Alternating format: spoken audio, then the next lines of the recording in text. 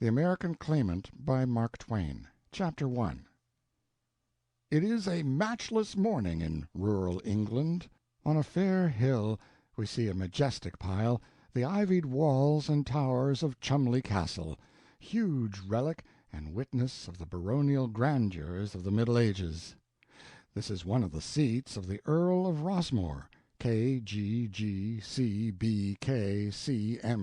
etc., etc., etc., etc., etc., who possesses 22,000 acres of English land, owns a parish in London with 2,000 houses on its lease roll, and struggles comfortably along on an income of £200,000 a year. The father and founder of this proud old line was William the Conqueror, his very self. The mother of it was not inventoried in history by name, she being merely a random episode and inconsequential, like the tanner's daughter of Falaise. In a breakfast-room of the castle on this breezy fine morning there are two persons and the cooling remains of a deserted meal. One of these persons is the old lord, tall, erect, square-shouldered, white-haired, stern-browed, a man who shows character in every feature, attitude, and movement, and carries his 70 years as easily as most men carry 50. The other person is his only son and heir, a dreamy-eyed young fellow who looks about 26 but is nearer 30. Candor, kindliness, honesty, sincerity, simplicity, modesty. It is easy to see that these are cardinal traits of his character, and so when you have clothed him in the formidable components of his name, you somehow seem to be contemplating a lamb in armor, his name and style being the Honorable Kirkcudbright Llanover Marjoribanks Sellers Viscount Berkeley of Cholmondeley Castle, Warwickshire, pronounced Kirkcudbright Llanover Marjoribanks Sellers Viscount Berkeley of Cholmondeley Castle, Warwickshire. He is standing by a great window, in an attitude suggestive of respectful attention to what his father is saying, and equally respectful dissent from the positions and arguments offered. The father walks the floor as he talks, and his talk shows that his temper is away up toward summer heat. "Soft-spirited as you are, Berkeley, I am quite aware that when you have once made up your mind to do a thing which your ideas of honor and justice require you to do, argument and reason are for the time being wasted upon you, yes, and ridicule, persuasion, supplication, and command as well. To my mind—" "Father, if you will look at it without prejudice, without passion, you must concede that I am not doing a rash thing, a thoughtless, willful thing, with nothing substantial behind it to justify it. I did not create the American Claimant to the earldom of Rossmore. I did not hunt for him, did not find him, did not obtrude him upon your notice. He found himself, he injected himself into our lives." "And has made mine a purgatory for 10 years with his tiresome letters, his wordy reasonings, his acres of tedious evidence—" "Which you would never read, would never consent to read. Yet in common fairness he was entitled to a hearing.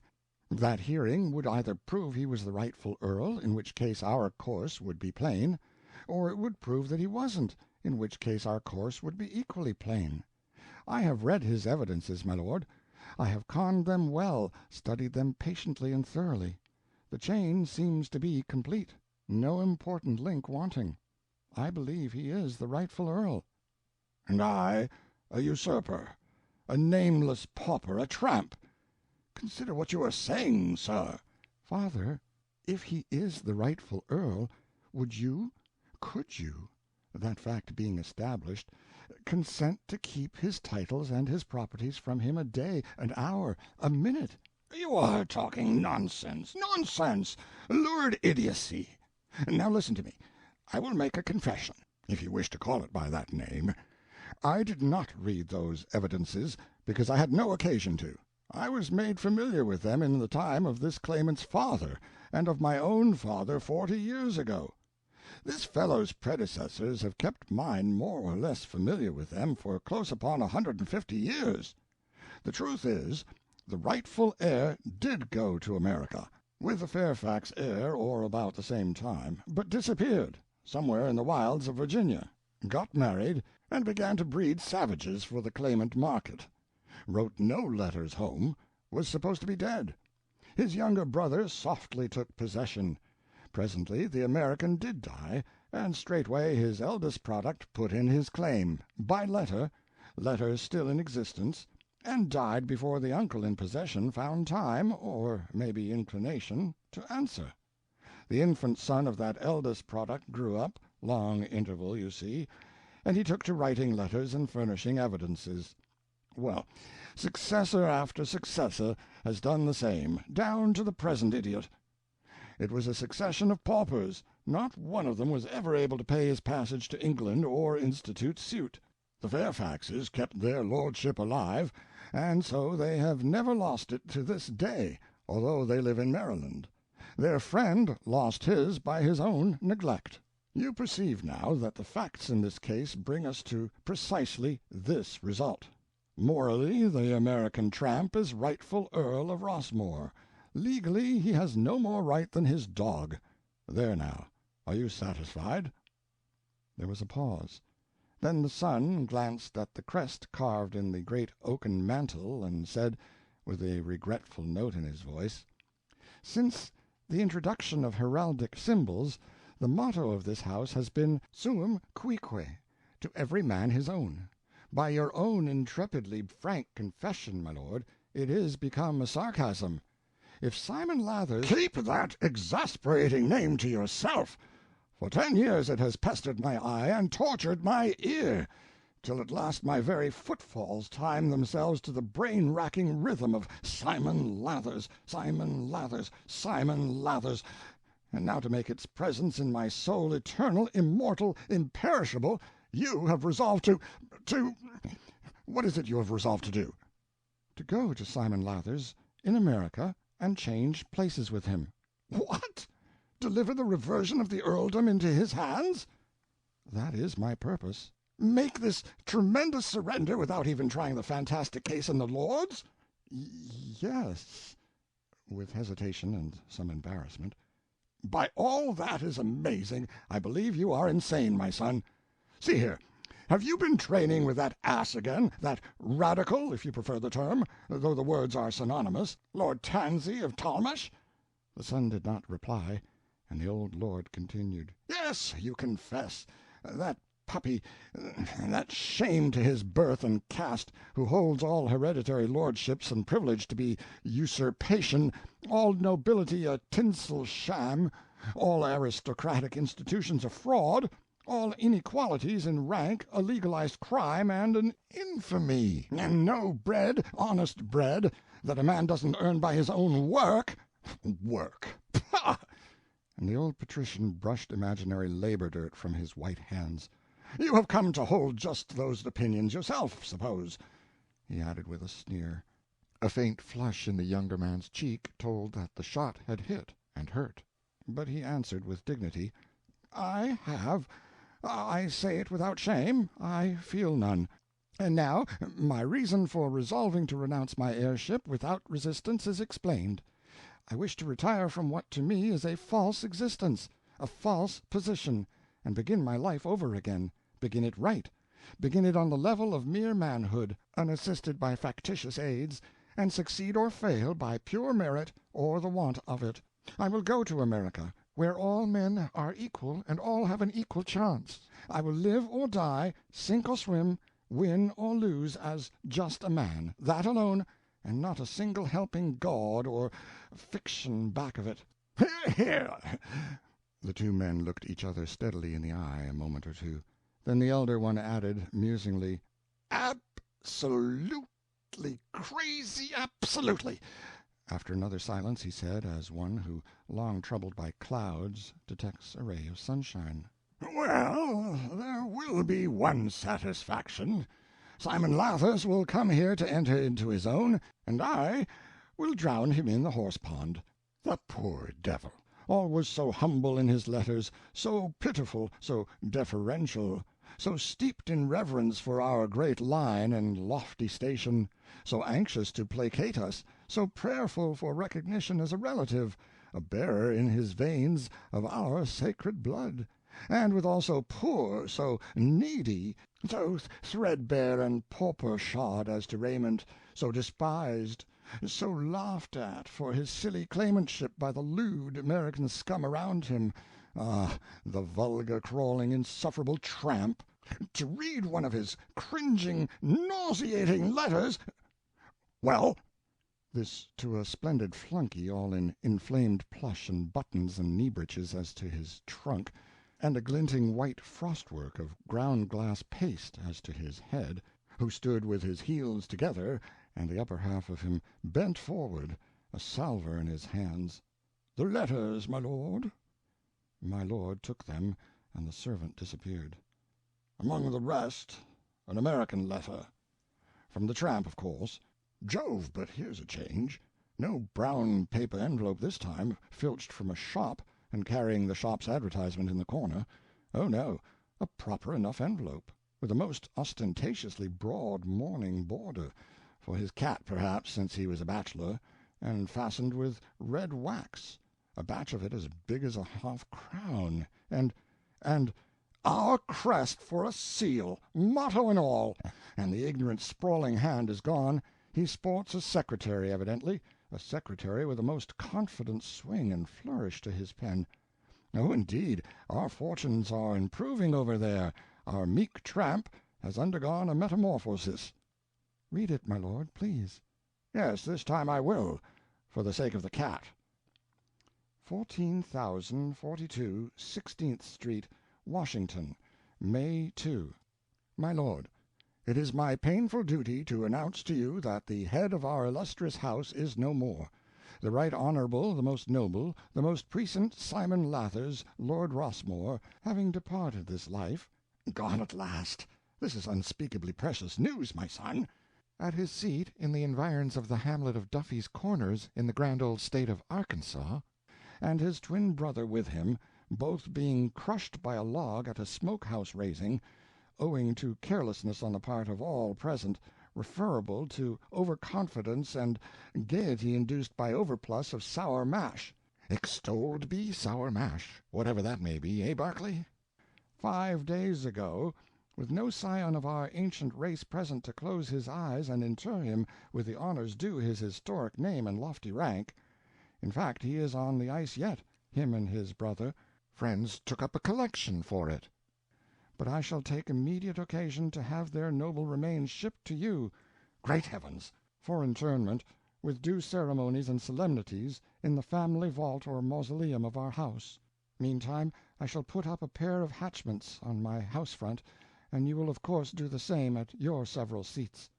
I have also to remind you that by this sad disaster, I, as sole heir, inherit and become seized of all the titles, honors, lands, and goods of our lamented relative, and must of necessity, painful as the duty is, shortly require at the bar of the Lords restitution of these dignities and properties, now illegally enjoyed by your titular lordship. With assurance of my distinguished consideration and warm cousinly regard, I remain, your titular lordship's most obedient servant, Mulberry Sellers, Earl Rossmore. "Immense! Come, this one's interesting. Why, Barclay, his breezy impudence why, it's colossal, it's sublime." "No, this one doesn't seem to cringe much." "Cringe? Why, he doesn't know the meaning of the word. Hatchments! To commemorate that sniveling tramp and his fraternal duplicate. And he is going to send me the remains. The late claimant was a fool, but plainly this new one's a maniac. What a name! Mulberry Sellers. There's music for you. Simon Lathers, Mulberry Sellers, Mulberry Sellers, Simon Lathers. Sounds like machinery working and churning. Simon Lathers, Mulberry Sellers. Are you going?" "If I have your leave, father." The old gentleman stood musing some time after his son was gone. This was his thought. "He is a good boy and lovable. Let him take his own course, as it would profit nothing to oppose him, make things worse, in fact. My arguments and his aunt's persuasions have failed. Let us see what America can do for us. Let us see what equality and hard times can effect for the mental health of a brain-sick young British lord. Going to renounce his lordship and be a man. Yes. End of chapter 1.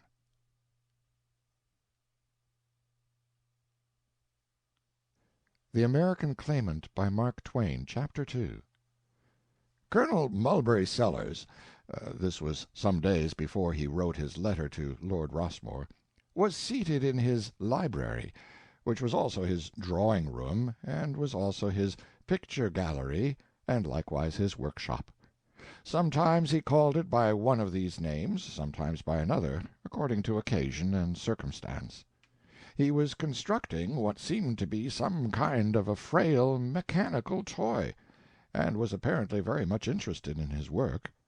He was a white-headed man now, but otherwise he was as young, alert, buoyant, visionary, and enterprising as ever. His loving old wife sat near by, contentedly knitting and thinking, with a cat asleep in her lap. The room was large, light, and had a comfortable look, in fact a home-like look, though the furniture was of a humble sort and not overabundant, and the knick-knacks and things that go to adorn a living-room not plenty and not costly. But there were natural flowers, and there was an abstract and unclassifiable something about the place which betrayed the presence in the house of somebody with a happy taste and an effective touch. Even the deadly chromos on the walls were somehow without offense. In fact, they seemed to belong there and to add an attraction to the room, a fascination anyway, for whoever got his eye on one of them was like to gaze and suffer till he died. You have seen that kind of pictures. Some of these terrors were landscapes, some libeled the sea, some were ostensible portraits, all were crimes. All the portraits were recognizable as dead Americans of distinction, and yet, through labeling added, by a daring hand, they were all doing duty here as Earls of Rossmore.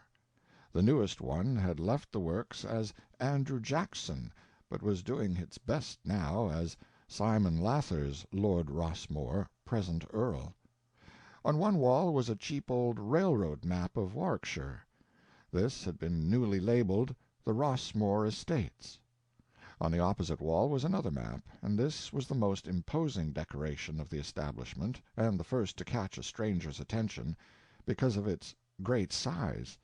It had once borne simply the title Siberia, but now the word Future had been written in front of that word. There were other additions, in red ink, many cities with great populations set down, scattered over the vast country at points where neither cities nor populations exist today. One of these cities, with population placed at 1,500,000, bore the name Liberty Orlovskoye-Zalinsky, and there was a still more populous one, centrally located and marked Capital, which bore the name Fridomorlovna Ivanovich. The mansion, the colonel's usual name for the house, was a rickety old two-story frame of considerable size, which had been painted, some time or other, but had nearly forgotten it. It was away out in the ragged edge of Washington, and had once been somebody's country place. It had a neglected yard around it, with paling fence that needed straightening up in places, and a gate that would stay shut. By the doorpost were several modest tin signs. Colonel Mulberry Sellers, attorney-at-law and claim-agent, was the principal one. One learned from the others that the colonel was a materializer, a hypnotizer, a mind-cure dabbler, and so on, for he was a man who could always find things to do. A white-headed negro man, with spectacles and damaged white cotton gloves, appeared in the presence, made a stately obeisance, and announced, "Mars Washington Hawkins, sir." "Great Scott! Show him in, Dan'l. Show him in." The colonel and his wife were on their feet in a moment, and the next moment were joyfully wringing the hands of a stoutish, discouraged-looking man, whose general aspect suggested that he was 50 years old, but whose hair swore to 100. Well, well, well, Washington, my boy, it is good to look at you again. Sit down, and make yourself at home. There now. Why, you look perfectly natural. Aging a little, just a little. But you'd have known him anywhere, wouldn't you, Polly? Oh, yes, Bertie. He's just like his pa would have looked if he'd lived. Dear, dear, where have you dropped from? Let me see. How long is it since— I should say it's all of 15 years, Mrs. Sellers. Well, well, how time does get away with us. Yes, and oh, the changes that— There was a sudden catch of her voice and a trembling of the lip, the men waiting reverently for her to get command of herself and go on. But after a little struggle she turned away, with her apron to her eyes, and softly disappeared. Seeing you made her think of the children, poor thing. Dear, dear, they're all dead but the youngest. But banish care, it's no time for it now. On with the dance. Let joy be unconfined is my motto, whether there's any dance to dance, or any joy to unconfine. You'll be the healthier for it every time, Washington. It's my experience, and I've seen a good deal of this world. Come, where have you disappeared to all these years? And are you from there now, or where are you from? I don't quite think you would ever guess, Colonel. Cherokee Strip. My land. Sure as you live. You can't mean it. Actually living out there? Well, yes, if a body may call it that, though it's a pretty strong term for dobies and jackass rabbits, boiled beans and slapjacks, depression, withered hopes, poverty in all its varieties. Louise out there? Yes, and the children. Out there now? Yes, I couldn't afford to bring them with me. Oh, I see.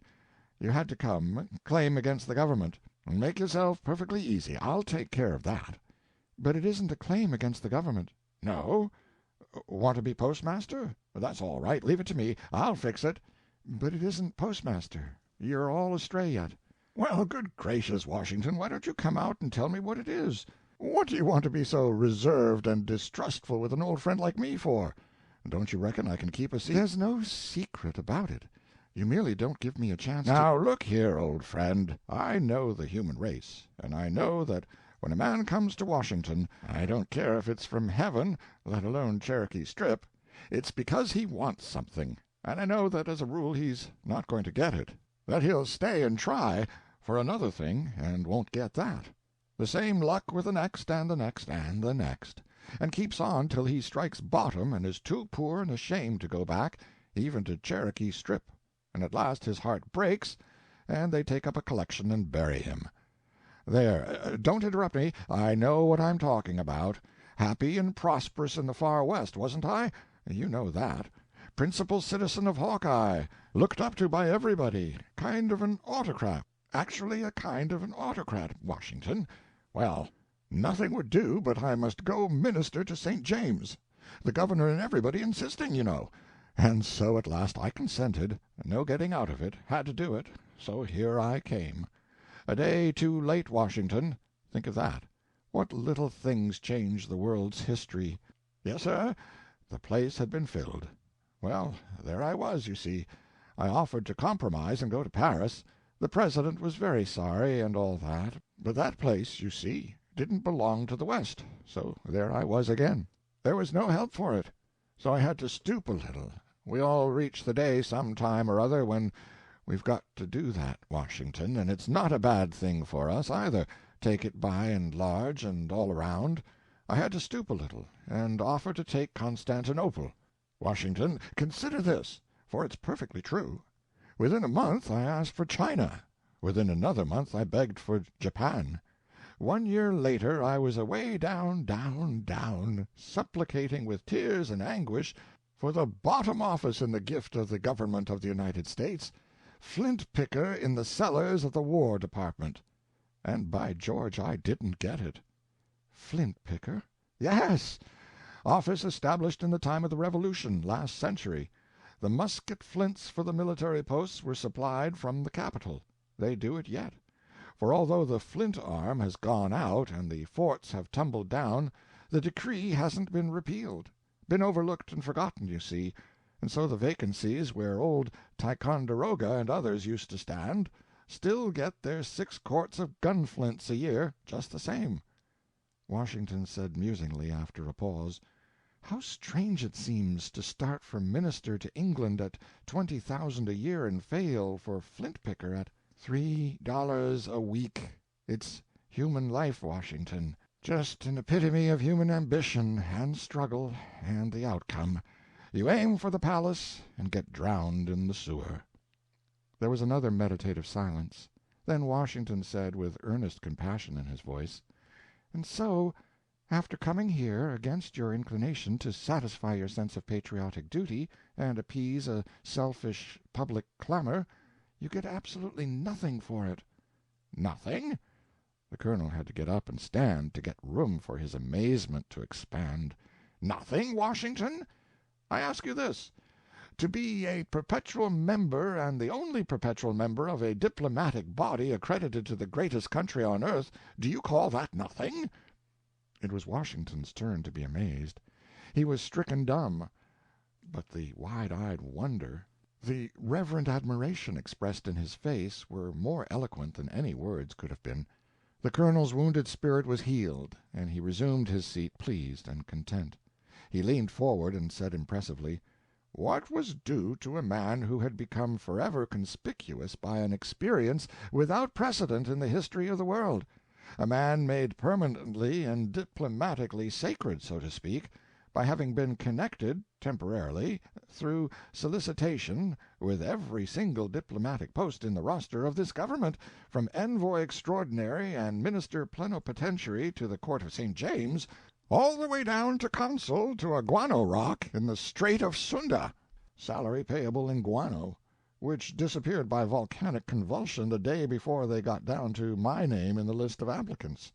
Certainly something august enough to be answerable to the size of this unique and memorable experience was my due, and I got it. By the common voice of this community, by acclamation of the people, that mighty utterance which brushes aside laws and legislation, and from whose decrees there is no appeal, I was named perpetual member of the diplomatic body, representing the multifarious sovereignties and civilizations of the globe near the Republican Court of the United States of America, and they brought me home with a torchlight procession." "It is wonderful, Colonel, simply wonderful." "It's the loftiest official position in the whole earth." "I should think so, and the most commanding." "You have named the word. Think of it. I frown, and there is war. I smile, and contending nations lay down their arms." "It is awful. The responsibility, I mean." "It is nothing. Responsibility is no burden to me. I am used to it, have always been used to it." "And the work, the work. Do you have to attend all the sittings?" "Who, I? Does the Emperor of Russia attend the conclaves of the governors of the provinces?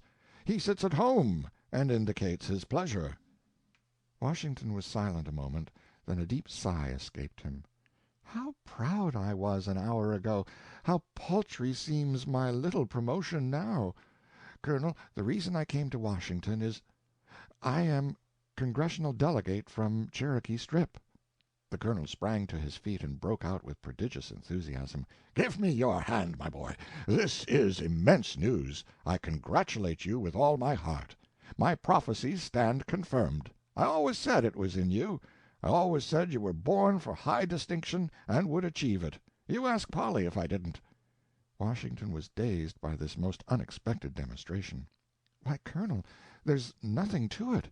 That little narrow, desolate, unpeopled oblong streak of grass and gravel, lost in the remote wastes of the vast continent, why, it's like representing a billiard table, a discarded one." "Tut, tut, it's a great, it's a staving preferment, and just opulent with influence here." "Shucks, Colonel, I haven't even a vote." "That's nothing. You can make speeches." "No, I can't. The population's only 200. "That's all right, that's all right." "And they hadn't any right to elect me. We're not even a territory. There's no organic act. The government hasn't any official knowledge of us whatever." "Never mind about that. I'll fix that. I'll rush the thing through. I'll get you organized in no time." "Will you, Colonel? It's too good of you.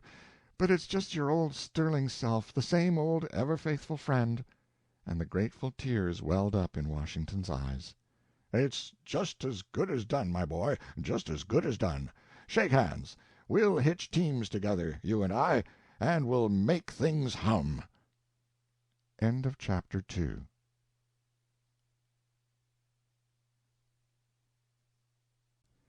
The American Claimant by Mark Twain, Chapter 3.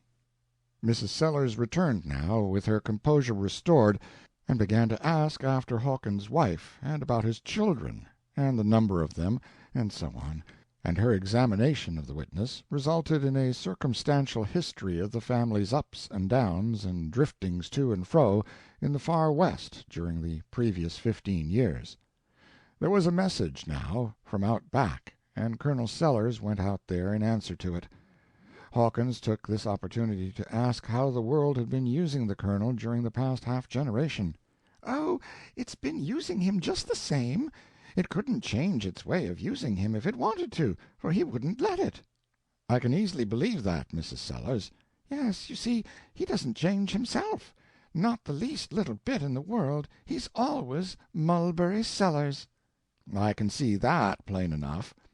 "Just the same old scheming, generous, good-hearted, moonshiny, hopeful, no-account failure he always was, and still everybody likes him just as well as if he was the shiningest success." "They always did, and it was natural, because he was so obliging and accommodating, and had something about him that made it kind of easy to ask help of him, or favors. You didn't feel shy, or have that wish you didn't have to try feeling that you have with other people." "It's just so yet, and a body wonders at it, too, because he's been shamefully treated many times by people that had used him for a ladder to climb up by, and then kicked him down when they didn't need him any more. For a time you can see he's hurt, his pride's wounded, because he shrinks away from that thing and don't want to talk about it. And so I used to think, now he's learned something, and he'll be more careful hereafter. But laws, in a couple of weeks he's forgotten all about it, and any selfish tramp out of nobody knows where can come and put up a poor mouth and walk right into his heart with his boots on." "It must try your patience pretty sharply sometimes." "Oh, no, I'm used to it, and I'd rather have him so than the other way. When I call him a failure, I mean to the world he's a failure, he isn't to me. I don't know as I want him different, much different, anyway. I have to scold him some, snarl at him, you might even call it. But I reckon I'd do that just the same if he was different. It's my make. But I'm a good deal less snarly and more contented when he's a failure than I am when he isn't." "Then he isn't always a failure," said Hawkins, brightening. "Him? Oh, bless you, no. He makes a strike, as he calls it, from time to time. Then's my time to fret and fuss, for the money just flies, first come, first served. Straight off he loads up the house with cripples and idiots and stray cats and all the different kinds of poor wrecks that other people don't want, and he does, and then when the poverty comes again, I've got to clear the most of them out, or we'd starve. And that distresses him, and me the same, of course. Here's old Dan'l and old Jinny that the sheriff sold south one of the times that we got bankrupted before the war.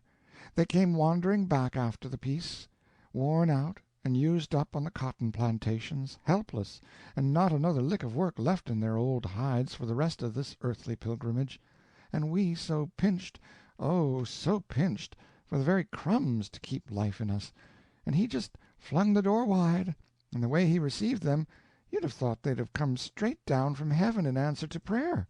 I took him one side and said, 'Mulberry, we can't have them. We've nothing for ourselves. We can't feed them.' He looked at me kind of hurt and said, 'Turn them out? And they've come to me just as confident and trusting as why, Polly, I must have bought that confidence some time or other a long time ago and given my note, so to speak. You don't get such things as a gift, and how am I going to go back on a debt like that? And you see, they're so poor and old and friendless and—' But I was ashamed by that time and shut him off, and somehow felt a new courage in me, and so I said softly, 'We'll keep them. The Lord will provide." He was glad, and started to blurt out one of those over-confident speeches of his, but checked himself in time, and said humbly, "I will, anyway." It was years and years and years ago. Well, you see those old wrecks are here yet. "But don't they do your housework?" Laws, the idea! They would if they could, poor old things, and perhaps they think they do some of it. But it's a superstition. Dan'l waits on the front door, and sometimes goes on an errand, and sometimes you'll see one or both of them letting on to dust around in here, but that's because there's something they want to hear about and mix their gabble into. And they're always around at meals for the same reason.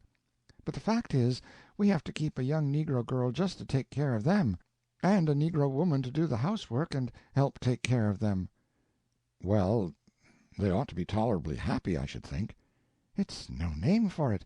They quarrel together pretty much all the time, most always about religion, because Dan'l's a Dunkard Baptist and Jinny's a shouting Methodist, and Jinny believes in special providences and Dan'l don't, because he thinks he's a kind of free-thinker. And they play and sing plantation hymns together, and talk and chatter just eternally and forever, and are sincerely fond of each other, and think the world of Mulberry, and he puts up patiently with all their spoiled ways and foolishness, and so, well, they're happy enough if it comes to that, and I don't mind. I've got used to it. I can get used to anything, with Mulberry to help. And the fact is, I don't much care what happens, so long as he's spared to me. Well, here's to him, and hoping he'll make another strike soon. And rake in the lame, the halt, and the blind, and turn the house into a hospital again? It's what he would do. I've seen plenty of that and more. No, Washington, I want his strikes to be mighty moderate ones the rest of the way down the vale. Well, then, big strike or little strike, or no strike at all, here's hoping he'll never lack for friends. And I don't reckon he ever will, while there's people around who know enough to— "Him lack for friends?" And she tilted her head up with a frank pride. "Why, Washington, you can't name a man that's anybody that isn't fond of him. I'll tell you privately that I've had Satan's own time to keep them from appointing him to some office or other. They knew he'd no business with an office, just as well as I did. But he's the hardest man to refuse anything to a body you ever saw. Mulberry Sellers with an office! Laws goodness, you know what that would be like. Why, they'd come from the ends of the earth to see a circus like that. I'd just as lieves be married to Niagara Falls, and done with it." After a reflective pause she added, having wandered back in the interval to the remark that had been her text, "Friends? Oh, indeed, no man ever had more, and such friends!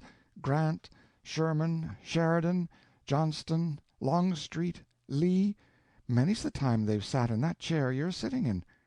Hawkins was out of it instantly, and contemplating it with a reverential surprise, and with the awed sense of having trodden shod upon holy ground. "They?" he said. "Oh, indeed, yes, a many and a many a time." He continued to gaze at the chair, fascinated, magnetized. And for once in his life that continental stretch of dry prairie which stood for his imagination was afire, and across it was marching a slanting flame-front that joined its wide horizons together and smothered the skies with smoke. He was experiencing what one or another drowsing, geographically ignorant alien experiences every day in the year when he turns a dull and indifferent eye out of the car window and it falls upon a certain station sign which reads Stratford-on-Avon. Mrs. Sellers went gossiping comfortably along. "Oh, they like to hear him talk, especially if their load is getting rather heavy on one shoulder and they want to shift it. He's all air, you know, breeze, you may say, and he freshens them up. It's a trip to the country, they say. Many a time he's made General Grant laugh, and that's a tidy job, I can tell you. And as for Sheridan, his eye lights up and he listens to Mulberry Sellers the same as if he was artillery. You see, the charm about Mulberry is, he is so catholic and unprejudiced that he fits in anywhere and everywhere. It makes him powerful good company and as popular as scandal. You go to the White House when the President's holding a general reception, sometime when Mulberry's there. Why, dear me, you can't tell which of them it is that's holding that reception." "Well, he certainly is a remarkable man, and he always was. Is he religious?" "Clear to his marrow. Does more thinking and reading on that subject than any other except Russia and Siberia. Thrashes around over the whole field, too. Nothing bigoted about him." "What is his religion?" "He—" She stopped, and was lost for a moment or two in thinking. Then she said, with simplicity, "I think he was a Mohammedan or something last week." Washington started downtown now to bring his trunk, for the hospitable Sellerses would listen to no excuses. Their house must be his home during the session. The Colonel returned presently and resumed work upon his plaything. It was finished when Washington got back. "There it is," said the Colonel, "all finished." "What is it for, Colonel?" "Oh, it's just a trifle. Toy to amuse the children." Washington examined it. "It seems to be a puzzle." "Yes, that's what it is. I call it Pigs in the Clover. Put them in. See if you can put them in the pen." After many failures Washington succeeded, and was pleased as a child. "It's wonderfully ingenious, Colonel. It's ever so clever and interesting. Why, I could play with it all day. What are you going to do with it?" "Oh, nothing. Patent it and throw it aside." "Don't you do anything of the kind. There's money in that thing." A compassionate look traveled over the Colonel's countenance, and he said, "Money? Yes, pin money. A couple of 100,000, perhaps, not more." Washington's eyes blazed. "A couple of $100,000. Do you call that pin money?" The Colonel rose and tiptoed his way across the room, closed a door that was slightly ajar, tiptoed his way to his seat again, and said, under his breath, "You can keep a secret?" Washington nodded his affirmative. He was too awed to speak. "You have heard of materialization? Materialization of departed spirits?" Washington had heard of it. "And probably didn't believe in it, and quite right, too. The thing as practiced by ignorant charlatans is unworthy of attention or respect. Where there's a dim light and a dark cabinet and a parcel of sentimental gulls gathered together, with their faith and their shudders and their tears all ready, and one and the same fatty degeneration of protoplasm and humbug comes out and materializes himself into anybody you want, grandmother, grandchild, brother-in-law, Witch of Endor, John Milton, Siamese twins, Peter the Great, and all such frantic nonsense, no, that is all foolish and pitiful. But when a man that is competent brings the vast powers of science to bear, it's a different matter, a totally different matter, you see. The specter that answers that call has come to stay. Do you note the commercial value of that detail?" "Well, the truth is that I don't quite know that I do. Do you mean that such being permanent, not transitory, would give more general satisfaction and so enhance the price of tickets to the show?" "Show? Folly! Listen to me, and get a good grip on your breath, for you are going to need it. Within 3 days I shall have completed my method, and then let the world stand aghast, for it shall see marvels. Washington, within 3 days, 10 at the outside, you shall see me call the dead of any century, and they will arise and walk. Walk? They shall walk forever, and never die again. Walk with all the muscle and spring of their pristine vigor. Colonel, indeed it does take one's breath away. Now do you see the money that's in it?" I'm not really sure that I do." "Great Scott, look here. I shall have a monopoly. They'll all belong to me, won't they? 2,000 policemen in the city of New York.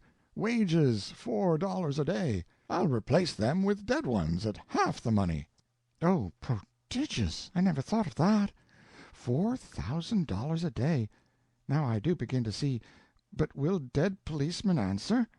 "Haven't they, up to this time?" "Well, if you put it that way—" "Put it any way you want to. Modify it to suit yourself, and my lads shall still be superior. They won't eat, they won't drink, don't need those things. They won't wink for cash at gambling dens and unlicensed rum-holes. They won't spark the scullery maids, and moreover the bands of toughs that ambuscade them on lonely beats and cowardly shoot and knife them will only damage the uniforms and not live long enough to get more than a momentary satisfaction out of that." "Why, Colonel, if you can furnish policemen, then of course—" "Certainly.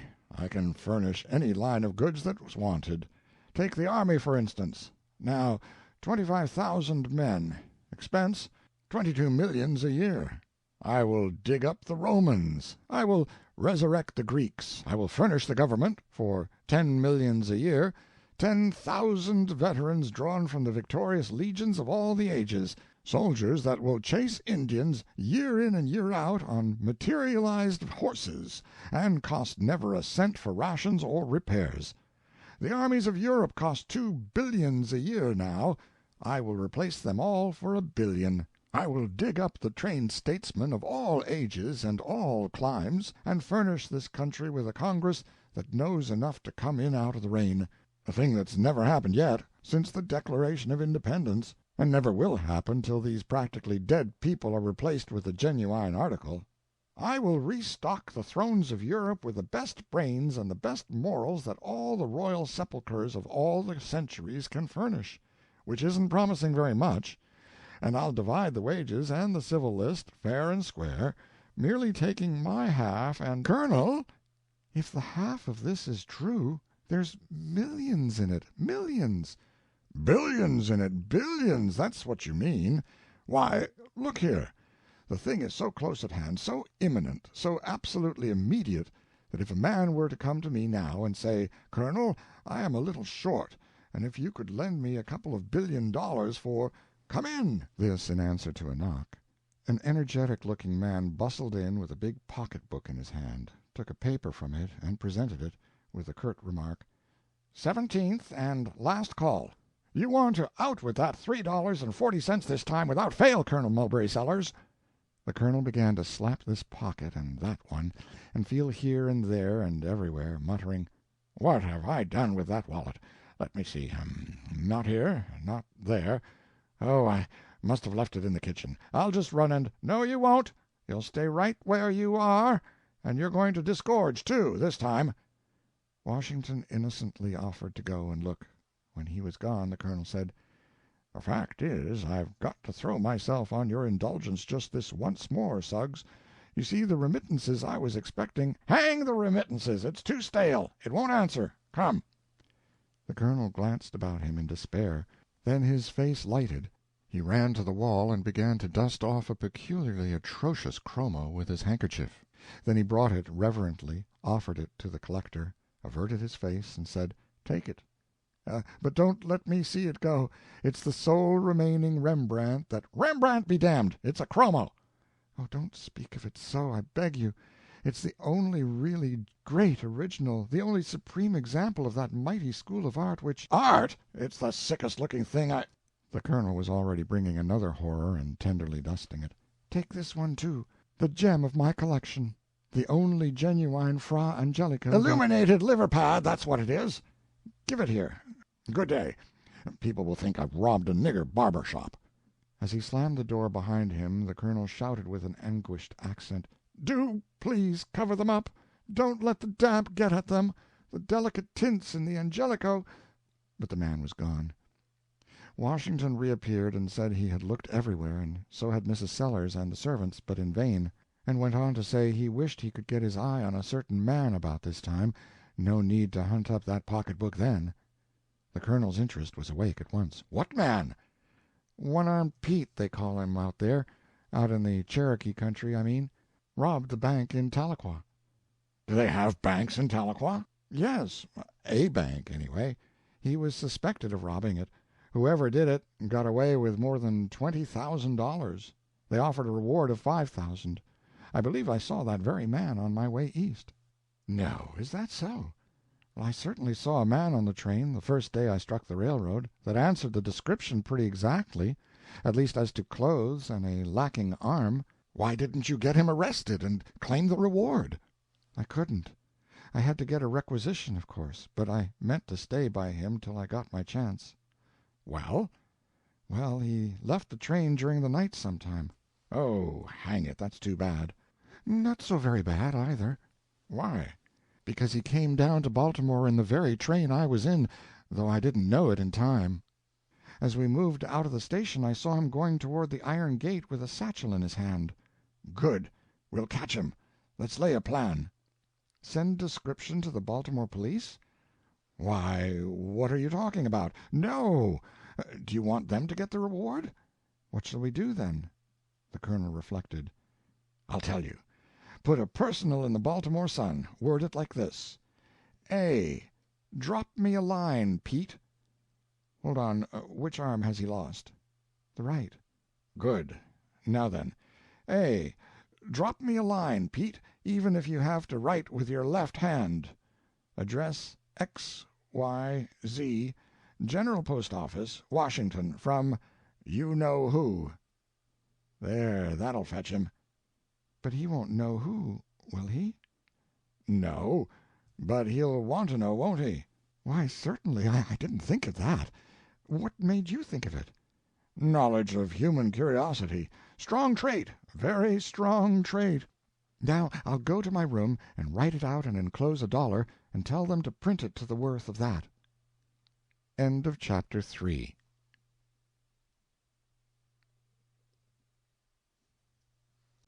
The American Claimant by Mark Twain, Chapter 4. The day wore itself out.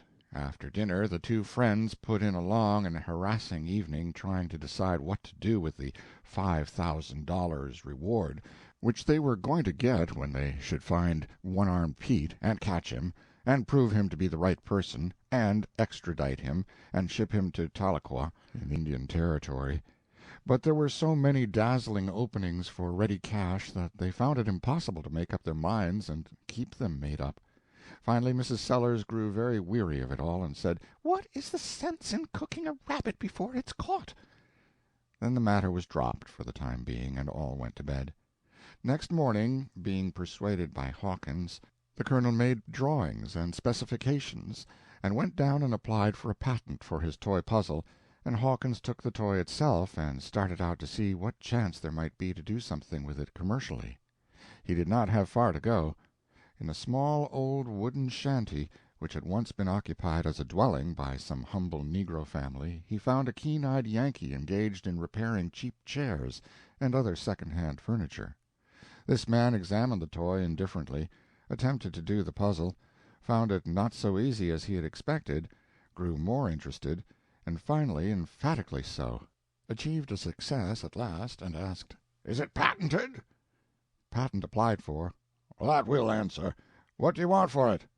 "What will it retail for?" "Well, 25 cents, I should think." "What will you give for the exclusive right?" "I couldn't give $20 if I had to pay cash down, but I'll tell you what I'll do. I'll make it and market it, and pay you 5 cents royalty on each one." Washington sighed. Another dream disappeared. No money in the thing. So he said, "All right, take it at that. Draw me a paper." He went his way with the paper, and dropped the matter out of his mind, dropped it out to make room for further attempts to think out the most promising way to invest his half of the reward, in case a partnership investment satisfactory to both beneficiaries could not be hit upon. He had not been very long at home when Sellers arrived sodden with grief and booming with glad excitement, working both these emotions successfully, sometimes separately, sometimes together. He fell on Hawkins' neck, sobbing, and said, "Oh, mourn with me, my friend, mourn for my desolate house. Death has smitten my last kinsman, and I am Earl of Rossmore. Congratulate me."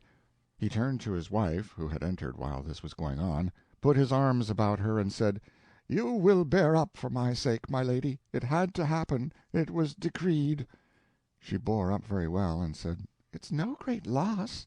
Simon Lathers was a poor, well-meaning, useless thing and no account, and his brother never was worth shucks."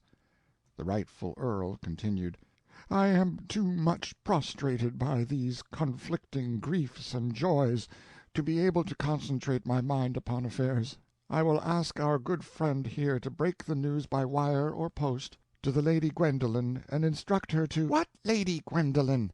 Our poor daughter, who, alas— Sally Sellers? Mulberry Sellers, are you losing your mind? There, please do not forget who you are and who I am. Remember your own dignity. Be considerate also of mine. It were best to cease from using my family name now, Lady Rossmore. Goodness gracious, well, I never— What am I to call you, then?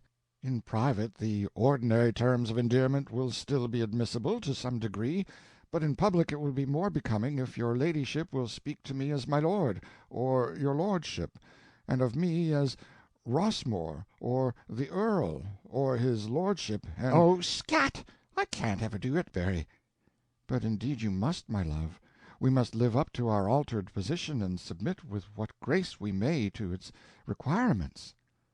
Well, all right, have it your own way.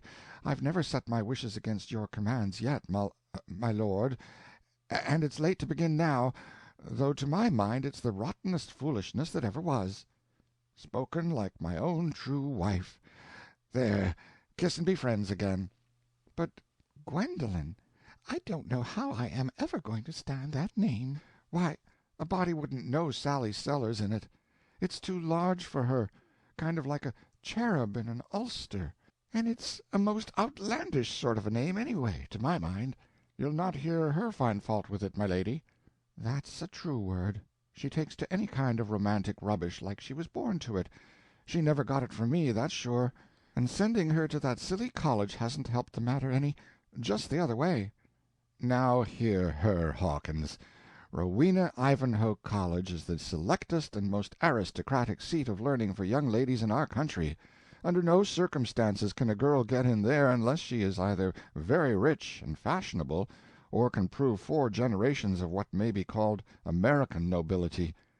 Castellated college buildings, towers and turrets, and an imitation moat, and everything about the place named out of Sir Walter Scott's books, and redolent of royalty and state and style.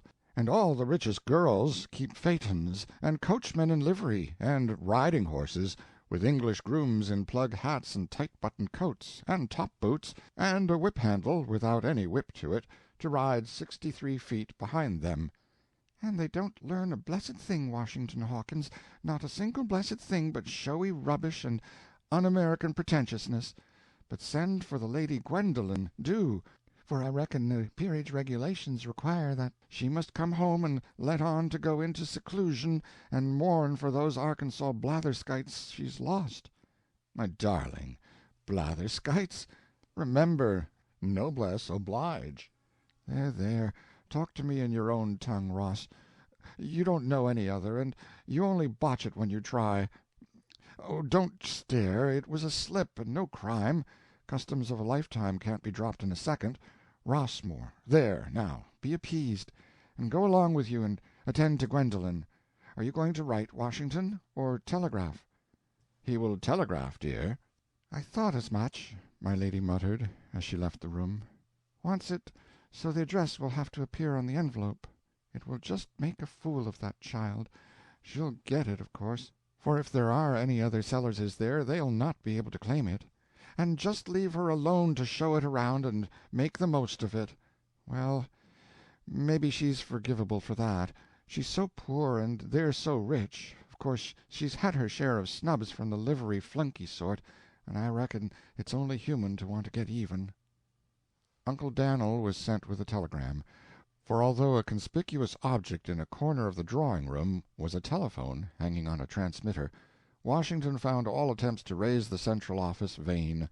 The colonel grumbled something about its being always out of order when you've got particular and especial use for it, but he didn't explain that one of the reasons for this was that the thing was only a dummy and hadn't any wire attached to it. And yet the colonel often used it, when visitors were present, and seemed to get messages through it. Morning paper and a seal were ordered. Then the friends took a rest. Next afternoon, while Hawkins, by request, draped Andrew Jackson's portrait with crape, the rightful Earl wrote off the family bereavement to the usurper in England, a letter which we have already read. He also, by letter to the village authorities at Duffy's Corners, Arkansas, gave order that the remains of the late twins be embalmed by some St. Louis expert, and shipped at once to the usurper, with bill. Then he drafted out the Rossmore arms and motto on a great sheet of brown paper, and he and Hawkins took it to Hawkins' Yankee furniture mender, and at the end of an hour came back with a couple of stunning hatchments, which they nailed up on the front of the house, attractions calculated to draw, and they did, for it was mainly an idle and shiftless negro neighborhood, with plenty of ragged children and indolent dogs to spare for a point of interest like that, and keep on sparing them for it days and days together. The new Earl found, without surprise, this society item in the evening paper, and cut it out and scrap-booked it. By a recent bereavement, our esteemed fellow-citizen, Colonel Mulberry Sellers, perpetual member-at-large of the diplomatic body, succeeds, as rightful lord, to the great earldom of Rossmore, third by order of precedence in the earldoms of Great Britain, and will take early measures, by suit in the House of Lords, to wrest the title and estates from the present usurping holder of them. Until the season of mourning is past, the usual Thursday evening receptions at Rossmore Towers will be discontinued. Lady Rossmore's comment to herself, "Receptions? People who don't rightly know him may think he is commonplace, but to my mind he is one of the most unusual men I ever saw. As for suddenness and capacity in imagining things, his beat don't exist, I reckon. As like as not it wouldn't have occurred to anybody else to name this poor old rat-trap Rossmore Towers, but it just comes natural to him. Well, no doubt it's a blessed thing to have an imagination that can always make you satisfied, no matter how you are fixed. Uncle Dave Hopkins used to always say, 'Turn me into John Calvin, and I want to know which place I'm going to. Turn me into Mulberry Sellers, and I don't care.'" The rightful Earl's comment to himself, It's a beautiful name, beautiful. Pity I didn't think of it before I wrote the usurper, but I'll be ready for him when he answers. End of chapter 4.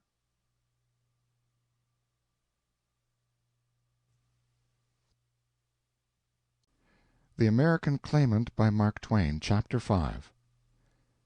No answer to that telegram, no arriving daughter. Yet nobody showed any uneasiness or seemed surprised. That is, nobody but Washington. After 3 days of waiting, he asked Lady Rossmore what she supposed the trouble was. She answered tranquilly, "Oh, it's some notion of hers. You never can tell. She's a Sellers all through, at least in some of her ways, and a Sellers can't tell you beforehand what he's going to do, because he don't know himself till he's done it. She's all right, no occasion to worry about her. When she's ready she'll come or she'll write, and you can't tell which till it's happened." It turned out to be a letter. It was handed in at that moment, and was received by the mother without trembling hands or feverish eagerness, or any other of the manifestations common in the case of long-delayed answers to imperative telegrams. She polished her glasses with tranquillity and thoroughness, pleasantly gossiping along the while, then opened the letter and began to read aloud. "Kenilworth Keep, Red Gauntlet Hall, Rowena Ivanhoe College, Thursday. Dear precious Mamma Rossmore." Oh, the joy of it, you can't think. They had always turned up their noses at our pretensions, you know, and I had fought back as well as I could by turning up mine at theirs. They always said it might be something great and fine to be the rightful shadow of an earldom, but to merely be shadow of a shadow, and 2 or 3 times removed at that, pooh-pooh. And I always retorted that not to be able to show 4 generations of American colonial Dutch peddler and salt-cod McAllister nobility might be endurable, but to have to confess such an origin, faugh, phoo. Well, the telegram, it was just a cyclone. The messenger came right into the great Rob Roy Hall of audience, as excited as he could be, singing out, "Dispatch for Lady Gwendolen Sellers," and you ought to have seen that simpering, chattering assemblage of pinchbeck aristocrats turn to stone. I was off in the corner, of course, by myself. It's where Cinderella belongs. I took the telegram and read it, and tried to faint, and I could have done it if I had had any preparation, but it was all so sudden, you know, but no matter. I did the next best thing. I put my handkerchief to my eyes and fled sobbing to my room, dropping the telegram as I started. I released one corner of my eye a moment, just enough to see the herd swarm for the telegram, and then continued my broken-hearted flight just as happy as a bird. Then the visits of condolence began, and I had to accept the loan of Miss Augusta Templeton Ashmore Hamilton's quarters, because the press was so great and there isn't room for 3 and a cat in mine, and I've been holding a lodge of sorrow ever since, and defending myself against people's attempts to claim kin. And do you know, the very first girl to fetch her tears and sympathy to my market was that foolish Skimperton girl who has always snubbed me so shamefully and claimed lordship and precedence of the whole college because some ancestor of hers, some time or other, was a McAllister. Why, it was like the bottom bird in the menagerie putting on airs because its head ancestor was a pterodactyl. But the greatest triumph of all was— guess. But you'll never. This is it. That little fool and 2 others have always been fussing and fretting over which was entitled to precedence, by rank, you know. They've nearly starved themselves at it, for each claimed the right to take precedence of all the college in leaving the table, and so neither of them ever finished her dinner, but broke off in the middle and tried to get out ahead of the others. Well, after my first day's grief and seclusion— I was fixing up a morning dress, you see— I appeared at the public table again, and then, what do you think? Those 3 fluffy goslings sat there contentedly and squared up the long famine, lapped and lapped, munched and munched, ate and ate, till the gravy appeared in their eyes, humbly waiting for the Lady Gwendolen to take precedence and move out first, you see. Oh, yes, I've been having a darling good time. And do you know, not one of these collegians has had the cruelty to ask me how I came by my new name. With some this is due to charity, but with the others it isn't. They refrain, not from native kindness, but from educated discretion. I educated them. Well, as soon as I shall have settled up what's left of the old scores and snuffed up a few more of those pleasantly intoxicating clouds of incense, I shall pack and depart homeward. Tell papa I am as fond of him as I am of my new name. I couldn't put it stronger than that. What an inspiration it was! But inspirations come easy to him. These, from your loving daughter, Gwendolen. Hawkins reached for the letter and glanced over it. "Good hand," he said, "and full of confidence and animation, and goes racing right along. She's bright, that's plain." "Oh, they're all bright, the Sellerses. Anyway, they would be if there were any. Even those poor Latherses would have been bright if they had been Sellerses. I mean full blood. Of course they had a Sellers strain in them, a big strain of it, too, but being a Bland dollar don't make it a dollar just the same." The 7th day after the date of the telegram, Washington came dreaming down to breakfast and was set wide awake by an electrical spasm of pleasure. Here was the most beautiful young creature he had ever seen in his life. It was Sally Sellers, Lady Gwendolen. She had come in the night, and it seemed to him that her clothes were the prettiest and the daintiest he had ever looked upon, and the most exquisitely contrived and fashioned and combined as to decorative trimmings and fixings and melting harmonies of color. It was only a morning dress, and inexpensive, but he confessed to himself, in the English common to Cherokee strip, that it was a corker. And now, as he perceived, the reason why the Sellers' household poverties and sterilities had been made to blossom like the rose, and charm the eye and satisfy the spirit, stood explained. Here was the magician, here in the midst of her works, and furnishing in her own person the proper accent and climaxing finish of the whole. "My daughter, Major Hawkins, come home to mourn. Flown home at the call of affliction to help the authors of her being bear the burden of bereavement. She was very fond of the late Earl. Idolized him, sir. Idolized Why, him." Father, I've never seen him. "True. She's right. I was thinking of another, of her mother." I idolized that smoked haddock, that sentimental spiritless.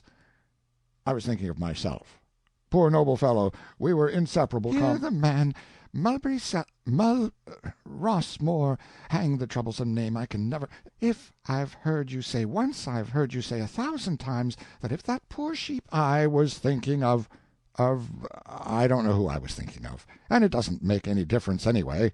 Somebody idolized him. I recollect it as if it were yesterday, and— Father, I am going to shake hands with Major Hawkins, and let the introduction work along and catch up at its leisure. I remember you very well indeed, Major Hawkins, although I was a little child when I saw you last, and I am very, very glad indeed to see you again, and have you in our house as one of us." And beaming in his face, she finished her cordial shake with the hope that he had not forgotten her.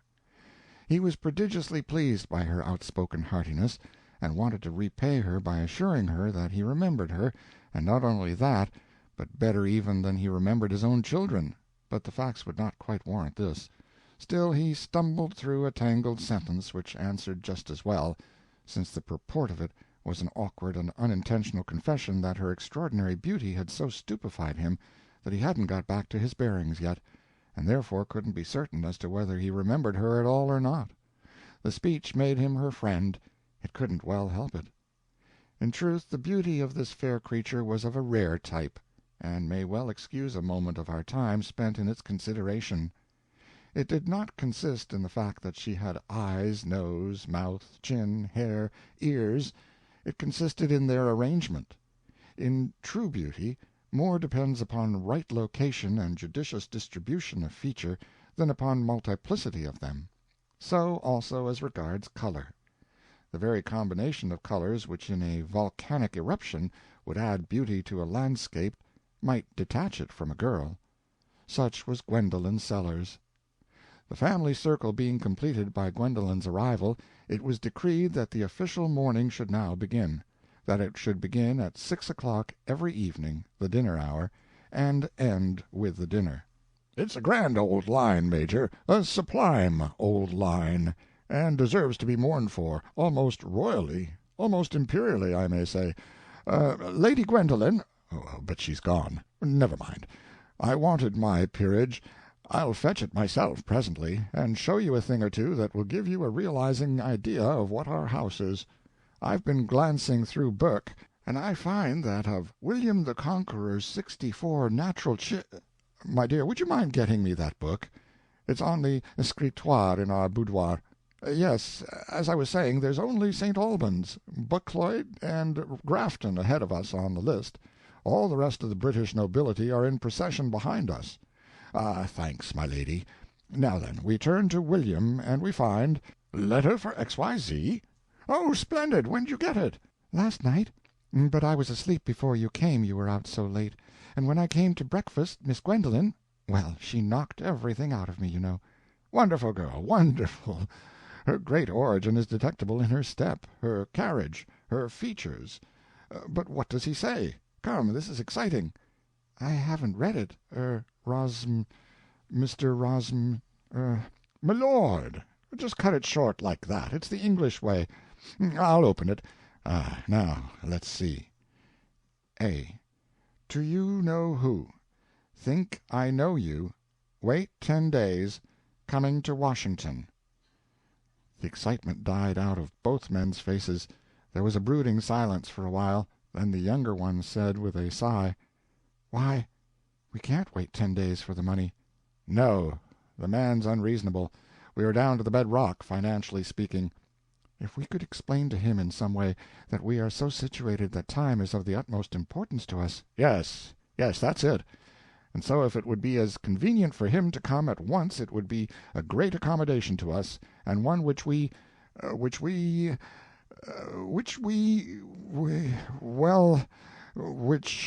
should sincerely appreciate. That's it, and most gladly reciprocate. Certainly.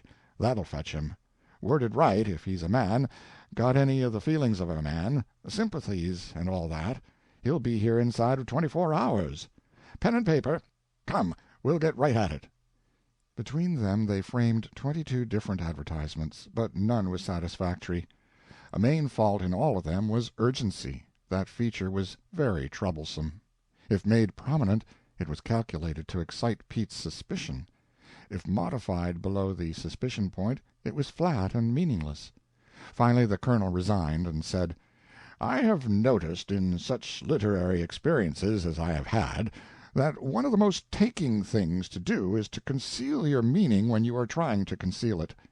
Whereas, if you go at literature with a free conscience and nothing to conceal, you can turn out a book every time that the very elect can't understand. They all do. Then Hawkins resigned also, and the two agreed that they must manage to wait the 10 days somehow or other. Next they caught a ray of cheer. Since they had something definite to go upon now, they could probably borrow money on the reward, enough, at any rate, to tide them over till they got it, and meantime the materializing recipe would be perfected, and then good-bye to trouble for good and all. The next day, May the 10th, a couple of things happened, among others. The remains of the noble Arkansas twins left our shores for England, consigned to Lord Rossmore and Lord Rossmore's son, Kirkcudbright Llanover Marjoribanks Sellers, Viscount Berkeley, sailed from Liverpool for America, to place the reversion of the earldom in the hands of the rightful peer, Mulberry Sellers of Rossmore Towers in the District of Columbia, U.S.A. These two impressive shipments would meet and part in mid-Atlantic 5 days later, and give no sign. End of chapter 5.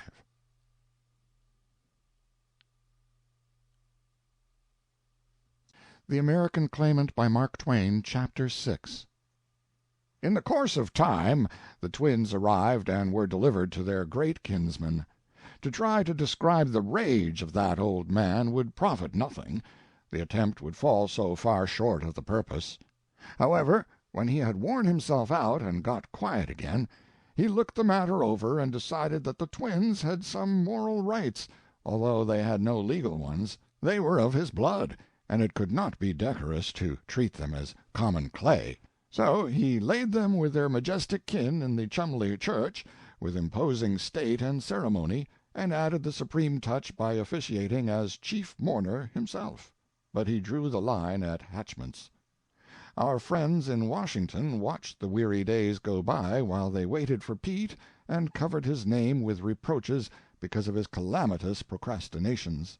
Meantime, Sally Sellers, who was as practical and democratic as the Lady Gwendolen Sellers was romantic and aristocratic, was leading a life of intense interest and activity, and getting the most she could out of her double personality. All day long in the privacy of her workroom, Sally Sellers earned bread for the Sellers family, and all the evening Lady Gwendolen Sellers supported the Rossmore dignity. All day she was American, practically, and proud of the work of her head and hands and its commercial result. All the evening she took holiday and dwelt in a rich shadowland peopled with titled and coroneted fictions. By day, to her, the place was a plain, unaffected, ramshackle old trap, just that and nothing more. By night it was Rossmore Towers. At college she had learned a trade without knowing it. The girls had found out that she was the designer of her own gowns. She had no idle moments after that, and wanted none, for the exercise of an extraordinary gift is the supremest pleasure in life, and it was manifest that Sally Sellers possessed a gift of that sort in the matter of costume designing. Within 3 days after reaching home she had hunted up some work. Before Pete was yet due in Washington, and before the twins were fairly asleep in English soil, she was already nearly swamped with work, and the sacrificing of the family chromos for debt had got an effective check. "She's a brick," said Rossmore to the Major. "Just her father all over. Prompt to labor with head or hands, and not ashamed of it. Capable, always capable, let the enterprise be what it may. Successful by nature, don't know what defeat is. Thus intensely and practically American by inhaled nationalism, and at the same time intensely and aristocratically European by inherited nobility of blood. Just me exactly. Mulberry Sellers in matter of finance and invention. After office hours, what do you find? The same clothes, yes, but what's in them? Rossmore of the peerage." The two friends had haunted the General Post Office daily. At last they had their reward. Toward evening on the 20th of May, they got a letter for XYZ. It bore the Washington postmark. The note itself was not dated. It said, Ash barrel, back of lamp post, Black Horse Alley. If you are playing square, go and set on it tomorrow morning, 21st, 10:22. Not sooner, not later. Wait till I come." The friends cogitated over the note profoundly. Presently the earl said, "Don't you reckon he's afraid we are a sheriff with a requisition?" "Why, my lord?" "Because that's no place for a seance. Nothing friendly, nothing sociable about it. And at the same time a body that wanted to know who was roosting on that ash barrel without exposing himself by going near it, or seeming to be interested in it, could just stand on the street corner and take a glance down the alley and satisfy himself, don't you see?" "Yes, his idea is plain now. He seems to be a man that can't be candid and straightforward. He acts as if he thought we— Shucks, I wish he had come out like a man and told us what hotel he— "Now you struck it. You struck it sure, Washington. He has told us." "Has he?" "Yes, he has, but he didn't mean to. That alley is a lonesome little pocket that runs along one side of the New Gadsby. That's his hotel." "What makes you think that?" "Why, I just know it. He's got a room that's just across from that lamp post. He's going to sit there perfectly comfortable behind his shutters at 10:22 tomorrow, and when he sees us sitting on the ash barrel, he'll say to himself, 'I saw one of those fellows on the train,' and then he'll pack his satchel in half a minute and ship for the ends of the earth." Hawkins turned sick with disappointment. "Oh, dear, it's all up, Colonel. It's exactly what he'll do." "Indeed he won't." "Won't he? Why?" "Because you won't be holding the ash barrel down. It'll be me. You'll be coming in with an officer and a requisition in plain clothes, the officer, I mean, the minute you see him arrive, and open up a talk with me." "Well, what a head you have got, Colonel Sellers. I never should have thought of that in the world." "Neither would any Earl of Rossmore, betwixt William's contribution and Mulberry, as Earl. But it's office hours now, you see, and the Earl in me sleeps. Come, I'll show you his very room." They reached the neighborhood of the New Gadsby about 9 in the evening, and passed down the alley to the lamp post. "There you are," said the Colonel triumphantly, with a wave of his hand which took in the whole side of the hotel. "There it is. What did I tell you?" "Well, but— Why, Colonel, it's 6 stories high. I don't quite make out which window you—" "All the windows, all of them. Let him have his choice. I'm indifferent, now that I have located him. You go and stand on the corner and wait. I'll prospect the hotel." The earl drifted here and there through the swarming lobby, and finally took a waiting position in the neighborhood of the elevator. During an hour crowds went up and crowds came down, and all complete as to limbs. But at last the watcher got a glimpse of a figure that was satisfactory, got a glimpse of the back of it, though he had missed his chance at the face, through waning alertness. The glimpse revealed a cowboy hat, and below it a plaided sack of rather loud pattern, and an empty sleeve pinned up to the shoulder. Then the elevator snatched the vision aloft, and the watcher fled away in joyful excitement and rejoined the fellow conspirator. "We've got him, Major. Got him sure. I've seen him good, and I don't care where or when that man approaches me backwards, I'll recognize him every time. We're all right. Now for the requisition." They got it, after the delays usual in such cases. By 11:30 they were at home and happy, and went to bed full of dreams of the morrow's great promise. Among the elevator load which had the suspect for fellow passenger was a young kinsman of Mulberry Sellers, but Mulberry was not aware of it, and didn't see him. It was Viscount Berkeley. End of chapter 6.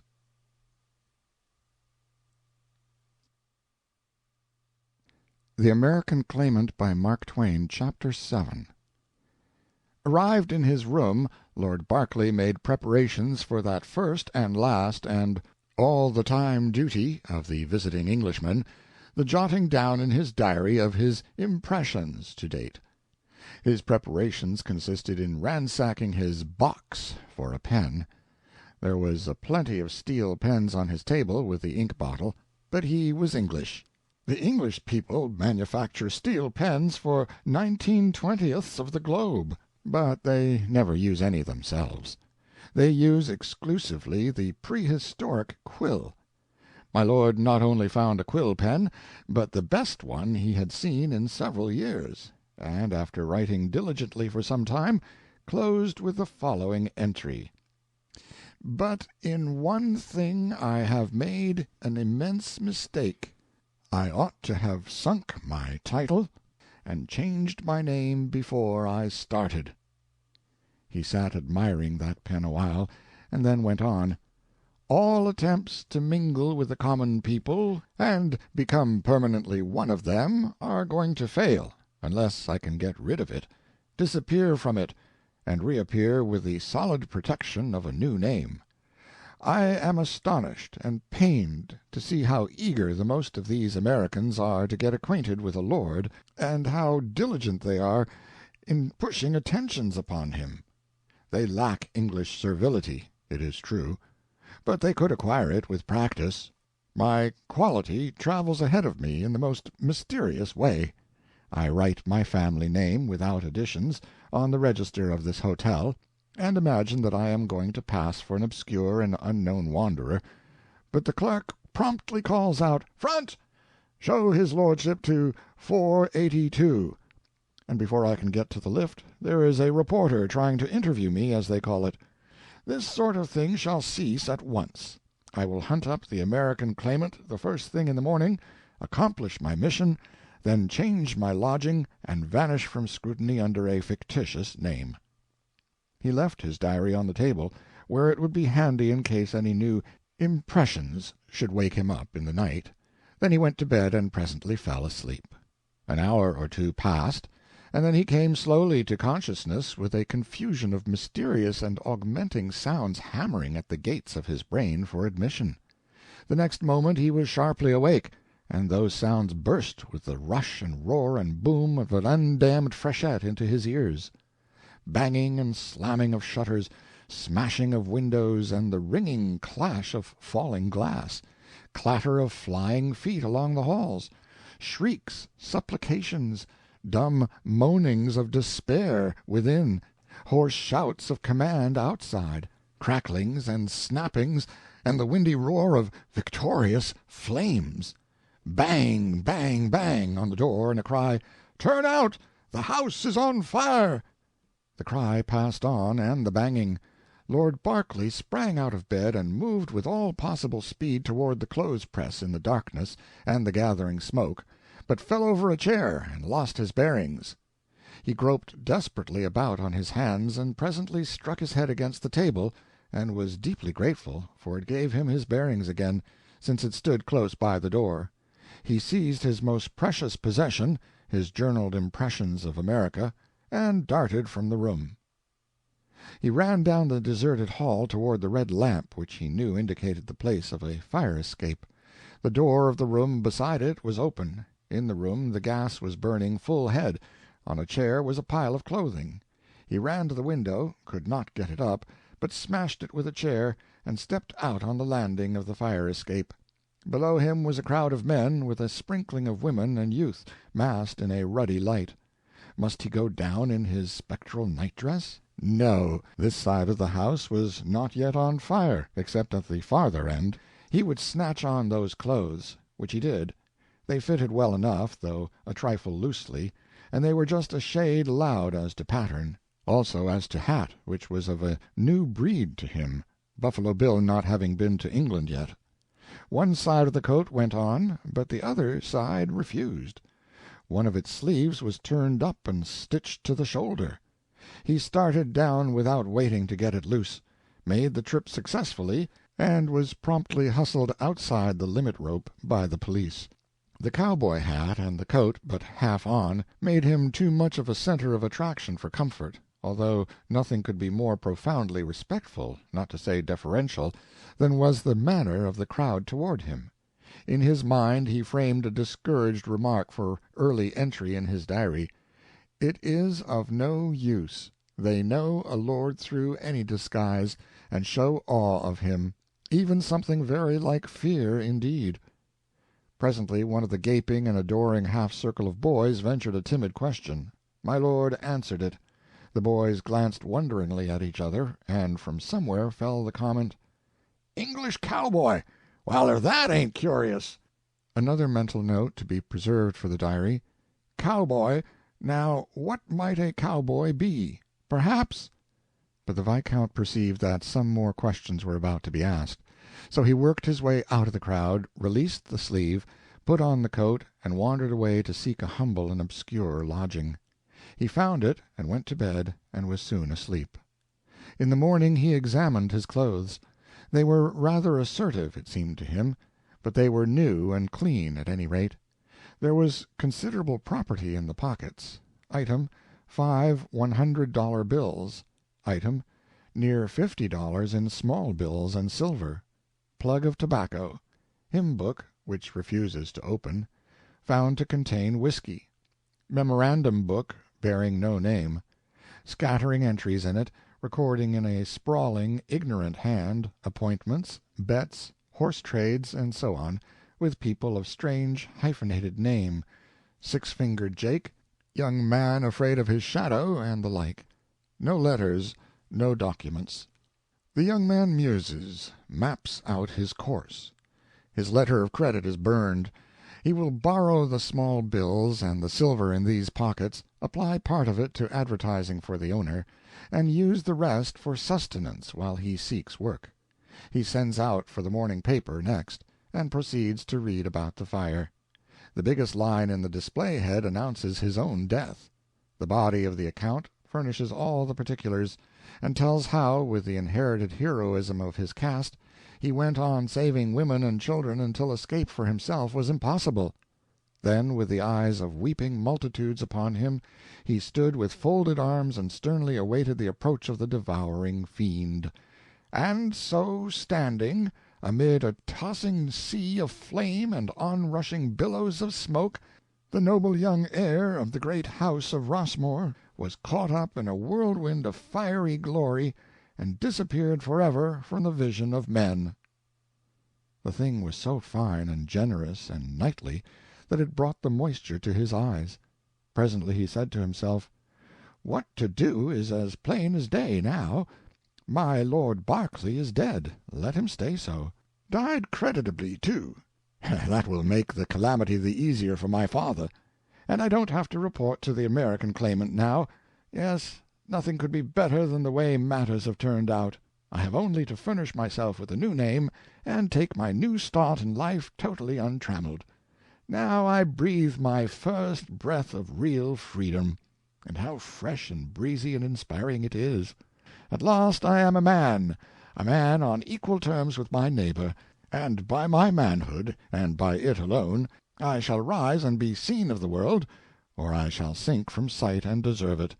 This is the gladdest day, and the proudest, that ever poured its sun upon my head." End of chapter 7.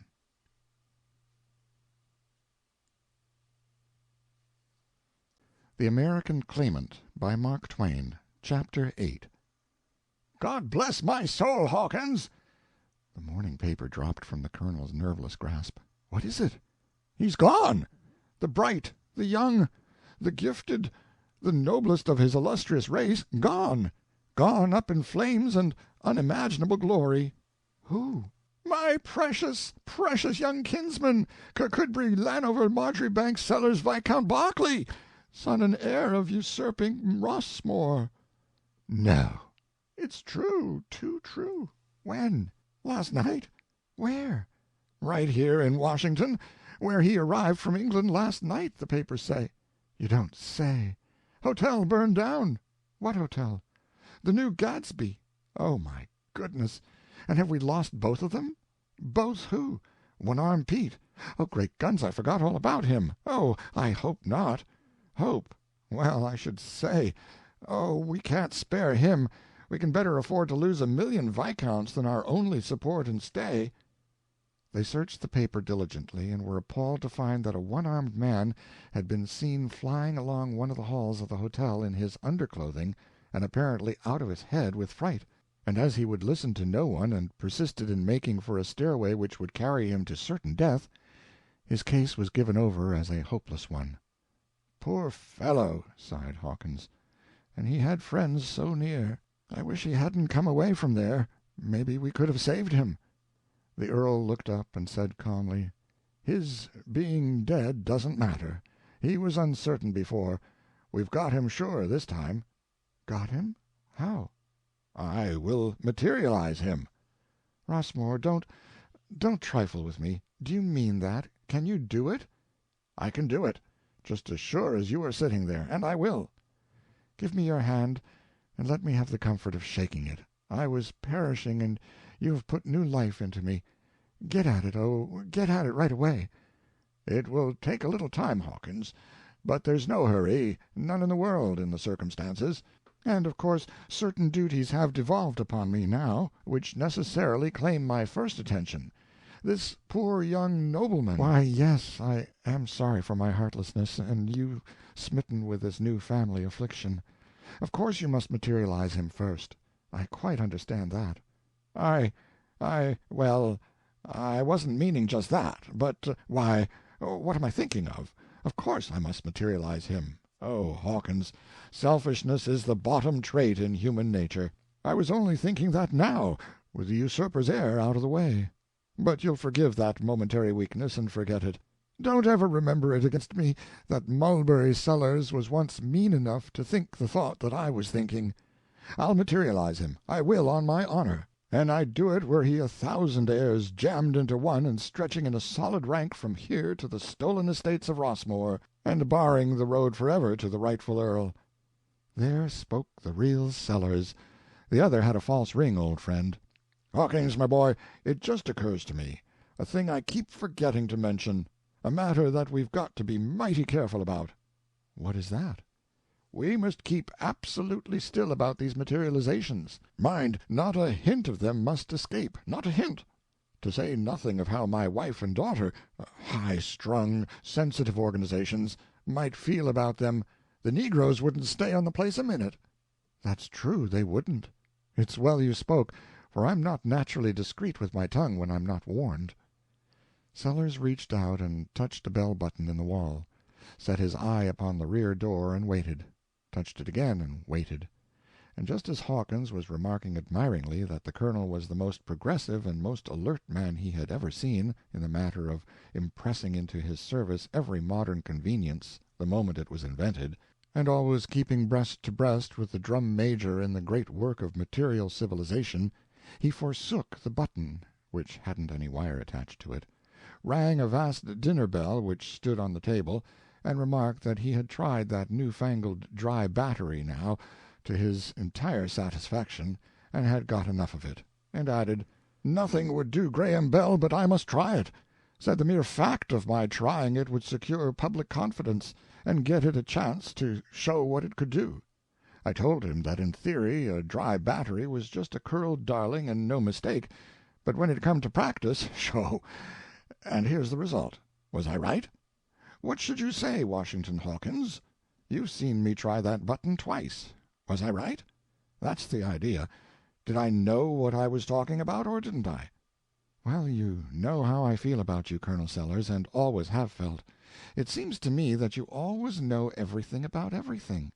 If that man had known you as I know you, he would have taken your judgment at the start and dropped his dry battery where it was." "Did you ring, Mars Sellers?" "No, Mars Sellers didn't." "Then it was you, Mars Washington. I's here, sir." "No, it wasn't Mars Washington either." "The good Lord! Who did ring her, then?" "Lord Rossmore rang it." The old negro flung up his hands and exclaimed, "Blame my skin if I hain't gone and forget that name again. Come here, Jinny. Run here, honey." Ginny arrived. "You take dish here order the Lord gwine to give you. I's gwine down cellar and study that name till I get it." "I take the order? Who's your nigger last year? The bell rung for you." "That don't make no difference. When a bell ring for anybody, and old massa tells me "Clear out and settle it in the kitchen." The noise of the quarreling presently sank to a murmur in the distance, and the earl added, "That's the trouble with old house servants that were your slaves once, and have been your personal friends always." "Yes, and members of the family." "Members of the family is just what they become, the members of the family, in fact, and sometimes master and mistress of the household. These two are mighty good and loving and faithful and honest, but hang it, they do just about as they please. They chip into a conversation whenever they want to, and the plain fact is they ought to be killed." It was a random remark, but it gave him an idea. However, nothing could happen without that result. What I wanted, Hawkins, was to send for the family and break the news to them. "Oh, never mind bothering with the servants, then. I will go and bring them down." While he was gone, the Earl worked his idea. "Yes," he said to himself, "when I've got the materializing down to a certainty, I will get Hawkins to kill them, and after that they will be under better control." Without doubt, a materialized negro could easily be hypnotized into a state resembling silence, and this could be made permanent, yes, and also modifiable at will, sometimes very silent, sometimes turn on more talk, more action, more emotion, according to what you want. It's a prime good idea. Make it adjustable, with a screw or something. The two ladies entered now with Hawkins, and the two negroes followed, uninvited, and fell to brushing and dusting around, for they perceived that there was matter of interest to the fore, and were willing to find out what it was. Sellers broke the news with stateliness and ceremony, first warning the ladies, with gentle art, that a pang of peculiar sharpness was about to be inflicted upon their hearts still sore from a like hurt, still lamenting a like loss. Then he took the paper, and with trembling lips and with tears in his voice he gave them that heroic death-picture. The result was a very genuine outbreak of sorrow and sympathy from all the hearers. The elder lady cried, thinking how proud that great-hearted young hero's mother would be, if she were living, and how unappeasable her grief. And the two old servants cried with her, and spoke out their applauses and their pitying lamentations with the eloquent sincerity and simplicity native to their race. Gwendolen was touched, and the romantic side of her nature was strongly wrought upon. She said that such a nature as that young man's was rarely and truly noble, and nearly perfect, and that with nobility of birth added it was entirely perfect. For such a man she could endure all things, suffer all things, even to the sacrificing of her life. She wished she could have seen him. The slightest, the most momentary contact with such a spirit would have ennobled her whole character, and made ignoble thoughts and ignoble acts thereafter impossible to her forever. "Have they found the body, Rossmore?" asked the wife. "Yes, that is, they've found several. It must be one of them, but none of them are recognizable." "What are you going to do?" "I'm going down there and identify one of them and send it home to the stricken father." "But, Papa, did you ever see the young man?" "No, Gwendolen. Why?" "How will you identify it?" Well, you know it says none of them are recognizable. I'll send his father one of them. There's probably no choice." Gwendolen knew it was not worth while to argue the matter further, since her father's mind was made up, and there was a chance for him to appear upon that sad scene down yonder in an authentic and official way. So she said no more, till he asked for a basket. "A basket, Papa? What for?" "It might be ashes." End of chapter 8.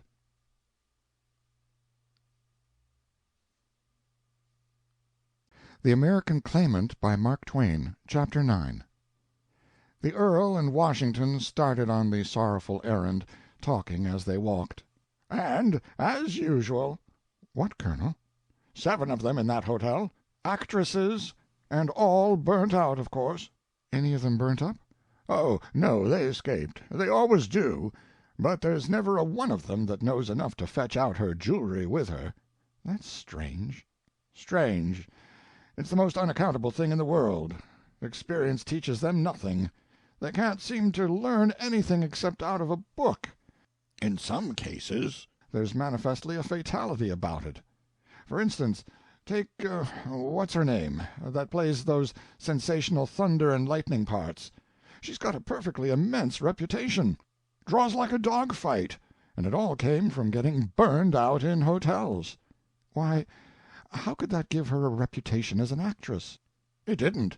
It only made her name familiar.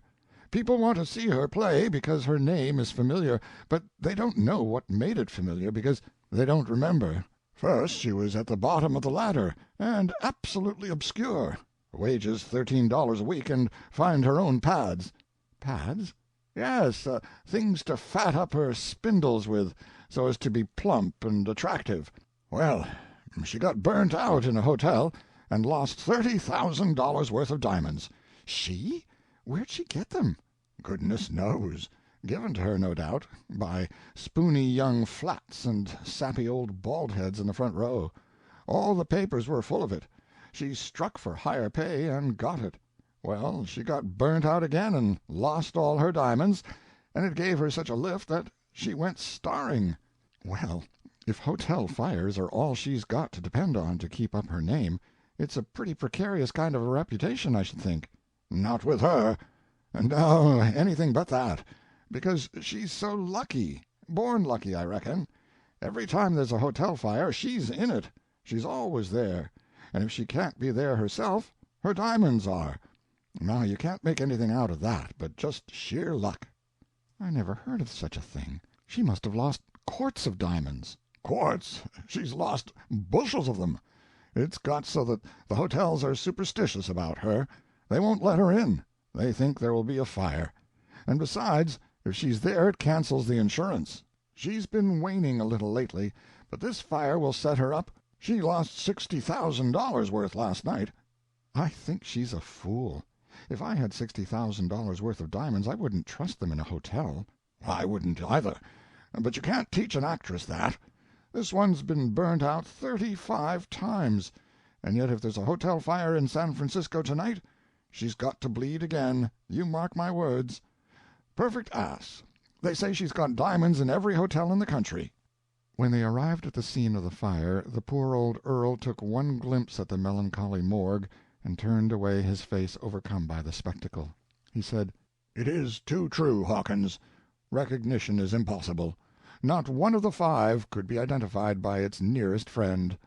You make the selection. I can't bear it." "Which one had I better—" "Oh, take any of them. Pick out the best one." However, the officers assured the Earl, for they knew him, everybody in Washington knew him, that the position in which these bodies were found made it impossible that any one of them could be that of his noble young kinsman. They pointed out the spot where, if the newspaper account was correct, he must have sunk down to destruction, and at a wide distance from this spot they showed him where the young man must have gone down in case he was suffocated in his room, and they showed still a third place, quite remote, where he might possibly have found his death if perchance he tried to escape by the side exit toward the rear. The old colonel brushed away a tear and said to Hawkins, "As it turns out, there was something prophetic in my fears. Yes, it's a matter of ashes. Will you kindly step to a grocery and fetch a couple more baskets?" Reverently they got a basket of ashes from each of those now hallowed spots, and carried them home to consult as to the best manner of forwarding them to England, and also to give them an opportunity to lie in state, a mark of respect which the colonel deemed obligatory, considering the high rank of the deceased. They set the baskets on the table in what was formerly the library, drawing-room, and workshop, now the hall of audience, and went upstairs to the lumber-room to see if they could find a British flag to use as a part of the outfit proper to the lying in state. A moment later Lady Rossmore came in from the street and caught sight of the baskets just as old Ginny crossed her field of vision. She quite lost her patience and said, "Well, what will you do next? What in the world possessed you to clutter up the parlor table with these baskets of ashes?" Ashes? And she came to look. She put up her hands in pathetic astonishment. Well, I never see the like. "Didn't you do it?" Who, me? Glad to goodness it's the first time I sot eyes on him, Miss Polly. That's Dan'l. That old moke is losing his mind." But it wasn't Dan'l, for he was called and denied it. There ain't no way to explain that. When it's one of these, your common occurrences, a body can reckon maybe the cat— "Oh!" And a shudder shook Lady Rossmore to her foundations. "I see it all. Keep away from them. They're his." "His, m'lady?" "Yes, your young Mars Sellers from England that's burned up." She was alone with the ashes, alone before she could take half a breath. Then she went after Mulberry Sellers, proposing to make short work of his program, whatever it might be. "For," said she, "when his sentimentals are up, he's a numbskull, and there's no knowing what extravagance he'll contrive if you let him alone." She found him. He had found the flag and was bringing it. When she heard that his idea was to have the remains lie in state and invite the government and the public—" She broke it up. She said, "Your intentions are all right, they always are. You want to do honor to the remains, and surely nobody can find any fault with that, for he was your kin. But you are going the wrong way about it, and you will see it yourself if you stop and think. You can't file around a basket of ashes trying to look sorry for it and make a sight that is really solemn, because the solemner it is, the more it isn't. Anybody can see that. It would be so with one basket, it would be 3 times so with 3.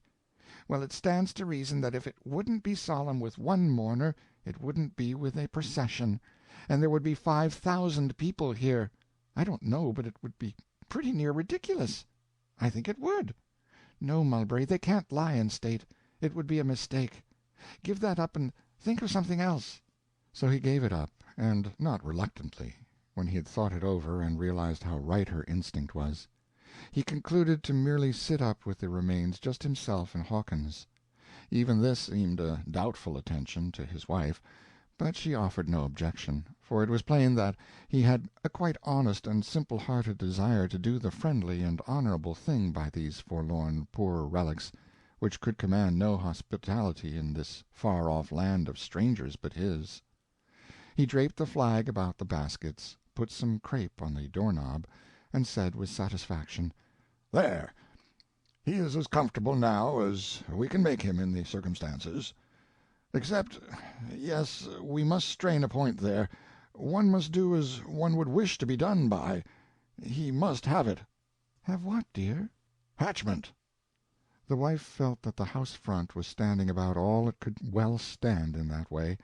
The prospect of another stunning decoration of that nature distressed her, and she wished the thing had not occurred to him. She said, hesitatingly, "But I thought such an honor as that wasn't allowed to any but very, very near relations, who—" "Right. You are quite right, my lady, perfectly right. But there aren't any nearer relatives than relatives by usurpation. We cannot avoid it. We are slaves of aristocratic custom and must submit." The hatchments were unnecessarily generous, each being as large as a blanket, and they were unnecessarily volcanic, too, as to variety and violence of color, but they pleased the Earl's barbaric eye, and they satisfied his taste for symmetry and completeness, too, for they left no waste room to speak of on the house front. Lady Rossmore and her daughter assisted at the sitting up till near midnight, and helped the gentlemen to consider what ought to be done next with the remains. Rossmore thought they ought to be sent home with a committee and resolutions at once, but the wife was doubtful. She said, "Would you send all of the baskets?" "Oh, yes, all." "All at once?" "To his father? Oh, no, by no means. Think of the shock. No, one at a time. Break it to him by degrees." "Would that have that effect, father?" "Yes, my daughter. Remember, you are young and elastic, but he is old. To send him the whole at once might well be more than he could bear. But mitigated, one basket at a time, with restful intervals between, he would be used to it by the time he got all of him. And sending him in 3 ships is safer anyway, on account of wrecks and storms."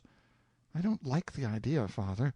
If I were his father, it would be dreadful to have him coming in that— "On the installment plan?" suggested Hawkins, gravely, and proud of being able to help. "Yes, dreadful to have him coming in that incoherent way. There would be the strain of suspense upon me all the time, to have so depressing a thing as a funeral impending, delayed, waiting, unaccomplished." "Oh, no, my child," said the Earl reassuringly. "There would be nothing of that kind. So old a gentleman could not endure a long-drawn suspense like that. There will be 3 funerals." Lady Rossmore looked up surprised, and said, "How is that going to make it easier for him? It's a total mistake, to my mind. He ought to be buried all at once, I'm sure of it." "I should think so, too," said Hawkins. "And certainly I should," said the daughter. "You are all wrong," said the Earl. "You will see it yourselves, if you think. Only one of these baskets has got him in it." "Very well, then," said Lady Rossmore. "The thing is perfectly simple. Bury that one." "Certainly," said Lady Gwendolen. "But it is not simple," said the Earl, "because we do not know which basket he is in. We know he is in one of them, but that is all we do know. You see now, I reckon, that I was right. It takes 3 funerals. There is no other way." "And 3 graves and 3 monuments and 3 inscriptions?" asked the daughter. "Well, yes, to do it right. That is what I should do." "It could not be done so, father. Each of the inscriptions would give the same name and the same facts, and say he was under each and all of these monuments, and that would not answer at all." The earl nestled uncomfortably in his chair. "No," he said, "that is an objection. That is a serious objection. I see no way out." There was a general silence for a while. Then Hawkins said, "It seems to me that if we mixed the 3 ramifications together—" The earl grasped him by the hand and shook it gratefully. "It solves the whole problem," he said. "1 ship, 1 funeral, 1 grave, 1 monument. It is admirably conceived. It does you honor, Major Hawkins. It has relieved me of a most painful embarrassment and distress, and it will save that poor stricken old father much suffering. Yes, he shall go over in 1 basket." "When?" asked the wife. "Tomorrow, immediately, of course." "I would wait, Mulberry." "Wait? Why?" "You don't want to break that childless old man's heart." "God knows I don't." "Then wait till he sends for his son's remains. If you do that, you will never have to give him the last and sharpest pain a parent can know. I mean the certainty that his son is dead. For he will never send." "Why won't he?" "Because to send, and find out the truth, would rob him of the one precious thing left him, the uncertainty, the dim hope that maybe, after all, his boy escaped, and he will see him again some day."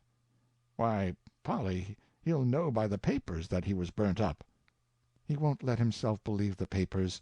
He'll argue against anything and everything that proves his son is dead, and he will keep that up and live on it, and on nothing else, till he dies. But if the remains should actually come, and be put before that poor old dim hoping soul—" "Oh, my God, they never shall! Polly, you've saved me from a crime, and I'll bless you for it always. Now we know what to do. We'll place them reverently away, and he shall never know." End of chapter 9.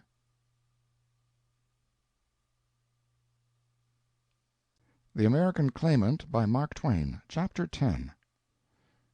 The young Lord Berkeley, with the fresh air of freedom in his nostrils, was feeling invincibly strong for his new career, and yet, if the fight should prove a very hard one at first, very discouraging, very taxing on untoughened moral sinews, he might in some weak moment want to retreat.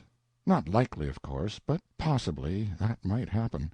And so, on the whole, it might be pardonable caution to burn his bridges behind him. Oh, without doubt. He must not stop with advertising for the owner of that money, but must put it where he could not borrow from it himself, meantime, under stress of circumstances. So he went downtown and put in his advertisement, then went to a bank and handed in $500 for deposit. "What name?" He hesitated and colored a little. He had forgotten to make a selection. He now brought out the first one that suggested itself: "Howard Tracy." When he was gone, the clerks, marveling, said, "The cowboy blushed." The first step was accomplished. The money was still under his command and at his disposal, but the next step would dispose of that difficulty. He went to another bank and drew upon the first bank for the $500 by check. The money was collected and deposited a second time to the credit of Howard Tracy. He was asked to leave a few samples of his signature, which he did. Then he went away once more proud and of perfect courage, saying, "No help for me now, for henceforth I couldn't draw that money without identification, and that is become legally impossible. No resources to fall back on. It is work or starve from now to the end. I am ready, and not afraid." Then he sent this cablegram to his father: "Escaped unhurt from burning hotel. Have taken fictitious name. Good-bye." During the evening, while he was wandering about in one of the outlying districts of the city, he came across a small brick church, with a bill posted there with these words printed on it: "Mechanics' Club Debate. All invited." He saw people, apparently mainly of the working class, entering the place, and he followed and took his seat. It was a humble little church, quite bare as to ornamentation. It had painted pews without cushions, and no pulpit, properly speaking, but it had a platform. On the platform sat the chairman, and by his side sat a man who held a manuscript in his hand, and had the waiting look of one who is going to perform the principal part. The church was soon filled with a quiet and orderly congregation of decently dressed and modest people. This is what the chairman said. The essayist for this evening is an old member of our club whom you all know, Mr. Parker, assistant editor of the Daily Democrat. The subject of his essay is the American press, and he will use as his text a couple of paragraphs taken from Mr. Matthew Arnold's new book. He asked me to read these texts for him. The first is as follows. Goethe says somewhere that the thrill of awe, that is to say, reverence, is the best thing humanity has. Mr. Arnold's other paragraph is as follows. I should say that if one were searching for the best means to efface and kill in a whole nation the discipline of respect, one could not do better than take the American newspapers. Mr. Parker rose and bowed, and was received with warm applause. He then began to read in a good round resonant voice, with clear enunciation and careful attention to his pauses and emphases. His points were received with approval as he went on. The essayist took the position that the most important function of a public journal in any country was the propagating of national feeling and pride in the national name, the keeping the people in love with their country and its institutions, and shielded from the allurements of alien and inimical systems. He sketched the manner in which the reverent Turkish or Russian journalist fulfilled this function, the one assisted by the prevalent discipline of respect for the bastinado, the other for Siberia. Continuing, he said, The chief function of an English journal is that of all other journals the world over. It must keep the public eye fixed admiringly upon certain things, and keep it diligently diverted from certain others.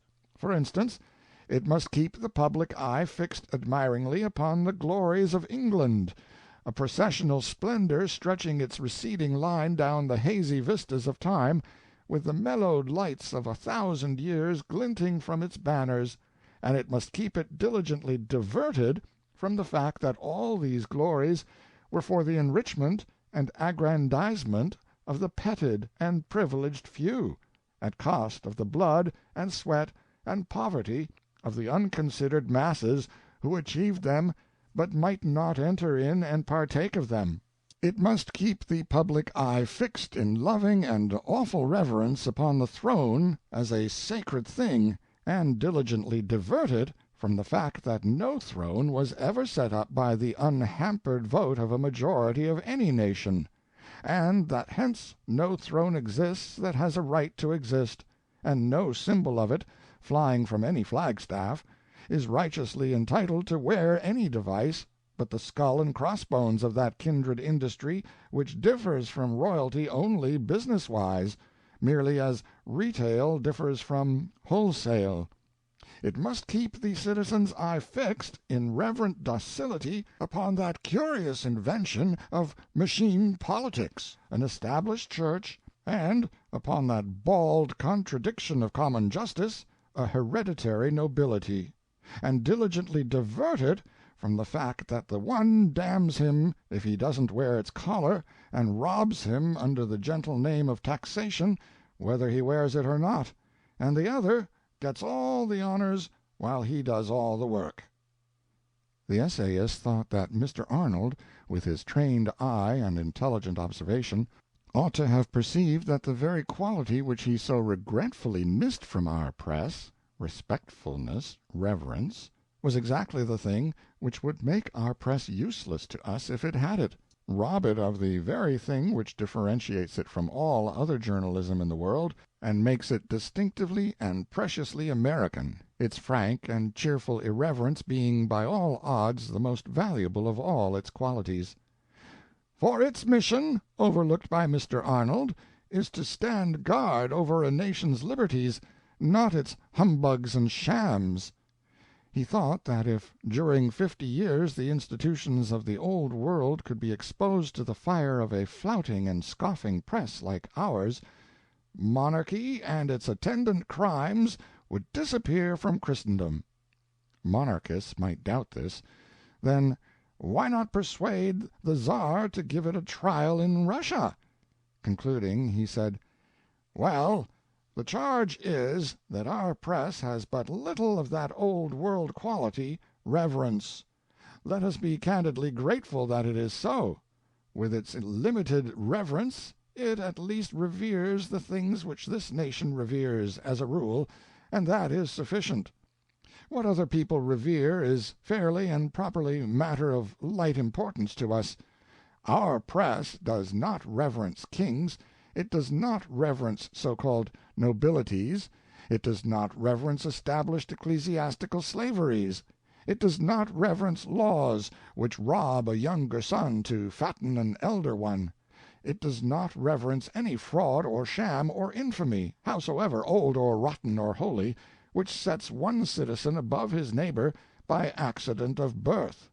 It does not reverence any law or custom, howsoever old or decayed or sacred, which shuts against the best man in the land, the best place in the land, and the divine right to prove property and go up and occupy it. In the sense of the poet Goethe, that meek idolater of provincial 3-carat royalty and nobility, our press is certainly bankrupt in the thrill of awe, otherwise reverence. Reverence for nickel plate and brummagem. Let us sincerely hope that this fact will remain a fact forever, for to my mind a discriminating irreverence is the creator and protector of human liberty, even as the other thing is the creator, nurse, and steadfast protector of all forms of human slavery, bodily and mental. Tracy said to himself, almost shouted to himself, "I'm glad I came to this country. I was right. I was right to seek out a land where such healthy principles and theories are in men's hearts and minds.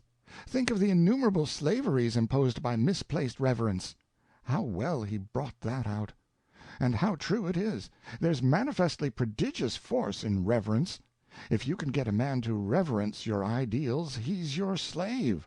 Oh, yes, in all the ages the peoples of Europe have been diligently taught to avoid reasoning about the shams of monarchy and nobility, been taught to avoid examining them, been taught to reverence them. And now, as a natural result, to reverence them is second nature. In order to shock them it is sufficient to inject a thought of the opposite kind into their dull minds. For ages any expression of so-called irreverence from their lips has been sin and crime. The sham and swindle of all this is apparent the moment one reflects that he is himself the only legitimately qualified judge of what is entitled to reverence and what is not. Come, I hadn't thought of that before, but it is true, absolutely true. What right has Goethe, what right has Arnold, what right has any dictionary to define the word irreverence for me? What their ideals are is nothing to me. So long as I reverence my own ideals, my whole duty is done, and I commit no profanation if I laugh at theirs. I may scoff at other people's ideals as much as I want to. It is my right and my privilege. No man has any right to deny it. Tracy was expecting to hear the essay debated, but this did not happen. The chairman said, by way of explanation, "I would say, for the information of the strangers present here, that in accordance with our custom the subject of this meeting will be debated at the next meeting of the club. This is in order to enable our members to prepare what they may wish to say upon the subject with pen and paper, for we are mainly mechanics and unaccustomed to speaking.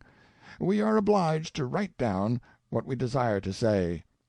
Many brief papers were now read, and several offhand speeches made in discussion of the essay read at the last meeting of the club, which had been a laudation by some visiting professor of college culture, and the grand results flowing from it to the nation. One of the papers was read by a man approaching middle age, who said he hadn't had a college education, that he had got his education in a printing office, and had graduated from there into the patent office, where he had been a clerk now for a great many years. Then he continued to this effect: The essayist contrasted the America of today with the America of bygone times, and certainly the result is the exhibition of a mighty progress. But I think he a little overrated the college culture share in the production of that result. It can no doubt be easily shown that the colleges have contributed to the intellectual part of this progress, and that that part is vast. But that the material progress has been immeasurably vaster, I think you will concede. Now, I have been looking over a list of inventors, The creators of this amazing material development, and I find that they were not college-bred men. Of course, there are exceptions, like Professor Henry of Princeton, the inventor of Mr. Morse's system of telegraphy, but these exceptions are few.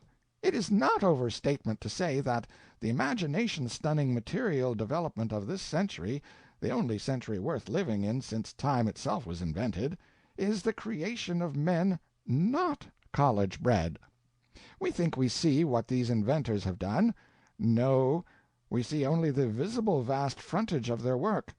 Behind it is their far vaster work, and it is invisible to the careless glance. They have reconstructed this nation. Made it over, that is, and metaphorically speaking, have multiplied its numbers almost beyond the power of figures to express. I will explain what I mean. What constitutes the population of a land? Merely the numberable packages of meat and bones in it, called by courtesy men and women? Shall 1,000,000 ounces of brass and 1,000,000 ounces of gold be held to be of the same value? Take a truer standard, the measure of a man's contributing capacity to his time and his people, the work he can do, and then number the population of this country today as multiplied by what a man can now do more than his grandfather could do. By this standard of measurement, this nation, 2 or 3 generations ago, consisted of mere cripples, paralytics, dead men, as compared with the men of today. In 1840 our population was 17,000,000. By the way of rude but striking illustration, let us consider, for argument's sake, that 4 of these millions consisted of aged people, little children, and other incapables, and that the remaining 13,000,000 were divided and employed as follows: 2,000,000 as ginners of cotton, 6,000,000 women as stocking knitters, 2,000,000 women as thread spinners, 500,000 as screw-makers, 400,000 as reapers, binders, etc., 1,000,000 as corn-shellers, 40,000 as weavers, 1,000 as stitchers of shoe-soles. Now, the deductions which I am going to append to these figures may sound extravagant, but they are not. I take them from Miscellaneous Documents, No. 50, Second Session, 45th Congress, and they are official and trustworthy. Today, the work of those 2,000,000 cotton ginners is done by 2,000 men. That of the 6,000,000 stocking knitters is done by 3,000 boys. That of the 2,000,000 thread spinners is done by 1,000 girls. That of the 500,000 screw-makers is done by 500 girls. That of the 400,000 reapers, binders, etc., is done by 4,000 boys. That of the 1,000,000 corn-shellers is done by 7,500 men. That of the 40,000 weavers is done by 1,200 men. And that of the 1,000 stitchers of shoe-soles is done by 6 men. To bunch the figures, 17,000 persons today do the above work, whereas 50 years ago it would have taken 13 millions of persons to do it. Now then, how many of that ignorant race, our fathers and grandfathers, with their ignorant methods, would it take to do our work today?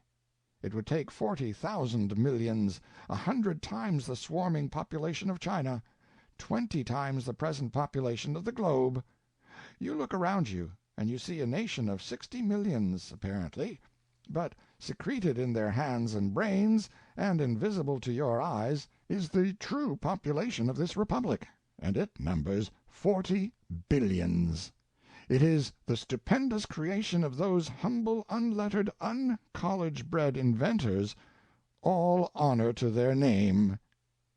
"How grand that is," said Tracy, as he wended homeward. "What a civilization it is, and what prodigious results these are, and brought about almost wholly by common men, not by Oxford-trained aristocrats, but men who stand shoulder to shoulder in the humble ranks of life, and earn the bread that they eat. Again I'm glad I came. I have found a country at last where one may start fair, and breast to breast with his fellow-man, rise by his own efforts, and be something in the world, and be proud of that something, not be something created by an ancestor 300 years ago." End of chapter 10.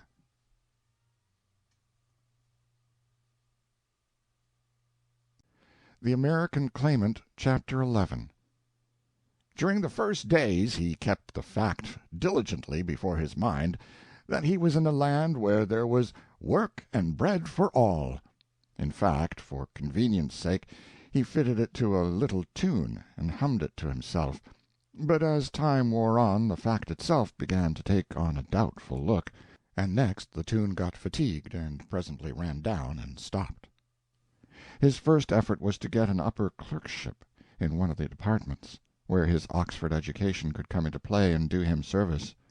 But he stood no chance whatever. There, competency was no recommendation. Political backing, without competency, was worth 6 of it. He was glaringly English, and that was necessarily against him in the political center of a nation where both parties prayed for the Irish cause on the housetop and blasphemed it in the cellar. By his dress he was a cowboy. That won him respect, when his back was not turned, but it couldn't get a clerkship for him. But he had said, in a rash moment, that he would wear those clothes till the owner or the owner's friends caught sight of them and asked for that money, and his conscience would not let him retire from that engagement now. At the end of a week things were beginning to wear rather a startling look.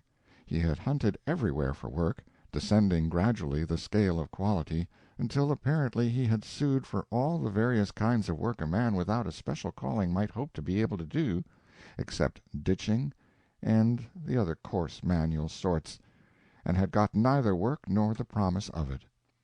He was mechanically turning over the leaves of his diary meanwhile, and now his eye fell upon the first record made after he was burnt out. "I myself did not doubt my stamina before. Nobody could doubt it now, if they could see how I am housed, and realize that I feel absolutely no disgust with these quarters, but am as serenely content with them as any dog would be in a similar kennel. Terms, $25 a week. I said I would start at the bottom. I have kept my word." A shudder went quaking through him, and he exclaimed, "What have I been thinking of? This the bottom! Mooning along a whole week, and these terrific expenses climbing and climbing all the time. I must end this folly straightway." He settled up at once and went forth to find less sumptuous lodgings. He had to wander far and seek with diligence, but he succeeded.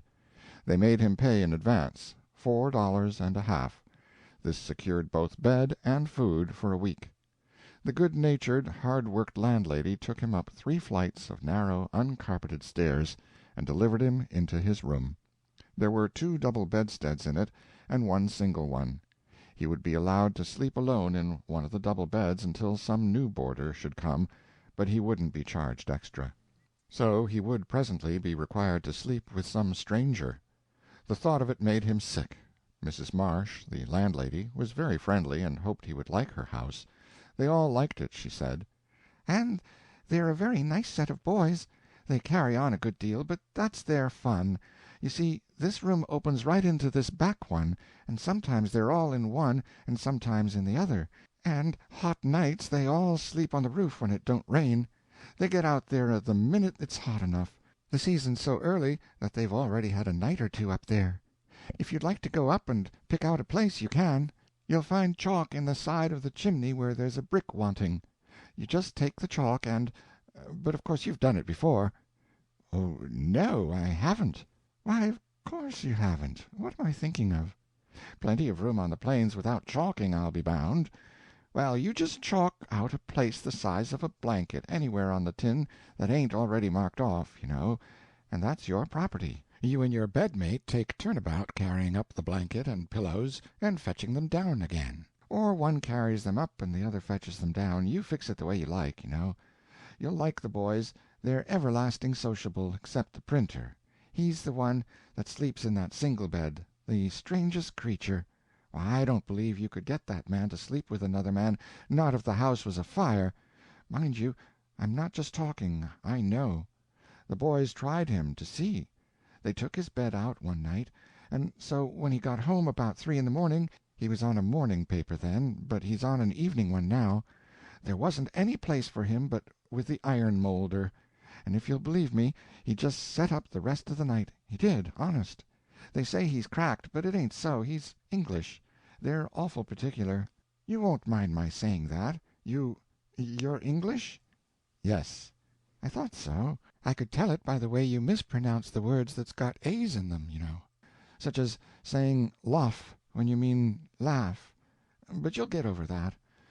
He's a right-down good fellow, and a little sociable with the photographer's boy and the caulker and the blacksmith that work in the navy yard, but not so much with the others. The fact is, though it's private and the others don't know it, he's a kind of an aristocrat, his father being a doctor, and you know what style that is, in England, I mean, because in this country a doctor ain't so very much, even if he's that. But over there, of course, it's different. So this chap had a falling out with his father, and was pretty high-strung, and just cut for this country, and the first he knew he had to get to work or starve. Well, he'd been to college, you see, and so he judged he was all right. Did you say anything?" No, I only sighed. "And there's where he was mistaken. Why, he mighty near starved, and I reckon he would have starved sure enough if some juror printer or other hadn't took pity on him and got him a place as apprentice. So he learned the trade, and then he was all right, but it was a close call.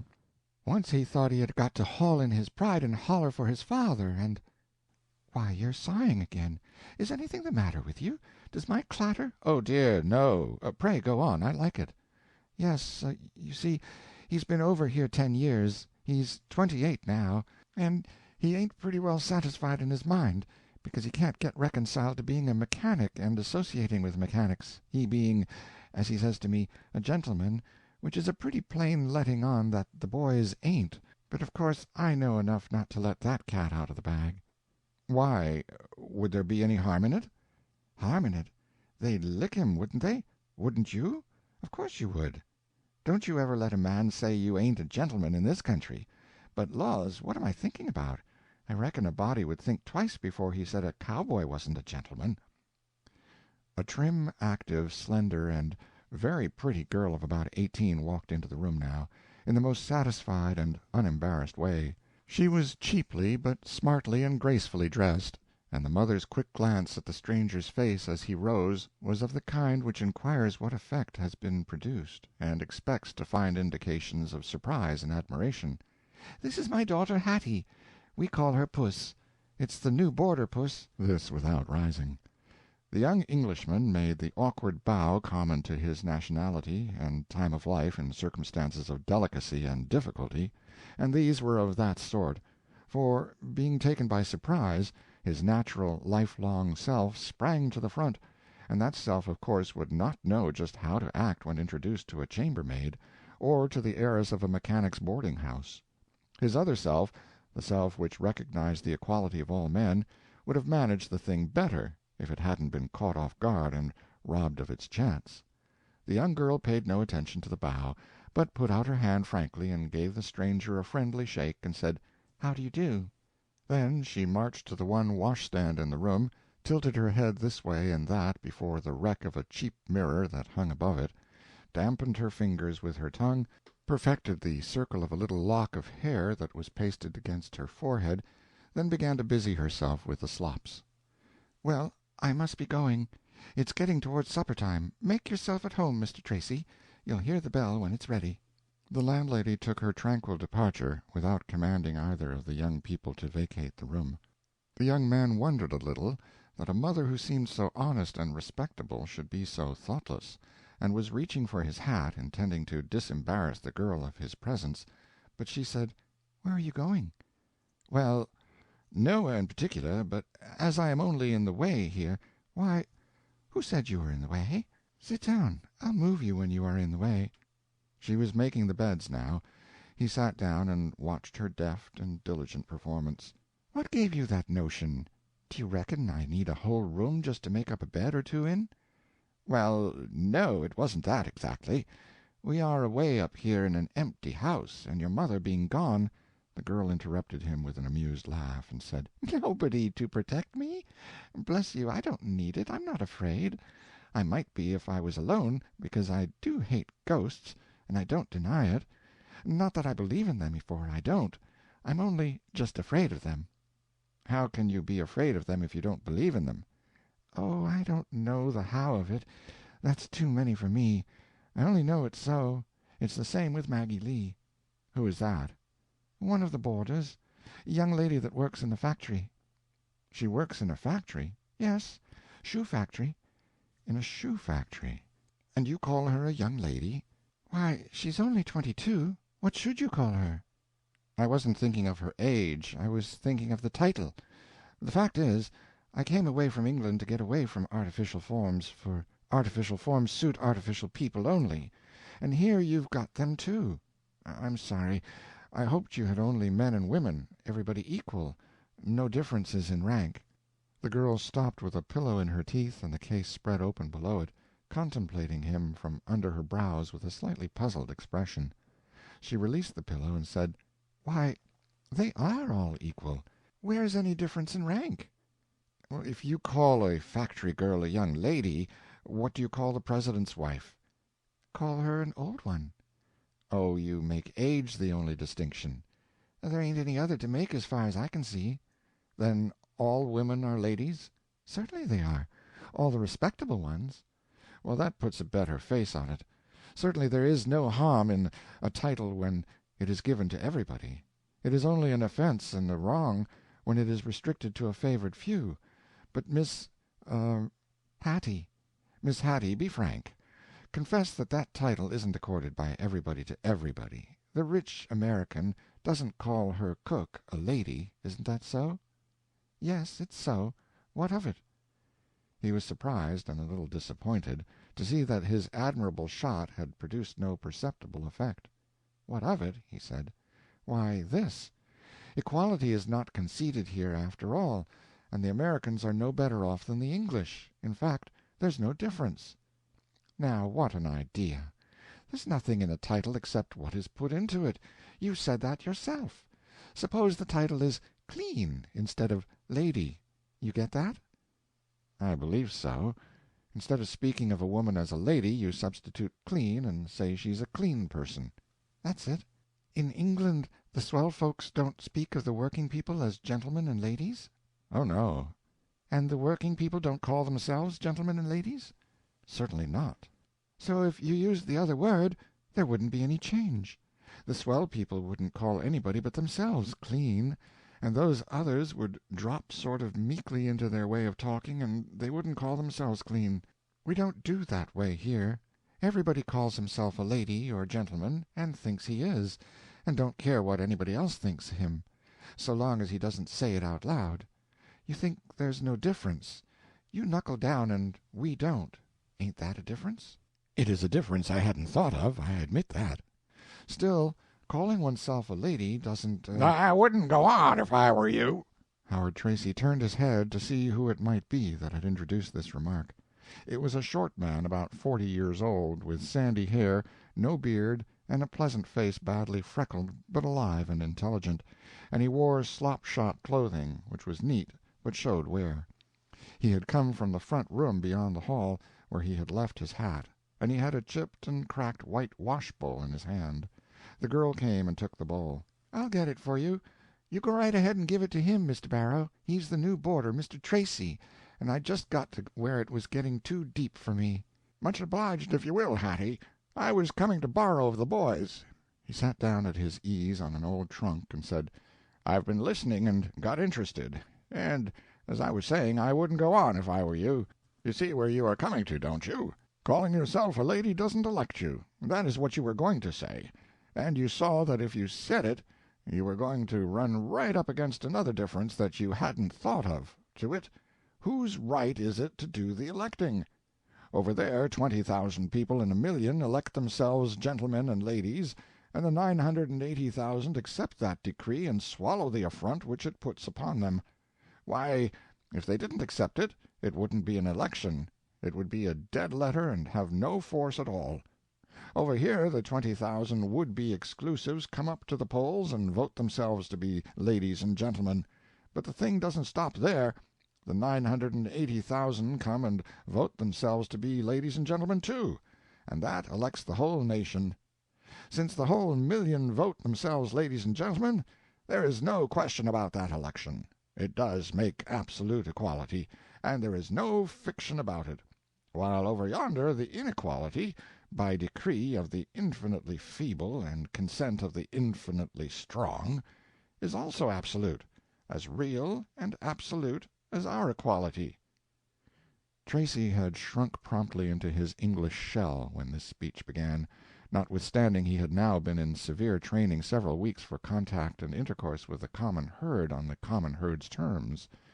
But he lost no time in pulling himself out again, and so by the time the speech was finished his valves were open once more, and he was forcing himself to accept without resentment the common herd's frank fashion of dropping sociably into other people's conversations, unembarrassed and uninvited. The process was not very difficult this time, for the man's smile and voice and manner were persuasive and winning. Tracy would even have liked him on the spot, but for the fact which he was not really aware of, that the equality of men was not yet a reality to him. It was only a theory. The mind perceived, but the man failed to feel it. It was Hattie's ghost over again, merely turned around. Theoretically Barrow was his equal, but it was distinctly distasteful to see him exhibit it. He presently said, "I hope in all sincerity that what you have said is true as regards the Americans, for doubts have crept into my mind several times. It seemed that the equality must be ungenuine where the sign-names of castes were still in vogue, but those sign-names have certainly lost their offense and are wholly neutralized, nullified, and harmless if they are the undisputed property of every individual in the nation. I think I realize that caste does not exist and cannot exist except by common consent of the masses outside of its limits.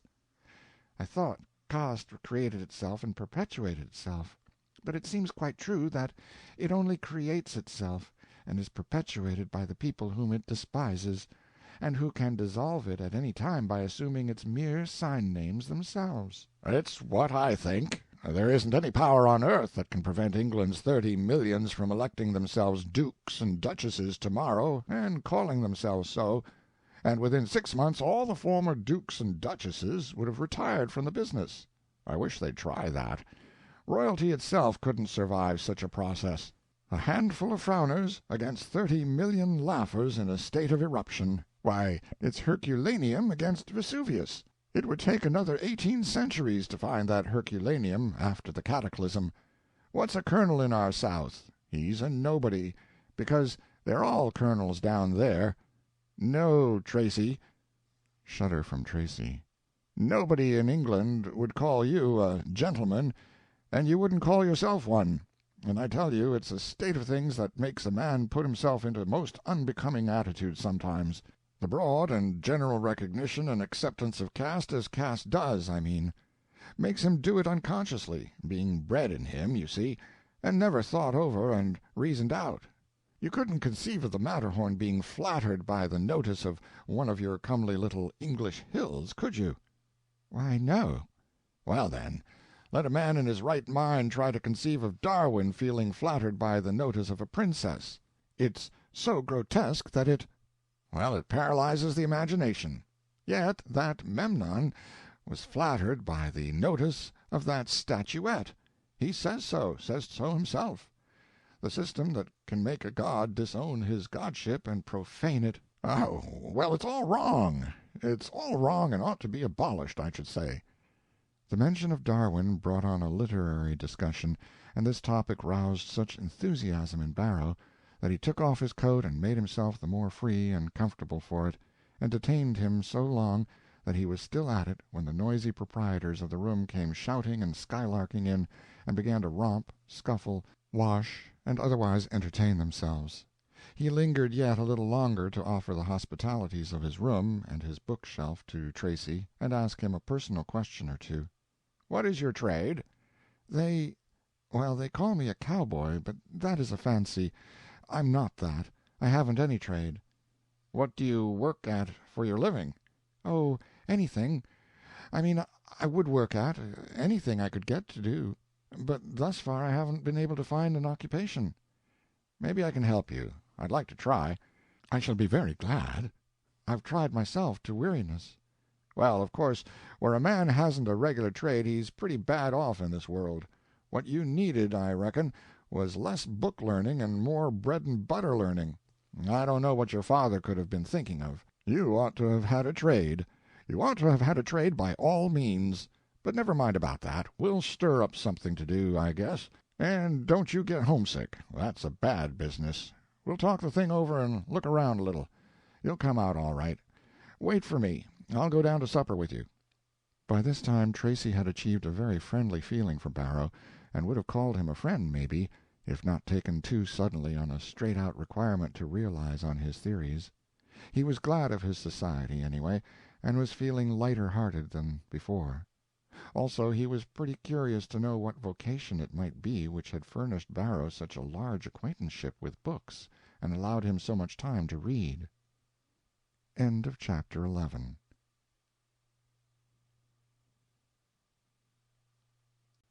The American Claimant by Mark Twain, Chapter 12. Presently the supper bell began to ring in the depths of the house, and the sound proceeded steadily upward, growing in intensity all the way up towards the upper floors. The higher it came, the more maddening was the noise, until at last what it lacked of being absolutely deafening was made up of the sudden crash and clatter of an avalanche of boarders down the uncarpeted stairway. The peerage did not go to meals in this fashion. Tracy's training had not fitted him to enjoy this hilarious zoological clamor and enthusiasm. He had to confess that there was something about this extraordinary outpouring of animal spirits which he would have to get inured to before he could accept it. No doubt in time he would prefer it, but he wished the process might be modified and made just a little more gradual, and not quite so pronounced and violent. Barrow and Tracy followed the avalanche down through an ever-increasing and ever more and more aggressive stench of bygone cabbage and kindred smells which are to be found nowhere but in a cheap private boarding-house, smells which, once encountered, can never be forgotten, smells which encountered generations later are instantly recognizable, but never recognizable with pleasure. To Tracy these odors were suffocating, horrible, almost unendurable, but he held his peace and said nothing. Arrived in the basement, they entered a large dining-room where 35 or 40 people sat at a long table. They took their places. The feast had already begun, and the conversation was going on in the liveliest way from one end of the table to the other. The tablecloth was of very coarse material, and was liberally spotted with coffee stains and grease. The knives and forks were iron, with bone handles. The spoons appeared to be iron, or sheet iron, or something of the sort. The tea and coffee cups were of the commonest and heaviest and most durable stoneware. All the furniture of the table was of the commonest and cheapest sort. There was a single large, thick slice of bread by each boarder's plate, and it was observable that he economized it as if he were not expecting it to be duplicated. Dishes of butter were distributed along the table within reach of people's arms, if they had long ones, but there were no private butter plates. The butter was perhaps good enough, and was quiet and well behaved, but it had more bouquet than was necessary, though nobody commented upon that fact or seemed in any way disturbed by it. The main feature of the feast was a piping hot Irish stew made of the potatoes and meat left over from a procession of previous meals. Everybody was liberally supplied with this dish. On the table were a couple of great dishes of sliced ham, and there were some other eatables of minor importance, preserves and New Orleans molasses and such things. There was also plenty of tea and coffee of an infernal sort, with brown sugar and condensed milk, but the milk and sugar supply was not left at the discretion of the boarders, but was rationed out at headquarters. 1 spoonful of sugar and 1 of condensed milk to each cup, and no more. The table was waited upon by 2 stalwart negro women who raced back and forth from the bases of supplies with splendid dash and clatter and energy. Their labors were supplemented after a fashion by the young girl Puss. She carried coffee and tea back and forth among the boarders, but she made pleasure excursions rather than business ones in this way, to speak strictly. She made jokes with various people. She chaffed the young men pleasantly and wittily, as she supposed, and as the rest also supposed, apparently, judging by the applause and laughter which she got by her efforts. Manifestly she was a favorite with most of the young fellows and sweetheart of the rest of them. Where she conferred notice, she conferred happiness, as was seen by the face of the recipient. And at the same time she conferred unhappiness. One could see it fall and dim the faces of the other young fellows like a shadow. She never mistered these friends of hers, but called them Billy, Tom, John, and they called her Puss or Hattie. Mr. Marsh sat at the head of the table, his wife sat at the foot. Marsh was a man of 60 and was an American, but if he had been born a month earlier he would have been a Spaniard. He was plenty good enough Spaniard as it was. His face was very dark, his hair very black, and his eyes were not only exceedingly black but were very intense, and there was something about them that indicated that they could burn with passion upon occasion. He was stoop-shouldered and lean-faced, and the general aspect of him was disagreeable. He was evidently not a very companionable person. If looks went for anything, he was the very opposite of his wife, who was all motherliness and charity, good will and good nature. All the young men and the women called her Aunt Rachel, which was another sign. Tracy's wandering and interested eye presently fell upon one boarder who had been overlooked in the distribution of the stew. He was very pale, and looked as if he had but lately come out of a sick-bed, and also as if he ought to get back into it again as soon as possible. His face was very melancholy. The waves of laughter and conversation broke upon it without affecting it any more than if it had been a rock in the sea, and the words and the laughter veritable waters. He held his head down and looked ashamed. Some of the women cast glances of pity toward him from time to time in a furtive and half-afraid way, and some of the youngest of the men plainly had compassion on the young fellow, a compassion exhibited in their faces, but not in any more active or compromising way. But the great majority of the people present showed entire indifference to the youth and his sorrows. Marsh sat with his head down, but one could catch the malicious gleam of his eyes through his shaggy brows. He was watching that young fellow with evident relish. He had not neglected him through carelessness, and apparently the table understood that fact. The spectacle was making Mrs. Marsh very uncomfortable. She had the look of one who hopes against hope that the impossible may happen. But as the impossible did not happen, she finally ventured to speak up and remind her husband that Nat Brady hadn't been helped to the Irish stew.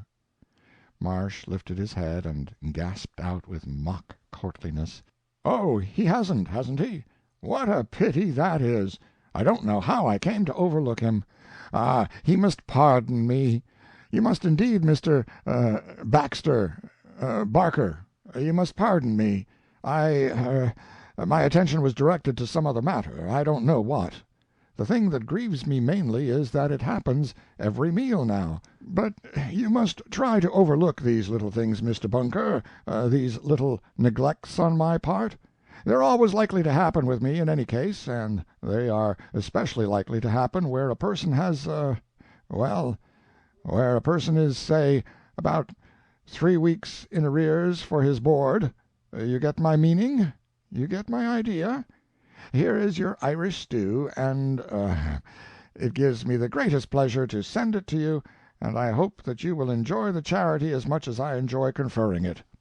A blush rose in Brady's white cheeks and flowed slowly backward to his ears and upward toward his forehead, but he said nothing and began to eat his food under the embarrassment of a general silence and the sense that all eyes were fastened upon him.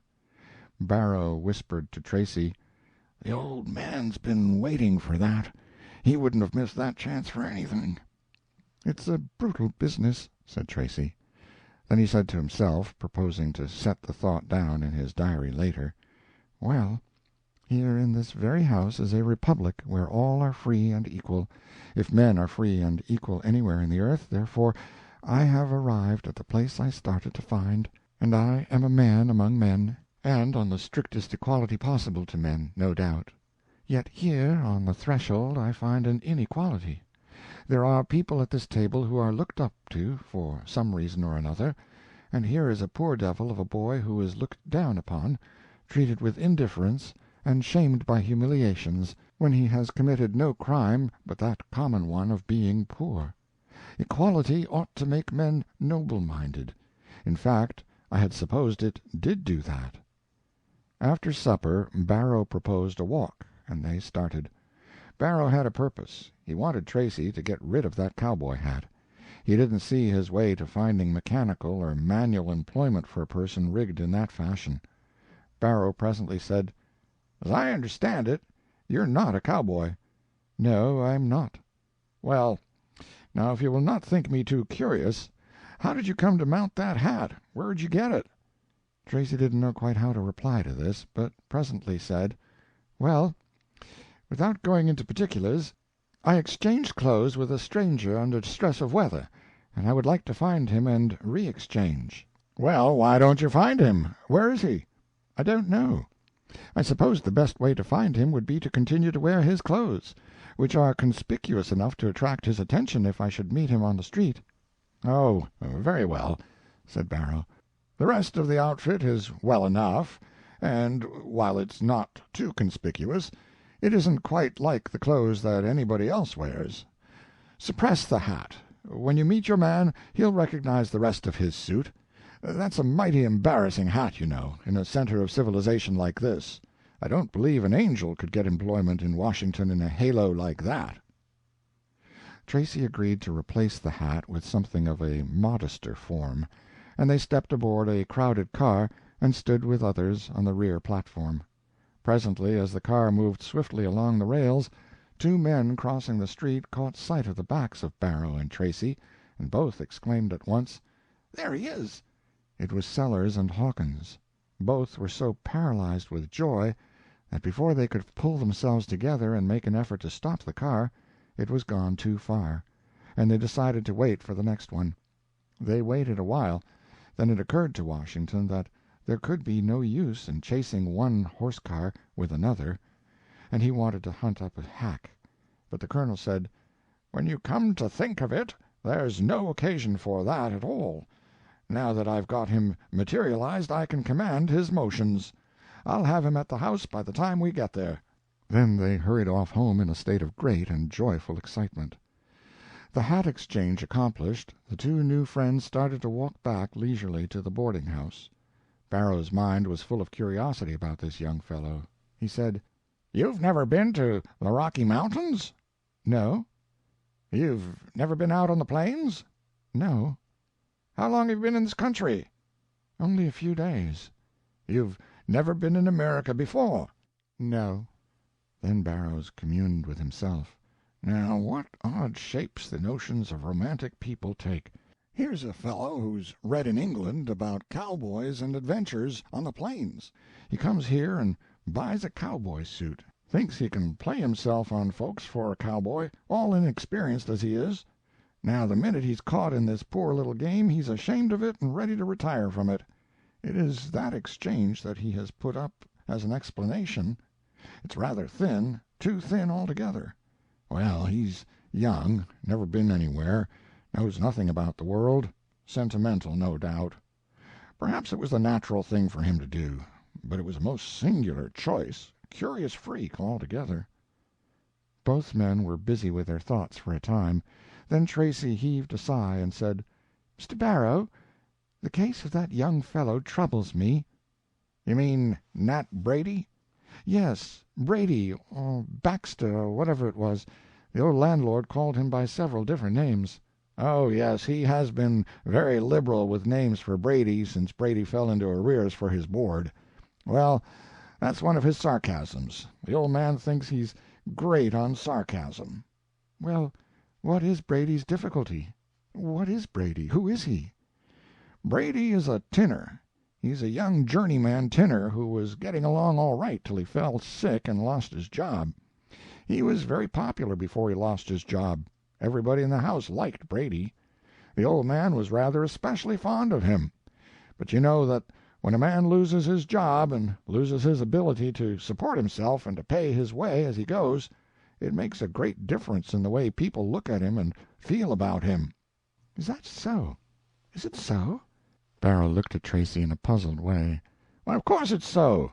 Wouldn't you know that naturally? Don't you know that the wounded deer is always attacked and killed by its companions and friends?"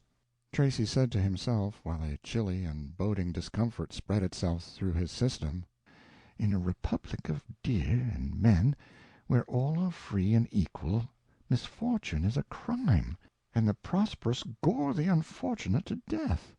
Then he said aloud, "Here in the boarding-house, if one would have friends and be popular instead of having the cold shoulder turned upon him, he must be prosperous." "Yes," Barrow said, "that is so. It's their human nature. They do turn against Brady, now that he's unfortunate, and they don't like him as well as they did before. But it isn't because of any lack in Brady. He's just as he was before, has the same nature and the same impulses, but well, Brady is a thorn in their conscience, you see. They know they ought to help him, and they're too stingy to do it, and they're ashamed of themselves for that, and they ought also to hate themselves on that account, but instead of that they hate Brady because he makes them ashamed of themselves. I say that's human nature. That occurs everywhere. This boarding-house is merely the world in little. It's the case all over. They're all alike. In prosperity we are popular. Popularity comes easy in that case, but when the other thing comes, our friends are pretty likely to turn against us." Tracy's noble theories and high purposes were beginning to feel pretty damp and clammy. He wondered if by any possibility he had made a mistake in throwing his own prosperity to the winds and taking up the cross of other people's unprosperity. But he wouldn't listen to that sort of thing. He cast it out of his mind and resolved to go ahead resolutely along the course he had mapped out for himself. Extracts from his diary. "Have now spent several days in this singular hive. I don't know quite what to make out of these people. They have merits and virtues, but they have some other qualities, and some ways that are hard to get along with. I can't enjoy them. The moment I appeared in a hat of the period I noticed a change. The respect which had been paid me before passed suddenly away, and the people became friendly. More than that, they became familiar, and I'm not used to familiarity, and can't take to it right off. I find that out. These people's familiarity amounts to impudence sometimes. I suppose it's all right. No doubt I can get used to it, but it's not a satisfactory process at all. I have accomplished my dearest wish. I am a man among men, on an equal footing with Tom, Dick, and Harry, and yet it isn't just exactly what I thought it was going to be. I miss home. Am obliged to say I am homesick. Another thing, and this is a confession, a reluctant one, but I will make it. The thing I miss most, and most severely, is the respect, the deference, with which I was treated all my life in England, and which seems to be somehow necessary to me. I get along very well without the luxury and the wealth and the sort of society I've been accustomed to, but I do miss the respect, and can't seem to get reconciled to the absence of it. There is respect, there is deference here, but it doesn't fall to my share. It is lavished on 2 men. One of them is a portly man of middle age who is a retired plumber. Everybody is pleased to have that man's notice. He's full of pomp and circumstance and self-complacency and bad grammar, and at table he is Sir Oracle, and when he opens his mouth not any dog in the kennel barks. The other person is a policeman at the Capitol building. He represents the government. The deference paid to these 2 men is not so very far short of that paid to an earl in England, though the method of it differs. Not so much courtliness, but the deference is all there. Yes, and there is obsequiousness, too. It does rather look as if in a republic where all are free and equal, prosperity and position constitute rank. End of chapter 12.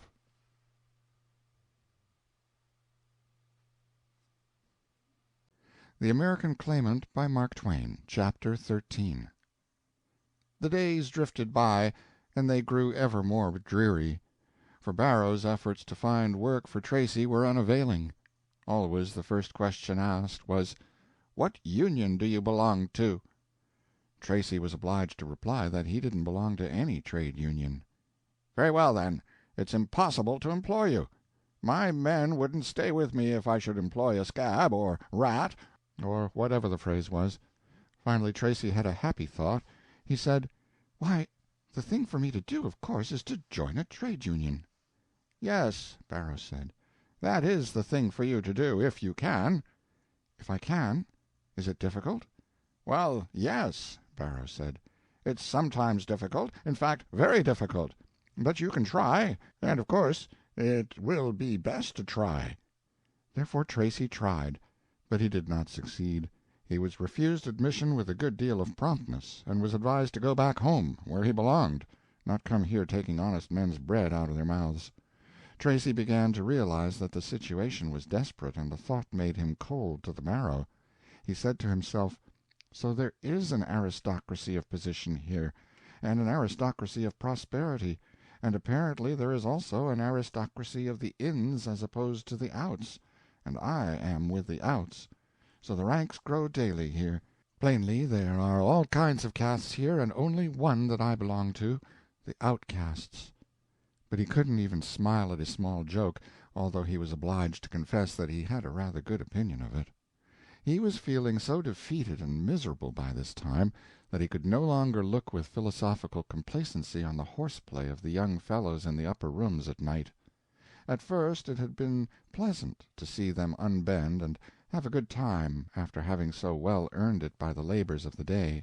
But now it all rasped upon his feelings and his dignity. He lost patience with the spectacle. When they were feeling good, they shouted, they scuffled, they sang songs, they romped about the place like cattle, and they generally wound up with a pillow fight, in which they banged each other over the head and threw the pillows in all directions, and every now and then he got a buffet himself, and they were always inviting him to join in.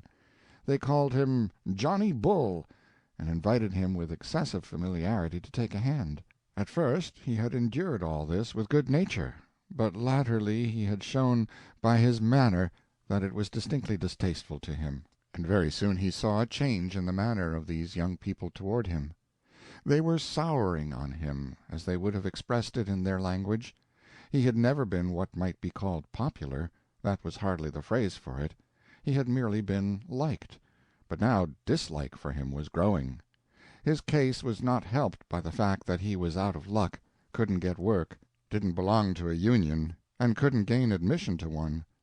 He got a good many slights of that small, ill-defined sort that you can't quite put your finger on, and it was manifest that there was only one thing which protected him from open insult, and that was his muscle. These young people had seen him exercising mornings, after his cold sponge bath, and they had perceived by his performance and the build of his body that he was athletic, and also versed in boxing. He felt pretty naked now, recognizing that he was shorn of all respect except respect for his fists. One night when he entered his room, he found about a dozen of the young fellows there carrying on a very lively conversation, punctuated with horse laughter. The talking ceased instantly, and the frank affront of a dead silence followed. He said, "Good evening, gentlemen." and sat down. There was no response.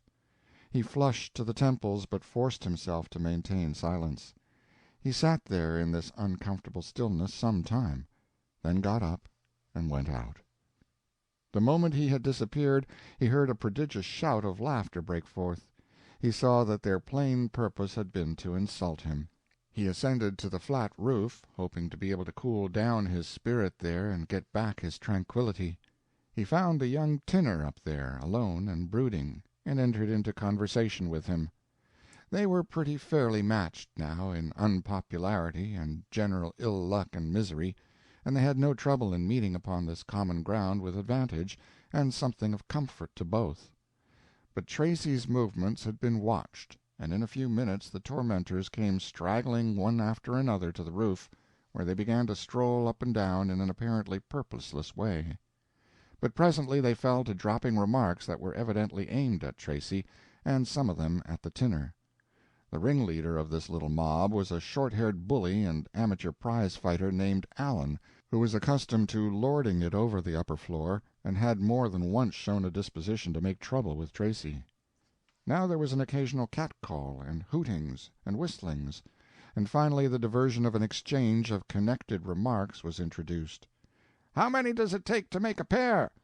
"Well, 2 generally makes a pair, but sometimes there ain't stuff enough in them to make a whole pair." General laugh. "What were you saying about the English a while ago?"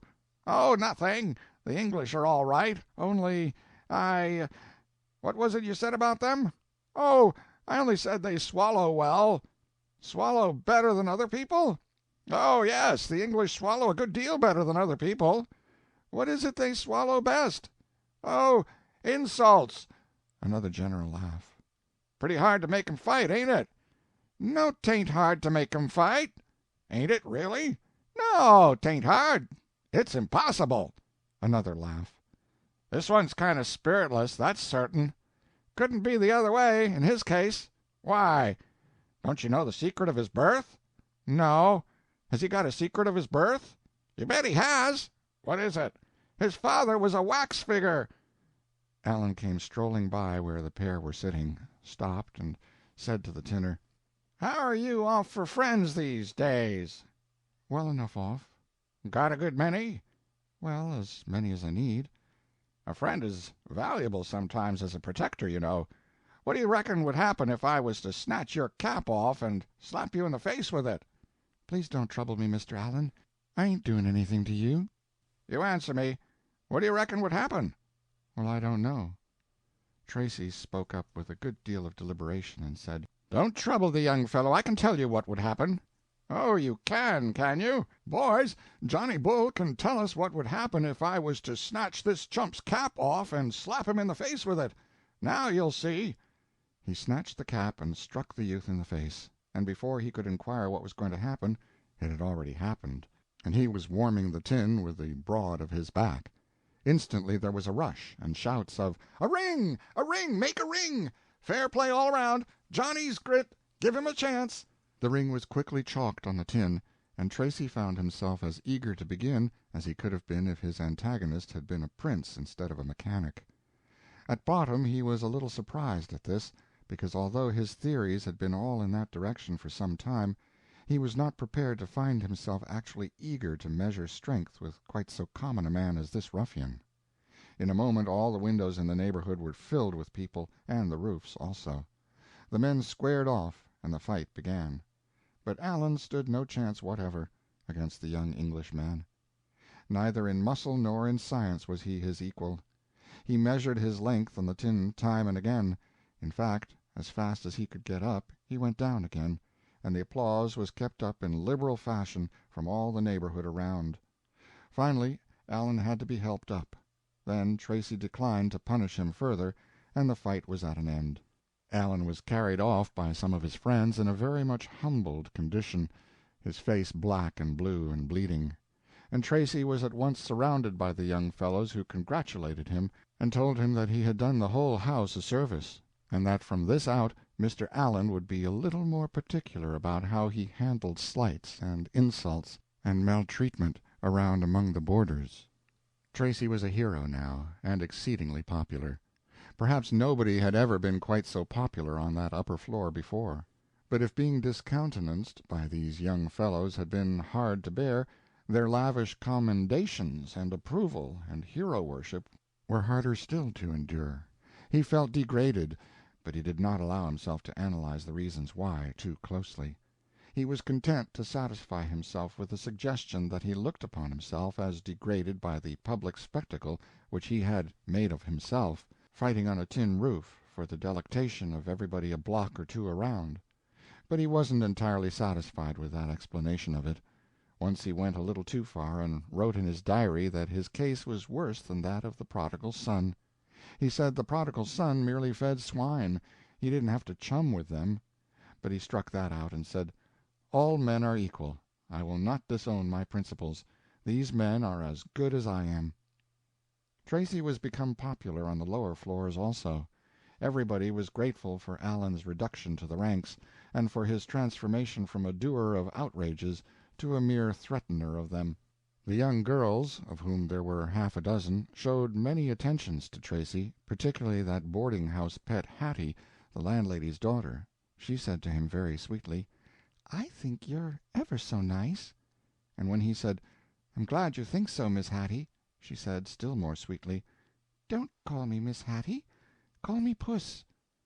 Ah, here was promotion. He had struck the summit. There were no higher heights to climb in that boarding-house. His popularity was complete. In the presence of people, Tracy showed a tranquil outside, but his heart was being eaten out of him by distress and despair. In a little while he should be out of money, and then what should he do? He wished now that he had borrowed a little more liberally from that stranger's store. He found it impossible to sleep. A single torturing, terrifying thought went racking round and round in his head, wearing a groove in his brain. What should he do? What was to become of him? And along with it began to intrude a something presently which was very like a wish that he had not joined the great and noble ranks of martyrdom, but had stayed at home and been content to be merely an earl and nothing better, with nothing more to do in this world of a useful sort than an earl finds to do. But he smothered that part of his thought as well as he could. He made every effort to drive it away, and with fair success, but he couldn't keep it from intruding a little now and then, and when it intruded it came suddenly and nipped him like a bite, a sting, a burn. He recognized that thought by the peculiar sharpness of its pang. The others were painful enough, but that one cut to the quick when it came. Night after night he lay tossing to the music of the hideous snoring of the honest breadwinners until 2 and 3 o'clock in the morning, then got up and took refuge on the roof, where he sometimes got a nap and sometimes failed entirely. His appetite was leaving him, and the zest of life was going along with it. Finally, one day, being near the imminent verge of total discouragement, he said to himself, and took occasion to blush privately when he said it, "If my father knew what my American name is, well, my duty to my father rather requires that I furnish him my name. I have no right to make his days and nights unhappy. I can do enough unhappiness for the family all by myself. Really, he ought to know what my American name is." He thought over it a while, and framed a cablegram in his mind to this effect: "My American name is Howard Tracy." That wouldn't be suggesting anything.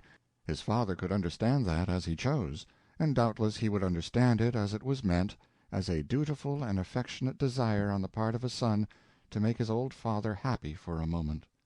Continuing his train of thought, Tracy said to himself, but if he should cable me to come home, I couldn't do that.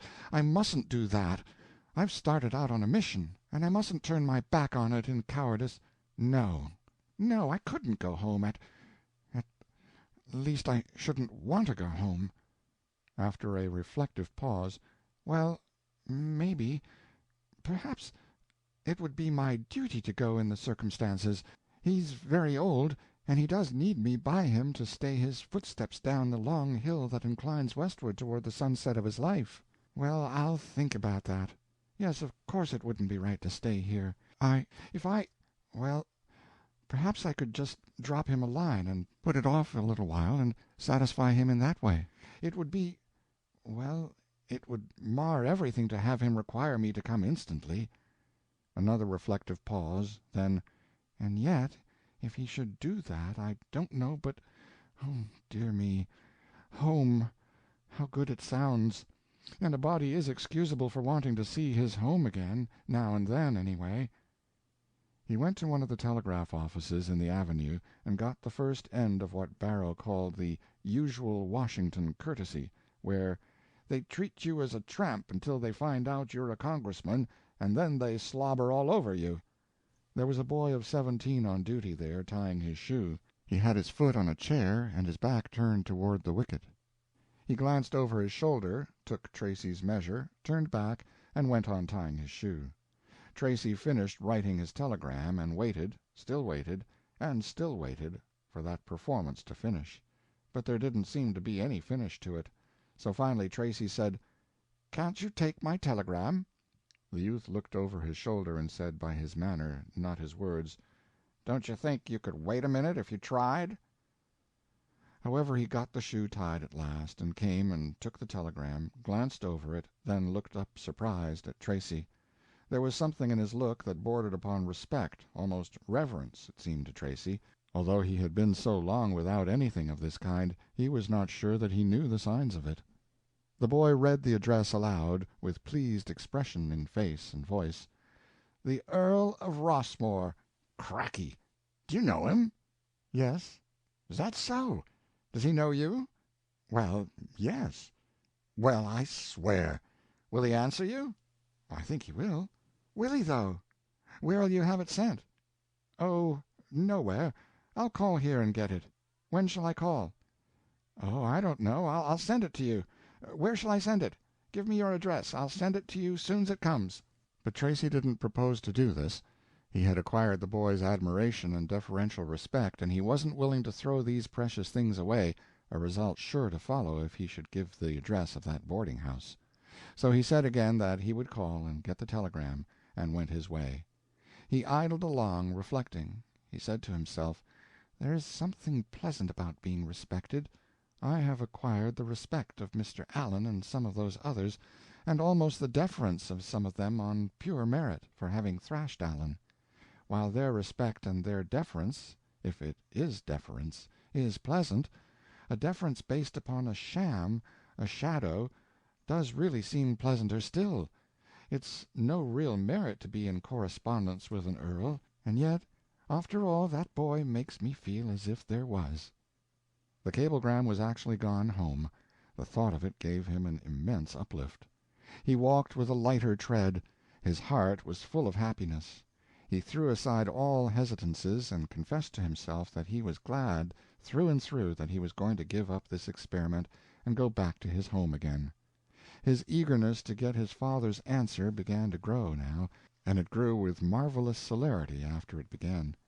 He waited an hour, walking about, putting in his time as well as he could, but interested in nothing that came under his eye, and at last he presented himself at the office again and asked if any answer had come yet.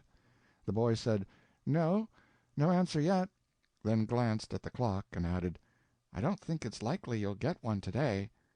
"Why not?" "Well, you see it's getting pretty late. You can't always tell whereabouts a man is when he's on the other side, and you can't always find him just the minute you want him.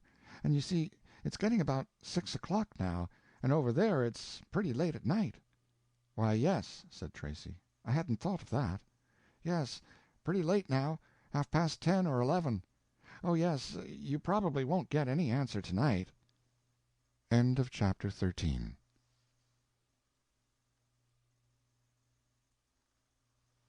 The American Claimant by Mark Twain, Chapter 14. So Tracy went home to supper.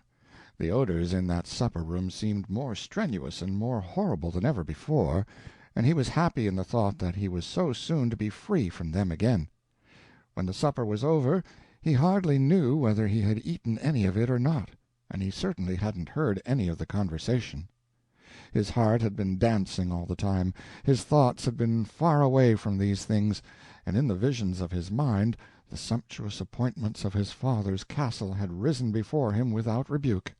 Even the plushed flunkey, that walking symbol of a sham inequality, had not been unpleasant to his dreaming view. After the meal Barrow said, "Come with me. I'll give you a jolly evening." "Very good. Where are you going?" "To my club." "What club is that?" "Mechanics' Debating Club." Tracy shuddered slightly. He didn't say anything about having visited that place himself. Somehow he didn't quite relish the memory of that time. The sentiments which had made his former visit there so enjoyable and filled him with such enthusiasm had undergone a gradual change, and they had rotted away to such a degree that he couldn't contemplate another visit there with anything strongly resembling delight. In fact, he was a little ashamed to go. He didn't want to go there and find out by the rude impact of the thought of those people upon his reorganized condition of mind how sharp the change had been. He would have preferred to stay away. He expected that now he should hear nothing except sentiments which would be a reproach to him in his changed mental attitude, and he rather wished he might be excused. And yet he didn't quite want to say that. He didn't want to show how he did feel, or show any disinclination to go, and so he forced himself to go along with Barrow, privately purposing to take an early opportunity to get away. After the essayist of the evening had read his paper, the chairman announced that the debate would now be upon the subject of the previous meeting, the American press. It saddened the backsliding disciple to hear this announcement. It brought up too many reminiscences. He wished he had happened upon some other subject. But the debate began, and he sat still and listened. In the course of the discussion one of the speakers, a blacksmith named Tompkins, arraigned all monarchs and all lords on the earth for their cold selfishness in retaining their unearned dignities. He said that no monarch and no son of a monarch, no lord and no son of a lord ought to be able to look his fellow man in the face without shame. Shame for consenting to keep his unearned titles, property, and privileges at the expense of other people. Shame for consenting to remain, on any terms, in dishonorable possession of these things, which represented bygone robberies and wrongs inflicted upon the general people of the nation. He said, "If there were a lord or the son of a lord here, I would like to reason with him, and try to show him how unfair and how selfish his position is. I would try to persuade him to relinquish it, take his place among men on equal terms, earn the bread he eats, and hold of slight value all deference paid him because of artificial position, all reverence not the just due of his own personal merits." Tracy seemed to be listening to utterances of his own made in talks with his radical friends in England. It was as if some eavesdropping phonograph had treasured up his words and brought them across the Atlantic to accuse him with them in the hour of his defection and retreat. Every word spoken by this stranger seemed to leave a blister on Tracy's conscience, and by the time the speech was finished he felt that he was all conscience and one blister. This man's deep compassion for the enslaved and oppressed millions in Europe who had to bear with the contempt of that small class above them, throned upon shining heights whose paths were shut against them, was the very thing he had often uttered himself. The pity in this man's voice and words was the very twin of the pity that used to reside in his own heart and come from his own lips when he thought of these oppressed peoples. The homeward tramp was accomplished in brooding silence. It was a silence most grateful to Tracy's feelings. He wouldn't have broken it for anything, for he was ashamed of himself all the way through to his spine. He kept saying to himself, "How unanswerable it all is! How absolutely unanswerable! It is basely, degradingly selfish to keep those unearned honors, and—oh, hang it, nobody but a cur! What an idiotic damn speech that Tompkins made!" This outburst was from Barrow. It flooded Tracy's demoralized soul with waters of refreshment. These were the darlingest words the poor vacillating young apostate had ever heard, for they whitewashed his shame for him, and that is a good service to have when you can't get the best of all verdicts, self-acquittal. "Come up to my room and smoke a pipe, Tracy." Tracy had been expecting this invitation, and had had his declination all ready, but he was glad enough to accept now.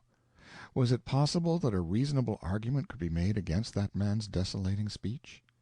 He was burning to hear Barrow try it. He knew how to start him and keep him going. It was to seem to combat his positions, a process effective with most people. What is it you object to in Tompkins' speech, Barrow? Oh, the leaving out of the factor of human nature, requiring another man to do what you wouldn't do yourself. Do you mean— Why, here's what I mean. It's very simple. Tompkins is a blacksmith, has a family, works for wages, and hard, too. Fooling around won't furnish the bread. Suppose it should turn out that by the death of somebody in England he is suddenly an earl, income $500,000 a year. What would he do? Well, I suppose he would have to decline to— Man, he would grab it in a second. Do you really think he would? Think? I don't think anything about it. I know it. Why? Why? Because he's not a fool. So you think that if he were a fool— No, I don't. Fool or no fool, he would grab it. Anybody would. Anybody that's alive. And I've seen dead people that would get up and go for it. I would myself. This was balm. This was healing. This was rest and peace and comfort. But I thought you were opposed to nobilities. Transmissible ones, yes. But that's nothing. I'm opposed to millionaires, but it would be dangerous to offer me the position. You'd take it? I would leave the funeral of my dearest enemy to go and assume its burdens and responsibilities. Tracy thought a while, then said, I don't know that I quite get the bearings of your position. You say you are opposed to hereditary nobilities, and yet if you had the chance you would— Take one? In a minute I would. And there isn't a mechanic in that entire club that wouldn't. There isn't a lawyer, doctor, editor, author, tinker, loafer, railroad president, saint— Land, there isn't a human being in the United States that wouldn't jump at the chance. Except me, said Tracy softly. Except you. Barrow could hardly get the words out, his scorn so choked him. And he couldn't get any further than that form of words. It seemed to dam his flow utterly. He got up and came and glared upon Tracy in a kind of outraged and unappeasable way, and said again, Except you. He walked around him, inspecting him from one point of view and then another, and relieving his soul now and then by exploding that formula at him, Except you. Finally he slumped down into his chair with the air of one who gives it up, and said, He's straining his viscera, and he's breaking his heart, trying to get some low-down job that a good dog wouldn't have, and yet wants to let on that if he had a chance to scoop an earldom he wouldn't do it. Tracy, don't put this kind of a strain on me. Lately I'm not as strong as I was. Well, I wasn't meaning to put a strain on you, Barrow. I was only meaning to intimate that if an earldom ever does fall in my way— There, I wouldn't give myself any worry about that if I was you. And besides, I can settle what you would do. Are you any different from me? Well, no. Are you any better than me? Oh, why, certainly not. Are you as good? Come. Indeed, the fact is, you take me so suddenly. Suddenly? What is there sudden about it? It isn't a difficult question, is it? Or doubtful? Just measure us on the only fair lines, the lines of merit. And of course you'll admit that a journeyman chairmaker that earns his $20 a week and has had the good and genuine culture of contact with men, and care, and hardship, and failure, and success, and downs and ups and downs, is just a trifle superior of a young fellow like you who doesn't know how to do anything that's valuable, can't earn his living in any secure and steady way, hasn't had any experience of life and its seriousness, hasn't any culture but the artificial culture of books, which adorns but doesn't really educate. Come, if I wouldn't scorn an earldom, what the devil right have you to do it? Tracy dissembled his joy, though he wanted to thank the chairmaker for that last remark. Presently a thought struck him, and he spoke up briskly and said, But look here, I really can't quite get the hang of your notions, your principles, if they are principles. You are inconsistent. You are opposed to aristocracies, yet you'd take an earldom if you could. Am I to understand that you don't blame an earl for being and remaining an earl? I certainly don't. And you wouldn't blame Tompkins, or yourself, or me, or anybody, for accepting an earldom if it was offered? Indeed, I wouldn't. Well, then, whom would you blame? The whole nation, any bulk and mass of population anywhere in any country that will put up with the infamy, the outrage, the insult of a hereditary aristocracy which they can't enter, and on absolutely free and equal terms. Come, aren't you beclouding yourself with distinctions that are not differences? Indeed I am not. I am entirely clear-headed about this thing. If I could extirpate an aristocratic system by declining its honors, then I should be a rascal to accept them. And if enough of the mass would join me to make the extirpation possible, then I should be a rascal to do otherwise than help in the attempt. I believe I understand. Yes, I think I get the idea. You have no blame for the lucky few who naturally decline to vacate the pleasant nest they were born into. You only despise the all-powerful and stupid mass of the nation for allowing the nest to exist. That's it, that's it. You can get a simple thing through your head if you work at it long enough. Thanks. Don't mention it. And I'll give you some sound advice. When you go back, if you find your nation up and ready to abolish that hoary affront, lend a hand. But if that isn't the state of things, and you get a chance at an earldom, don't you be a fool. You take it. Tracy responded with earnestness and enthusiasm. As I live, I'll do it. Barrow laughed. I never saw such a fellow. I begin to think you've got a good deal of imagination. With you, the idlest fancy freezes into a reality at a breath. Why, you looked, then, as if it wouldn't astonish you if you did tumble into an earldom. Tracy blushed. Barrow added, Earldom. Oh, yes, take it if it offers. But meantime, we'll go on looking around in a modest way, and if you get a chance to superintend a sausage stuffer at $6 or $8 a week, you just trade off the earldom for a last year's almanac and stick to the sausage stuffing. End of chapter 14.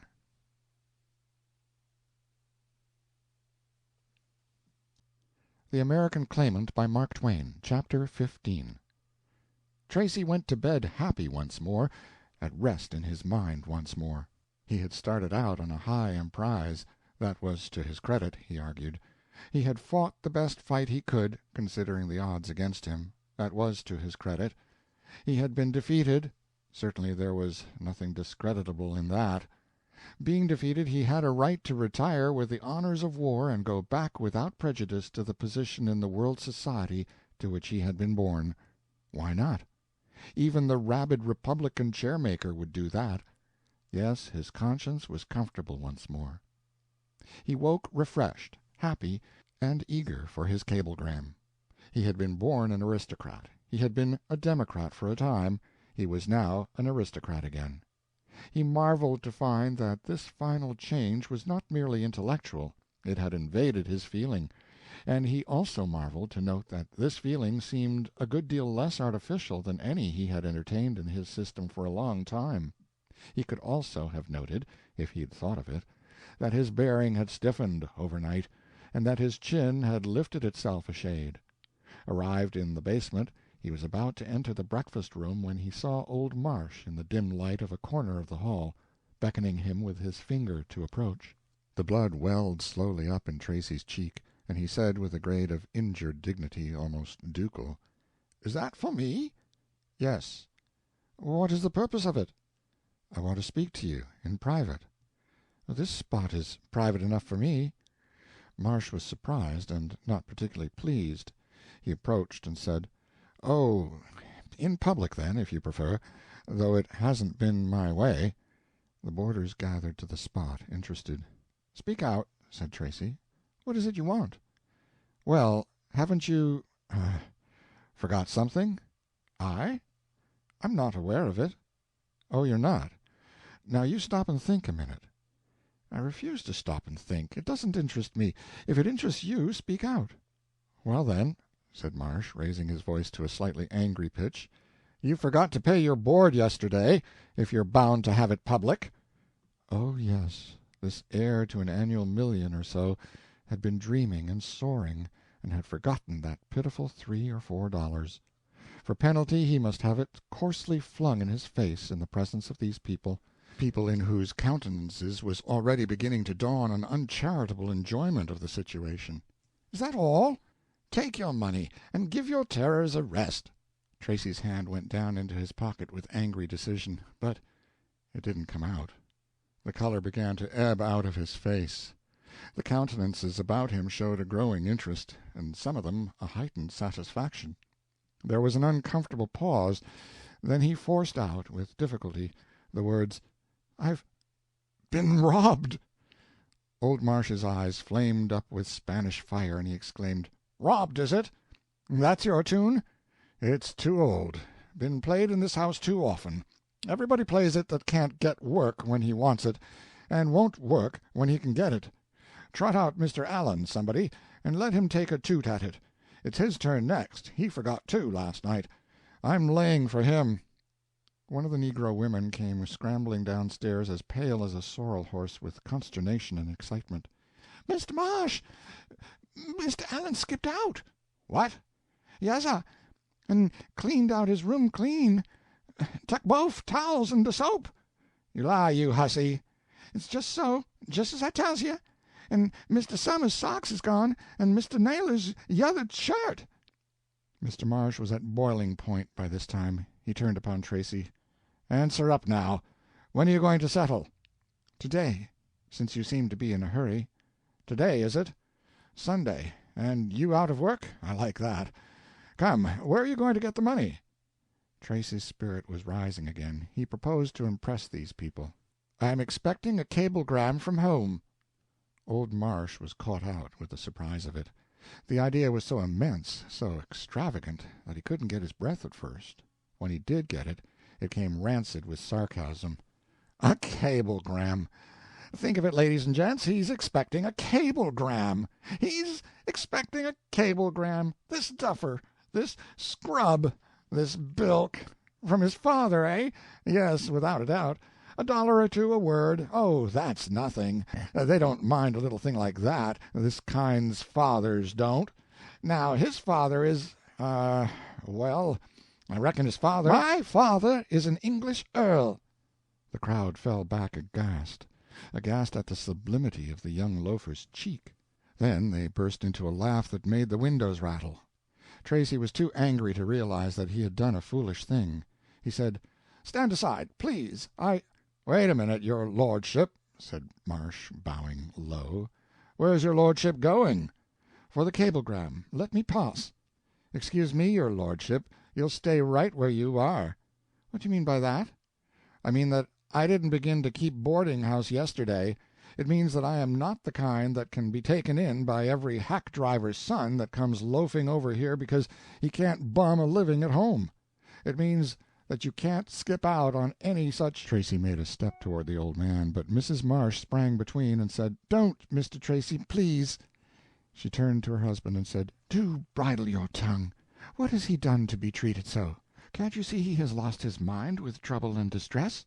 He's not responsible." "Thank your kind heart, madam, but I've not lost my mind, and if I can have the mere privilege of stepping to the telegraph office—" "Well, you can't," cried Marsh. "Or sending—" "Sending?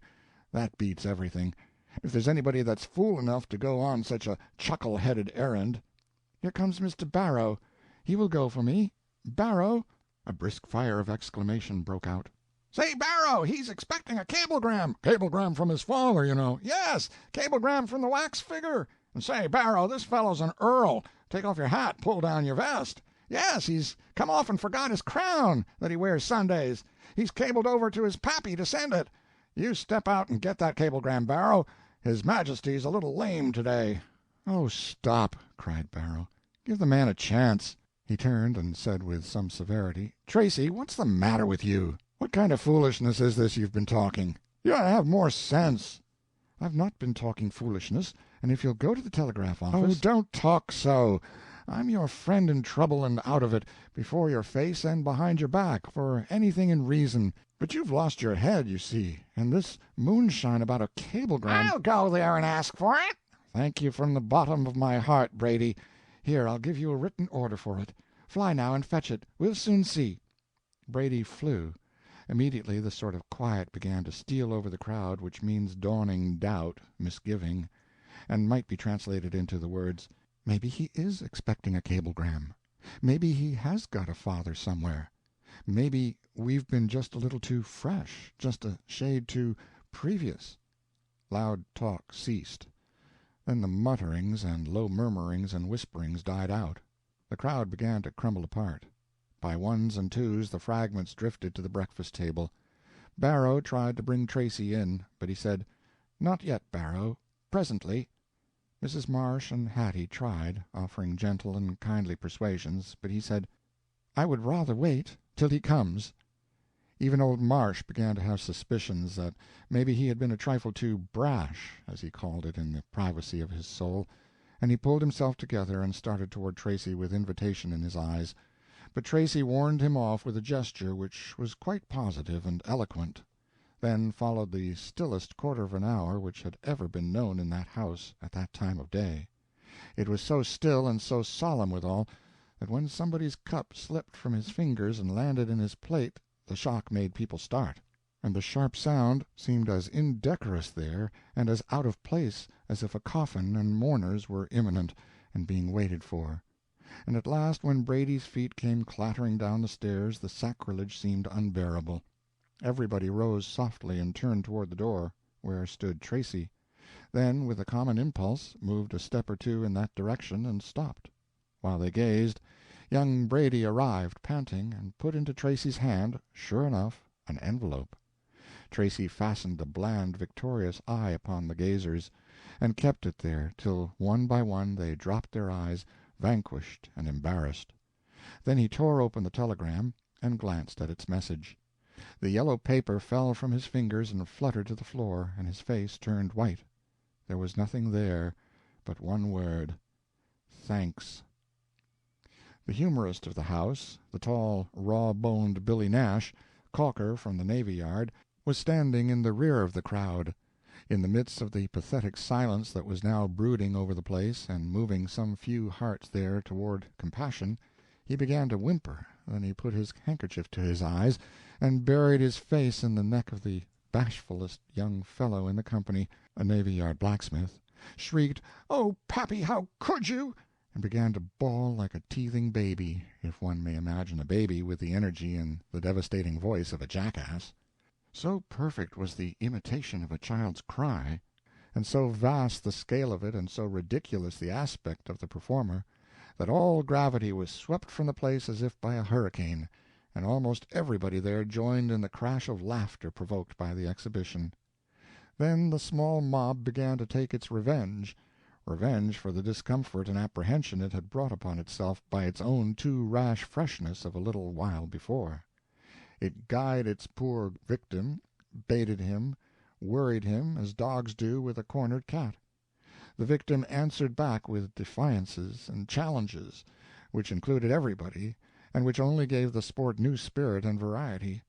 But when he changed his tactics and began to single out individuals and invite them by name, the fun lost its funniness, and the interest of the show died out, along with the noise. Finally Marsh was about to take an innings, but Barrow said, "Never mind now, leave him alone. You've no account with him but a money account. I'll take care of that myself." The distressed and worried landlady gave Barrow a fervently grateful look for his championship of the abused stranger, and the pet of the house, a very prism in her cheap but ravishing Sunday rig, blew him a kiss from the tips of her fingers and said, with the darlingest smile and a sweet little toss of her head, "You're the only man here, and I'm going to set my cap for you, you dear old thing." "For shame, Puss! How you talk! I never saw such a child."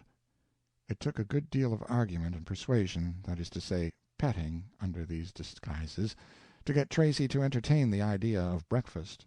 He at first said he would never eat again in that house, and added that he had enough firmness of character, he trusted, to enable him to starve like a man when the alternative was to eat insult with his bread. When he had finished his breakfast, Barrow took him to his room, furnished him a pipe, and said cheerily, "Now, old fellow, take in your battle flag out of the wet. You're not in the hostile camp any more. You're a little upset by your troubles, and that's natural enough, but don't let your mind run on them any more than you can help. Drag your thoughts away from your troubles by the ears, by the heels, or any other way, so you manage it. It's the healthiest thing a body can do. Dwelling on troubles is deadly, just deadly, and that's the softest name there is for it. You must keep your mind amused. You must, indeed." "Oh, miserable me!" Don't. There's just pure heartbreak in that tone. It's just as I say. You've got to get right down to it and amuse your mind, as if it was salvation. They're easy words to say, Barrow, but how am I going to amuse, entertain, divert a mind that finds itself suddenly assaulted and overwhelmed by disaster of a sort not dreamed of and not provided for? No, no, the bare idea of amusement is repulsive to my feelings. Let us talk of deaths and funerals. No, not yet. That would be giving up the ship. We'll not give up the ship yet. I'm going to amuse you. I sent Brady out for the wherewithal before you finished breakfast.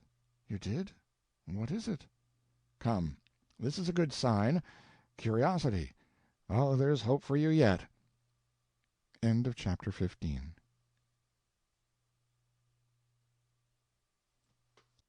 The American Claimant by Mark Twain, Chapter 16. Brady arrived with a box, and departed after saying, "They're finishing one up, but they'll be along as soon as it's done."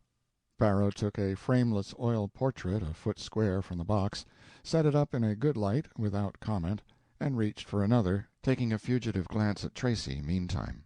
The stony solemnity in Tracy's face remained as it was, and gave out no sign of interest. Barrow placed the second portrait beside the first, and stole another glance while reaching for a third. The stone image softened a shade. Number 3 forced the ghost of a smile, Number 4 swept indifference wholly away, and Number 5 started a laugh which was still in good and hearty condition when Number 14 took its place in the row. "Oh, you're all right yet," said Barrow. "You see, you're not past amusement." The pictures were fearful as to color, and atrocious as to drawing and expression, but the feature which squelched animosity and made them funny was a feature which could not achieve its full force in a single picture, but required the wonder-working assistance of repetition. One loudly dressed mechanic in stately attitude, with his hand on a cannon, ashore, and a ship riding at anchor in the offing, this is merely odd. But when one sees the same cannon and the same ship in 14 pictures in a row, and a different mechanic standing watch in each, the thing gets to be funny. Explain these aberrations," said Tracy. "Well, they are not the achievement of a single intellect, a single talent. It takes two to do these miracles. They are collaborations. The one artist does the figure, the other the accessories. The figure artist is a German shoemaker with an untaught passion for art.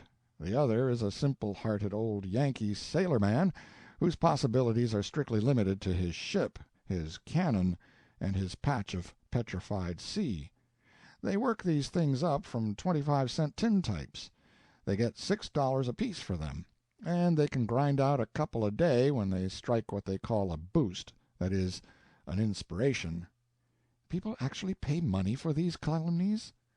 "They actually do, and quite willingly, too. And these abortionists could double their trade and work the women in, if Captain Saltmarsh could whirl a horse in, or a piano, or a guitar, in place of his cannon. The fact is, he fatigues the market with that cannon, even the male market, I mean. These 14 in the procession are not all satisfied. One is an old independent fireman, and he wants an engine in place of the cannon. Another is a mate of a tug, and wants a tug in place of the ship, and so on and so on. But the captain can't make a tug that is deceptive, and a fire engine is many flights beyond his power." "This is a most extraordinary form of robbery. I never have heard of anything like it. It's interesting." "Yes, and so are the artists. They are perfectly honest men, and sincere. And the old sailor-man is full of sound religion, and is as devoted a student of the Bible, and misquoter of it, as you can find anywhere. I don't know a better man or kinder-hearted old soul than Saltmarsh, although he does swear a little sometimes." "He seems to be perfect. I want to know him, Barrow." "You'll have the chance. I guess I hear them coming now. We'll draw them out on their art, if you like." The artists arrived and shook hands with great heartiness. The German was 40 and a little fleshy, with a shiny bald head and a kindly face and deferential manner. Captain Saltmarsh was 60, tall, erect, powerfully built, with coal-black hair and whiskers, and he had a well-tanned complexion, and a gait and countenance that were full of command, confidence, and decision. His horny hands and wrists were covered with tattoo marks, and when his lips parted, his teeth showed up white and blemishless. His voice was the effortless deep bass of a church organ, and would disturb the tranquillity of a gas flame 50 yards away. "They are wonderful pictures," said Barrow. "We've been examining them." "It is very pleasant that you like them," said Handel, the German, greatly pleased. "And you, Herr Tracy, you have been pleased with them too, already?" "I can honestly say I have never seen anything just like them before." "Schön!" cried the German delightedly. "You hear, Captain? Here is a gentleman, yes, for to abbreviate unsere art." The captain was charmed, and said, "Well, sir, we're thankful for a compliment yet, though they're not as scarce now as they used to be before we made a reputation." "Getting the reputation is the uphill time in most things, Captain." "It's so. It ain't enough to know how to reef a gasket. You got to make the mate know you know it. That's reputation. The good word said at the right time. That's the word that makes us. And evil be to him that evil thinks, as Isaiah says." "It's very relevant, and hits the point exactly," said Tracy. "Where did you study art, Captain?" "I haven't studied. It's a natural gift. He is born mit those cannon in him. He don't have to do nothing. His genius do all the work. If he is asleep and take a pencil in his hand, out come a cannon. By gracious, if he could do a clavier, if he could do a guitar, if he could do a washtub, it is a fortune. Heilige Johannes, it is just a fortune." "Well, it is an immense pity that the business is hindered and limited in this unfortunate way." The captain grew a trifle excited himself, now. "You said it, Mr. Tracy. Hindered? Well, I should say so. Why, look here. This fellow here, number 11, he's a hackman. A flourishing hackman, I may say. He wants his hack in this picture, wants it where the cannon is. I got around that difficulty by telling him the cannon's our trademark, so to speak. Proves that the picture's our work, and I was afraid if we left it out people wouldn't know for certain if it was a Saltmarsh, Handel. Now, you wouldn't yourself." "What, Captain? You wrong yourself, indeed you do. Anyone who has once seen a genuine Saltmarsh Handel is safe from imposture forever. Strip it, flay it, skin it out of every detail but the bare color and expression, and that man will still recognize it, still stop to worship. "Oh, how it makes me feel to hear those expressions!" Still say to himself again, as he had said 100 times before, the art of the Saltmarsh Handel is an art apart. There is nothing in the heavens above or in the earth beneath that resembles it. "By Jiminy, nur hören Sie einmal! In my life I never heard so precious words." So I talked him out of the hack, Mr. Tracy, and he let up on that, and said, "Put in a hearse, then," because he's chief mate of a hearse, but don't own it. Stands a watch for wages, you know. But I can't do a hearse any more than I can a hack. So here we are, becalmed, you see. And it's the same with women and such. They come and they want a little genre picture. It's the accessories that make it a genre? Yes, cannon, or cat, or any little thing like that you heave in to whoop up the effect. We could do a prodigious trade with the women if we could foreground the things they like, but they don't give a damn for artillery. Mine's the lack," continued the captain with a sigh. "Andy's end of the business is all right, I tell you. He's an artist from way back." "Yust hear dat old man. He always talk about me like that," purred the pleased German. "Look at his work yourself. 14 portraits in a row, and no two of them alike." "Now that you speak of it, it is true. I hadn't noticed it before. It is very remarkable. Unique, I suppose." "I should say so. That's the very thing about Andy. He discriminates. Discrimination's the thief of time, 49th Psalm. But that ain't any matter. It's the honest thing, and it pays in the end." "Yes, he certainly is great in that feature. One is obliged to admit it. But, now mind, I'm not really criticizing. Don't you think he is just a trifle over-strong in technique?" The captain's face was knocked expressionless by this remark. It remained quite vacant while he muttered to himself, "Technique, technique, polytechnique, pyrotechnique, that's it, likely. Fireworks, too much color." Then he spoke up with serenity and confidence and said, Well, yes, he does pile it on pretty loud, but they all like it, you know. Fact is, it's the life of the business. Take that number 9 there, Evans the butcher. He drops into the studio as sober-colored as anything you ever see. Now look at him. You can't tell him from scarlet fever. Well, it pleases that butcher to death. I'm making a study of a sausage wreath to hang on the cannon, and I don't really reckon I can do it right. But if I can, we can break the butcher. Unquestionably your confederate, I mean your fellow craftsman, is a great colorist. Oh, danke schön. In fact, a quite extraordinary colorist. A colorist, I make bold to say, without imitator here or abroad, and with a most bold and effective touch, a touch like a battering ram, and a manner so peculiar and romantic and extraneous and ad libitum and heart-searching that he is an impressionist, I presume?" "No," said the captain simply, "he is a Presbyterian." "It accounts for it all. All. There's something divine about his art.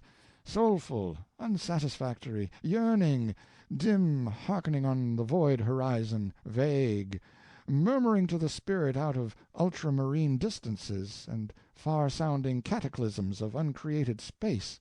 Oh, if he has he ever tried distemper?" The captain answered up with energy. "Not if he knows himself. But his dog has, and—" "Oh, no, it was not my dog." "Why, you said it was your dog." "Oh, no, Captain, It was a white dog, wasn't it? With his tail docked and one ear gone, and—" "Dot's him, der fairy dog. Why, by George, that dog he would eat baint used the same, like—" "Well, never mind that now. Vast heaving, I never saw such a man. You start him on that dog and he'll dispute a year. Blame it if I haven't seen him keep it up a level 2 hours and a half." "Why, Captain," said Barrow, "I guess that must be hearsay." "No, sir, no hearsay about it. He disputed with me." "I don't see how you stood it." "Oh, you've got to, if you run with Andy. But it's the only fault he's got. Ain't you afraid of acquiring it?" "Oh, no," said the captain tranquilly. "No danger of that, I reckon." The artists presently took their leave. Then Barrow put his hands on Tracy's shoulders and said, "Look me in the eye, my boy. Steady, steady. There. It's just as I thought. Hoped, anyway. You're all right, thank goodness. Nothing the matter with your mind. But don't do that again, even for fun. It isn't wise. They wouldn't have believed you if you'd been an earl's son. Why, they couldn't. Don't you know that? Whatever possessed you to take such a freak? But never mind about that. Let's not talk of it. It was a mistake. You see that yourself." "Yes, it was a mistake." "Well, just drop it out of your mind. It's no harm. We all make them. Pull your courage together, and don't brood, and don't give up. I'm at your back, and we'll pull through, don't you be afraid." When he was gone, Barrow walked the floor a good while, uneasy in his mind. He said to himself, "I'm troubled about him. He never would have made a break like that if he hadn't been a little off his balance. But I know what being out of work and no prospect ahead can do for a man. First, it knocks the pluck out of him and drags his pride in the dirt. Worry does the rest, and his mind gets shaky. I must talk to these people. No, if there's any humanity in them, and there is at bottom, they'll be easier on him if they think his troubles have disturbed his reason. But I've got to find him some work. Work's the only medicine for his disease. Poor devil, away off here and not a friend." End of chapter 16.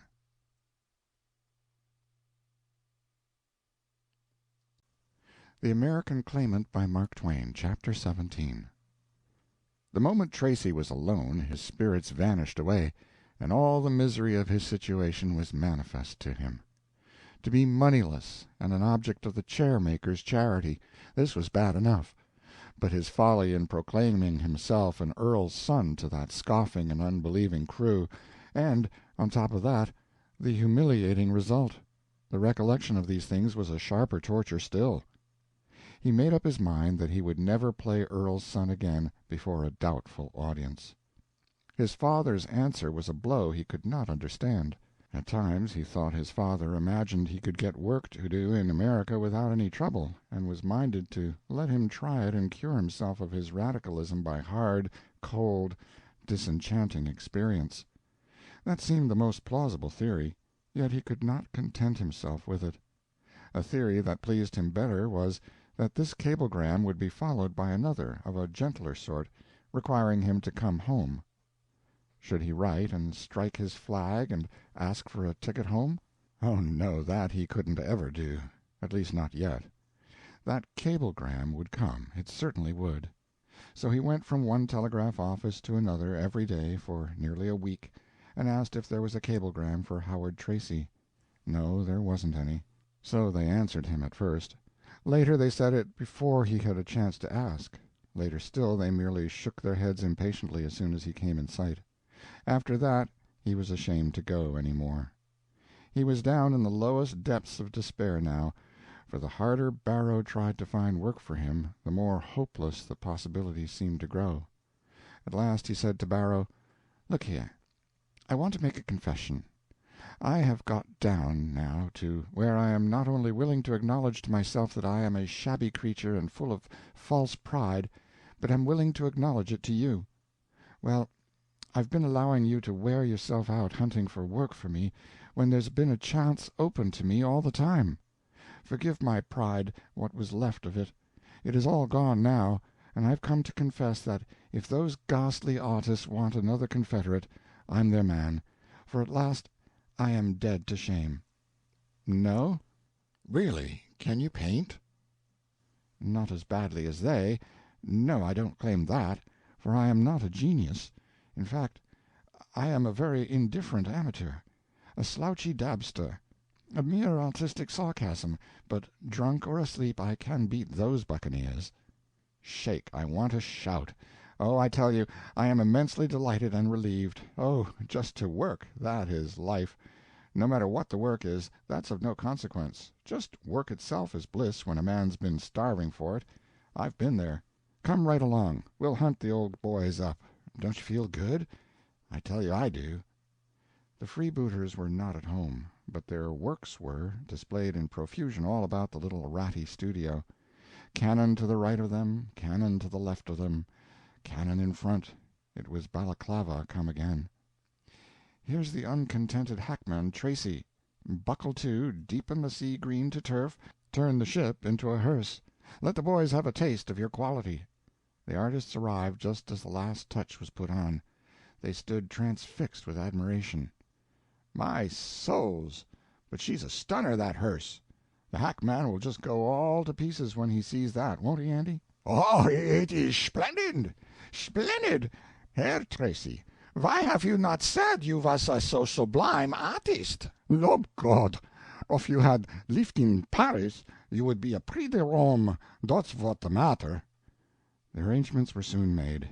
Tracy was taken into full and equal partnership, and he went straight to work, with dash and energy, to reconstructing gems of art whose accessories had failed to satisfy.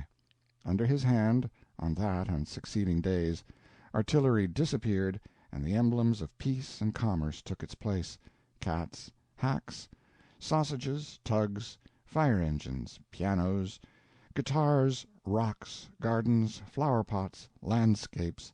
Whatever was wanted, he flung it in, and the more out of place and absurd the required object was, the more joy he got out of fabricating it. The pirates were delighted, the customers applauded, the sex began to flock in. Great was the prosperity of the firm. Tracy was obliged to confess to himself that there was something about work, even such grotesque and humble work as this, which most pleasantly satisfied a something in his nature which had never been satisfied before, and also gave him a strange new dignity in his own private view of himself. The unqualified member from Cherokee Strip was in a state of deep dejection. For a good while, now, He had been leading a sort of life which was calculated to kill, for it had consisted in regularly alternating days of brilliant hope and black disappointment. The brilliant hopes were created by the magician Sellers, and they always promised that now he had got the trick sure, and would effectively influence that materialized cowboy to call at the Towers before night. The black disappointments consisted in the persistent and monotonous failure of these prophecies. At the date which this history has now reached, Sellers was appalled to find that the usual remedy was inoperative, and that Hawkins's low spirits refused absolutely to lift. Something must be done, he reflected. It was heartbreaking, this woe, this smileless misery, this dull despair that looked out from his poor friend's face. Yes, he must be cheered up. He mused a while, then he saw his way.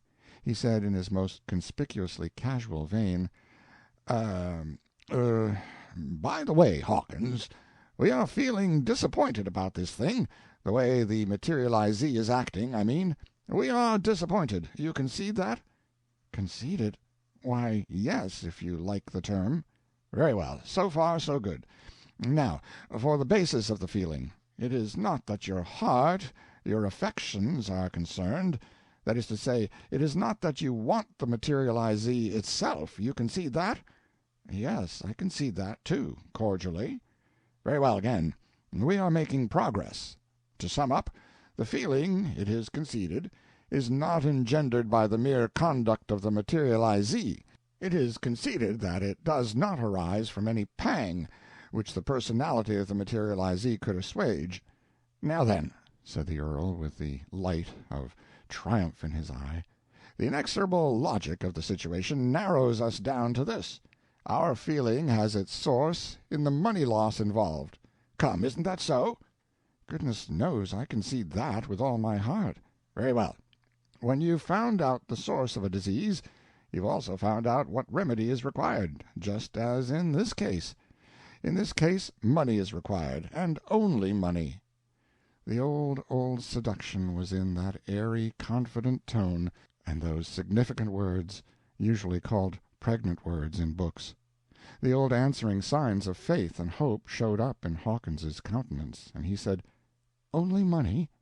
Do you mean that you know a way to—" "Washington, have you the impression that I have no resources but those I allow the public and my intimate friends to know about?" "Well, Is it likely, do you think, that a man moved by nature and taught by experience to keep his affairs to himself, and a cautious and reluctant tongue in his head, wouldn't be thoughtful enough to keep a few resources in reserve for a rainy day, when he's got as many as I have to select from?" "Oh, you make me feel so much better already, Colonel." "Have you ever been in my laboratory?" "Why, no." "Well, that's it. You see, you didn't even know that I had one. Come along. I've got a little trick there that I want to show you. I've kept it perfectly quiet, not 50 people know anything about it. But that's my way, always been my way.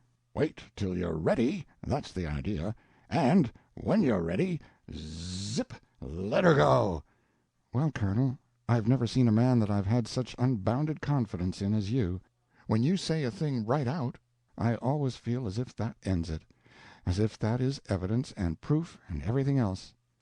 The old Earl was profoundly pleased and touched. "I'm glad you believe in me, Washington. Not everybody is so just." "I always have believed in you, and I always shall as long as I live." "Thank you, my boy. You shan't repent it. And you can't." Arrived in the laboratory, the Earl continued, "Now, cast your eye around this room. What do you see? Apparently a junk shop. Apparently a hospital connected with a patent office. In reality, the mines of Golconda in disguise. Look at that thing there. Now, what would you take that thing to be?" "I don't believe I could ever imagine." "Of course you couldn't. It's my grand adaptation of the phonograph to the marine service. You store up profanity in it for use at sea. You know that sailors don't fly around worth a cent unless you swear at them, so the mate that can do the best job of swearing is the most valuable man. In great emergencies his talent saves the ship. But a ship is a large thing, and he can't be everywhere at once. So there have been times when one mate has lost a ship which could have been saved if they had had 100. Prodigious storms, you know. Well, a ship can't afford 100 mates, but she can afford 100 cursing phonographs, and distribute them all over the vessel, and there, you see, she's armed at every point. Imagine a big storm, and 100 of my machines all cursing away at once. Splendid spectacle, splendid. You couldn't hear yourself think. Ship goes through that storm perfectly serene. She's just as safe as she'd be on shore. It's a wonderful idea. How do you prepare the thing? Load it. Simply load it. How? Why, you just stand over it and swear into it. That loads it, does it? Yes, because every word it collars it keeps it forever. Never wears out. Any time you turn the crank, out it'll come.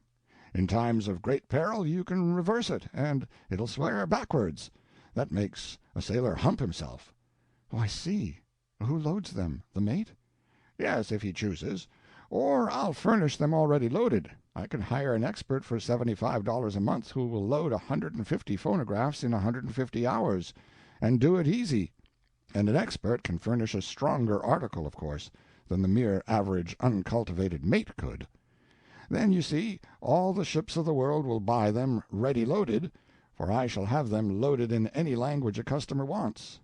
Hawkins, it will work the grandest moral reform of the 19th century. 5 years from now, all the swearing will be done by machinery. You won't ever hear a profane word come from human lips on a ship.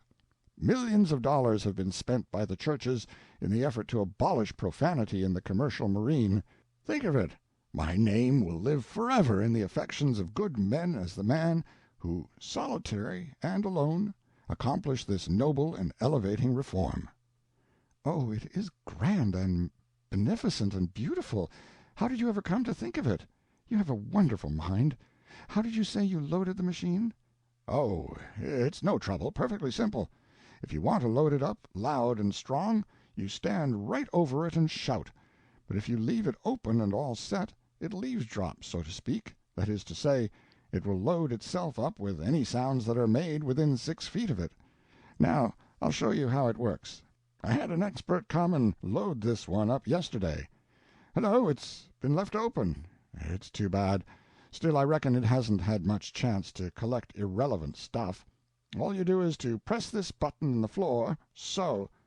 The phonograph began to sing in a plaintive voice, "There is a boarding house far, far away, where they have ham and eggs 3 times a day." Hang it, that ain't it. Somebody's been singing around here. The plaintive song began again, mingled with a low, gradually rising wail of cats slowly warming up toward a fight. "Oh, how the boarders yell when they hear that dinner bell. They give that landlord—" Momentary outburst of terrific cat fight, which drowns out one word. "3 times a day." Renewal of furious cat fight for a moment. The plaintive voice, on a high, fierce key, "Scotch, you devils!"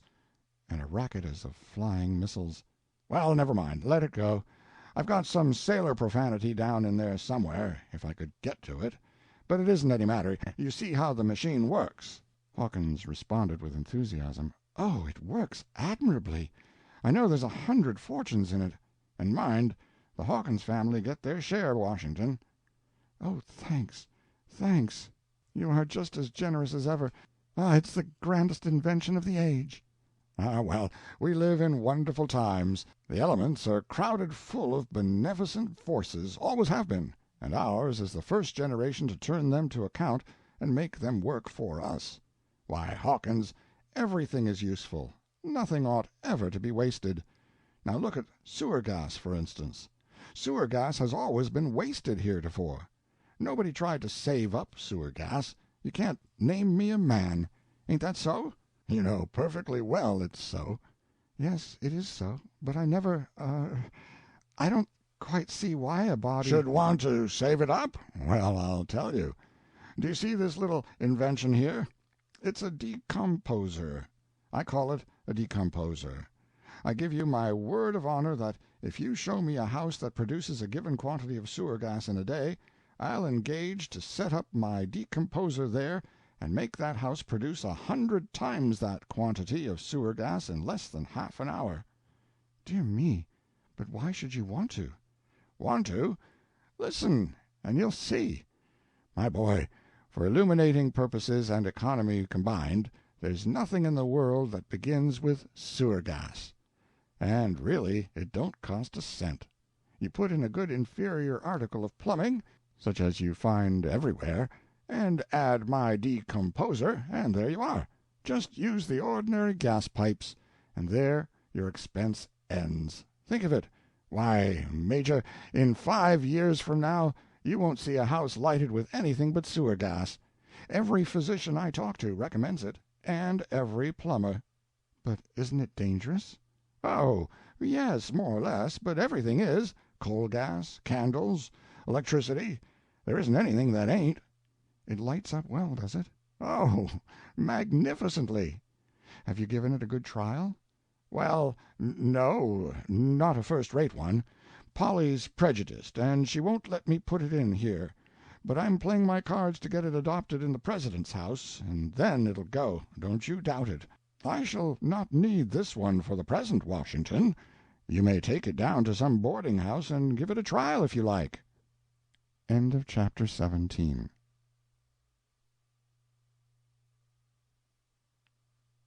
The American Claimant by Mark Twain. Chapter 18. Washington shuddered slightly at the suggestion. Then his face took on a dreamy look, and he dropped into a trance of thought. After a little, Sellers asked him what he was grinding in his mental mill. "Well, this. Have you got some secret project in your head which requires a Bank of England back of it to make it succeed?"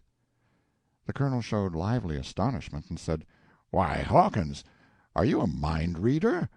"I? I never thought of such a thing." Well, then how did you happen to drop onto that idea in this curious fashion? It's just mind-reading, that's what it is, though you may not know it, because I have got a private project that requires a Bank of England at its back. How could you divine that? What was the process? This is interesting. There wasn't any process. A thought like this happened to slip through my head by accident. How much would make you or me comfortable? 100,000? Yet you are expecting 2 or 3 of these inventions of yours to turn out some billions of money, and you are wanting them to do that. If you wanted 10 millions, I could understand that. It's inside the human limits. But billions, that's clear outside the limits. There must be a definite project back of that somewhere. The Earl's interest and surprise augmented with every word, and when Hawkins finished, he said with strong admiration, It's wonderfully reasoned out, Washington, it certainly is. It shows what I think is quite extraordinary penetration. For you've hit it. You've driven the center. You've plugged the bull's-eye of my dream. Now, I'll tell you the whole thing, and you'll understand it. I don't need to ask you to keep it to yourself, because you'll see that the project will prosper all the better for being kept in the background till the right time. Have you noticed how many pamphlets and books I've got lying around relating to Russia? "Yes, I think most anybody would notice that, anybody who wasn't dead." Well, I've been posting myself a good while. That's a great and splendid nation, and deserves to be set free. He paused, then added in a quite matter-of-fact way, When I get this money, I'm going to set it free. "Great guns!" Why, what makes you jump like that? "Dear me, when you are going to drop a remark under a man's chair that is likely to blow him out through the roof, why don't you put some expression, some force, some noise into it that will prepare him? You shouldn't flip out such a gigantic thing as this in that colorless kind of a way. You do jolt a person up so. Go on, now. I'm all right again. Tell me all about it. I'm all interest, yes, and sympathy, too." Well, I've looked the ground over and concluded that the methods of the Russian patriots, while good enough considering the way the boys are hampered, are not the best, at least not the quickest. They are trying to revolutionize Russia from within. That's pretty slow, you know, and liable to interruption all the time, and is full of perils for the workers. Do you know how Peter the Great started his army? He didn't start it on the family premises under the noses of the Sterlitzes. No, he started it away off yonder, privately. Only just one regiment, you know, and he built to that. The first thing the Sterlitzes knew, the regiment was an army, their position was turned, and they had to take a walk. Just that little idea made the biggest and worst of all the despotisms the world has seen. The same idea can unmake it. I'm going to prove it. I'm going to get out to one side and work my scheme the way Peter did. This is mighty interesting, Rossmore. What is it you are going to do? I am going to buy Siberia and start a republic. There. Bang you go again, without giving any notice. Going to buy it? Yes, as soon as I get the money. I don't care what the price is, I shall take it. I can afford it, and I will. Now then, consider this, and you've never thought of it, I'll warrant. Where is the place where there is 25 times more manhood, pluck, true heroism, unselfishness, devotion to high and noble ideals, adoration of liberty, wide education and brains per thousand of population, than any other domain in the whole world can show? Siberia. Right. It is true. It certainly is true, but I never thought of it before. Nobody ever thinks of it, but it's so just the same. In those mines and prisons are gathered together the very finest and noblest and capablest multitude of human beings that God is able to create. Now, if you had that kind of a population to sell, would you offer it to a despotism? No, the despotism has no use for it. You would lose money. A despotism has no use for anything but human cattle. But suppose you want to start a republic. Yes, I see. It's just the material for it. Well, I should say so. There's Siberia with just the very finest and choicest material on the globe for a republic, and more coming all the time, don't you see? It is being daily, weekly, monthly recruited by the most perfectly devised system that has ever been invented, perhaps.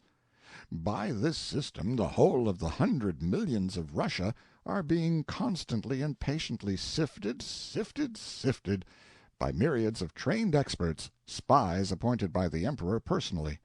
And whenever they catch a man, woman, or child that has got any brains or education or character, they ship that person straight to Siberia. It is admirable. It is wonderful. It is so searching and so effective that it keeps the general level of Russian intellect and education down to that of the Czar. Come, that sounds like exaggeration. Well, it's what they say, anyway. But I think myself it's a lie, and it doesn't seem right to slander a whole nation that way, anyhow. Now, then, you see what the material is, there in Siberia, for a republic. He paused, and his breast began to heave and his eye to burn under the impulse of strong emotion. Then his words began to stream forth with constantly increasing energy and fire, and he rose to his feet as if to give himself larger freedom. The minute I organize that republic, the light of liberty, intelligence, justice, humanity, bursting from it, flooding from it, flaming from it, will concentrate the gaze of the whole astonished world as upon the miracle of a new sun. Russia's countless multitudes of slaves will rise up and march eastward, with that great light transfiguring their faces as they come, and far back of them you will see— what will you see? A vacant throne in an empty land. It can be done, and by God I will do it. He stood a moment, bereft of earthly consciousness by his exaltation. Then consciousness returned, bringing him a slight shock, and he said with grave earnestness, I must ask you to pardon me, Major Hawkins. I have never used that expression before, and I beg you will forgive it this time. Hawkins was quite willing. You see, Washington, it is an error which I am by nature not liable to. Only excitable people, impulsive people are exposed to it. But the circumstances of the present case, I being a Democrat by birth and preference, and an aristocrat by inheritance and relish— The Earl stopped suddenly, his frame stiffened, and he began to stare speechless through the curtainless window. Then he pointed, and gasped out a single rapturous word. "Look!" "What is it, Colonel?" "It." "No." "Sure as you're born. Keep perfectly still. I'll apply the influence. I'll turn on all my force. I've brought it thus far. I'll fetch it right into the house. You'll see." He was making all sorts of passes in the air with his hands. "There! Look at that! I've made it smile. See?" Quite true. Tracy, out for an afternoon stroll, had come unexpectedly upon his family arms displayed upon this shabby house-front. The hatchments made him smile, which was nothing. They had made the neighborhood cats do that. "Look, Hawkins, look! I'm drawing it over." "You're drawing it sure, Rossmore. If I ever had any doubts about materialization, they're gone now, and gone for good. Oh, this is a joyful day." Tracy was sauntering over to read the door-plate. Before he was half-way over he was saying to himself, "Why, manifestly these are the American Claimant's quarters. It's coming right along. I'll slide down and pull it in. You follow after me." Sellers, pale and a good deal agitated, opened the door and confronted Tracy. The old man could not at once get his voice. Then he pumped out a scattering and hardly coherent salutation, and followed it with, "Walk in. Walk right in, Mr. Tracy. Howard Tracy." "Tracy, thanks. Walk right in. You're expected." Tracy entered, considerably puzzled, and said, "Expected? I think there must be some mistake." "Oh, I judge not," said Sellers, who, noticing that Hawkins had arrived, gave him a sidewise glance intended to call his close attention to a dramatic effect which he was proposing to produce by his next remark. Then he said, slowly and impressively, "I am—you-know-who."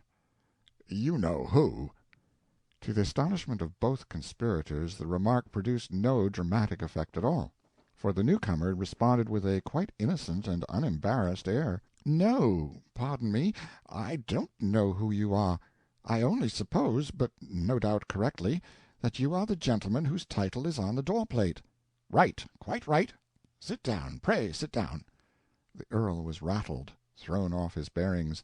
His head was in a whirl.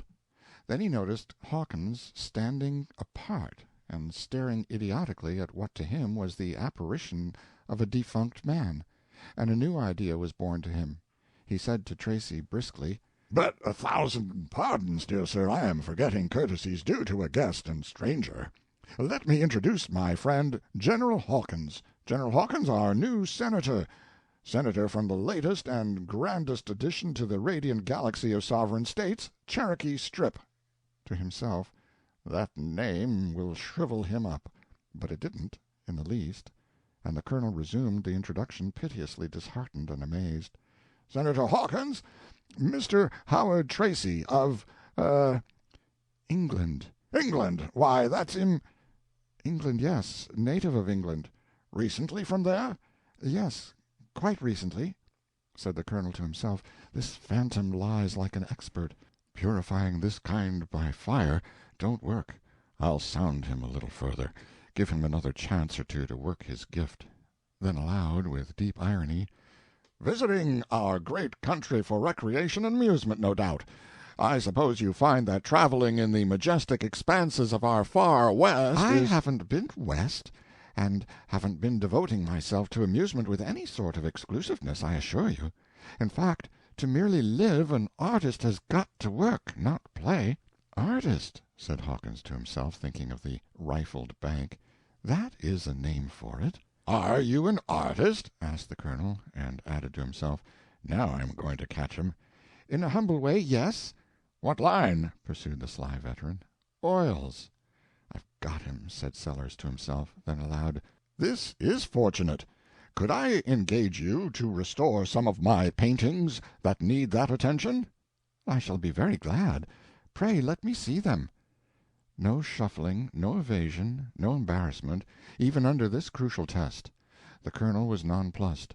He led Tracy to a chromo which had suffered damage in a former owner's hands through being used as a lamp-mat, and said with a flourish of his hand toward the picture, "This Del Sarto—" Is that a del sarto?" The Colonel bent a look of reproach upon Tracy, allowed it to sink home, then resumed as if there had been no interruption. "This del sarto is perhaps the only original of that sublime master in our country.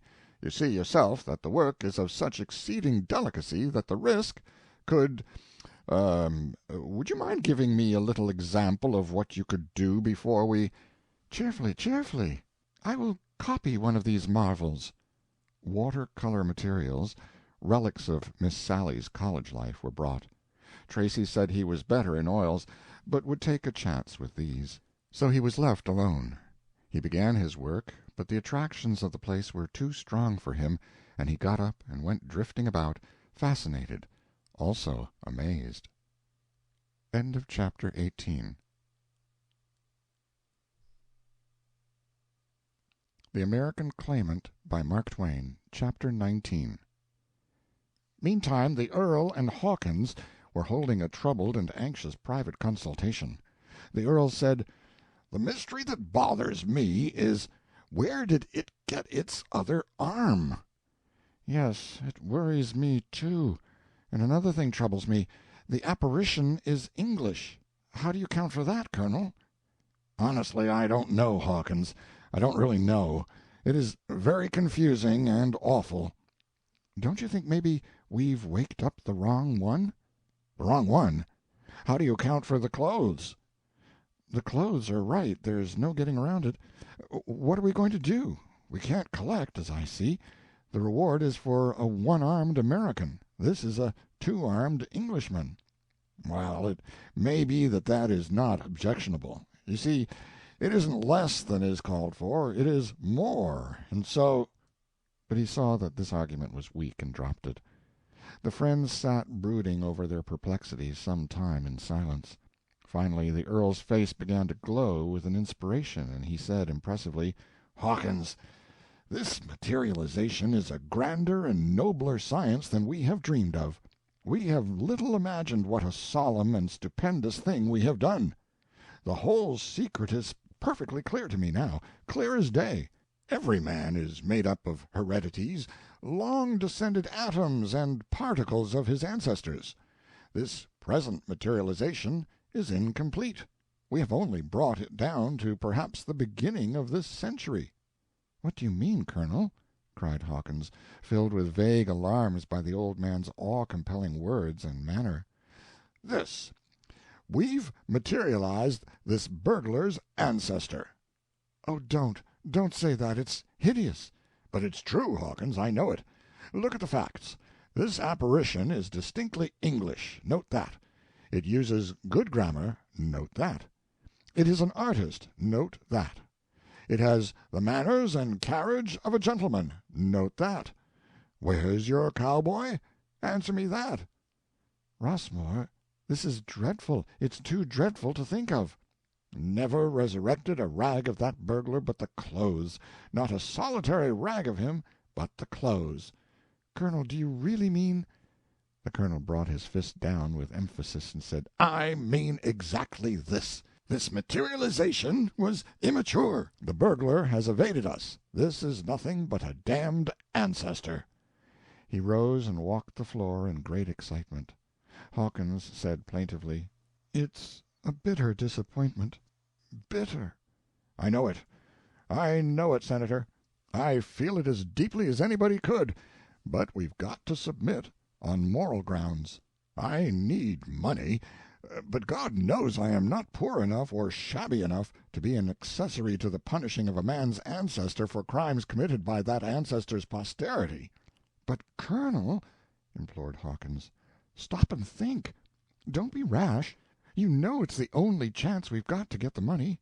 And besides, the Bible itself says posterity to the fourth generation shall be punished for the sins and crimes committed by ancestors 4 generations back that hadn't anything to do with them. And so it's only fair to turn the rule around and make it work both ways." The Colonel was struck with the strong logic of this position. He strode up and down, and thought it painfully over. Finally he said, "There's reason in it. Yes, there's reason in it. And so Although it seems a piteous thing to sweat this poor ancient devil for a burglary he hadn't the least hand in, still if duty commands I suppose we must give him up to the authorities."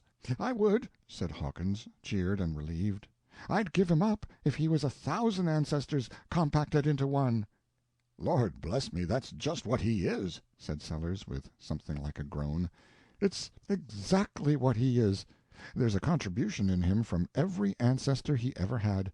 In him there's atoms of priests, soldiers, crusaders, poets, and sweet and gracious women, all kinds and conditions of folk who trod this earth in old, old centuries, and vanished out of it ages ago, and now by act of ours they are summoned from their holy peace to answer for gutting a one-horse bank away out on the borders of Cherokee Strip, and it's just a howling outrage." "Oh, don't talk like that, Colonel.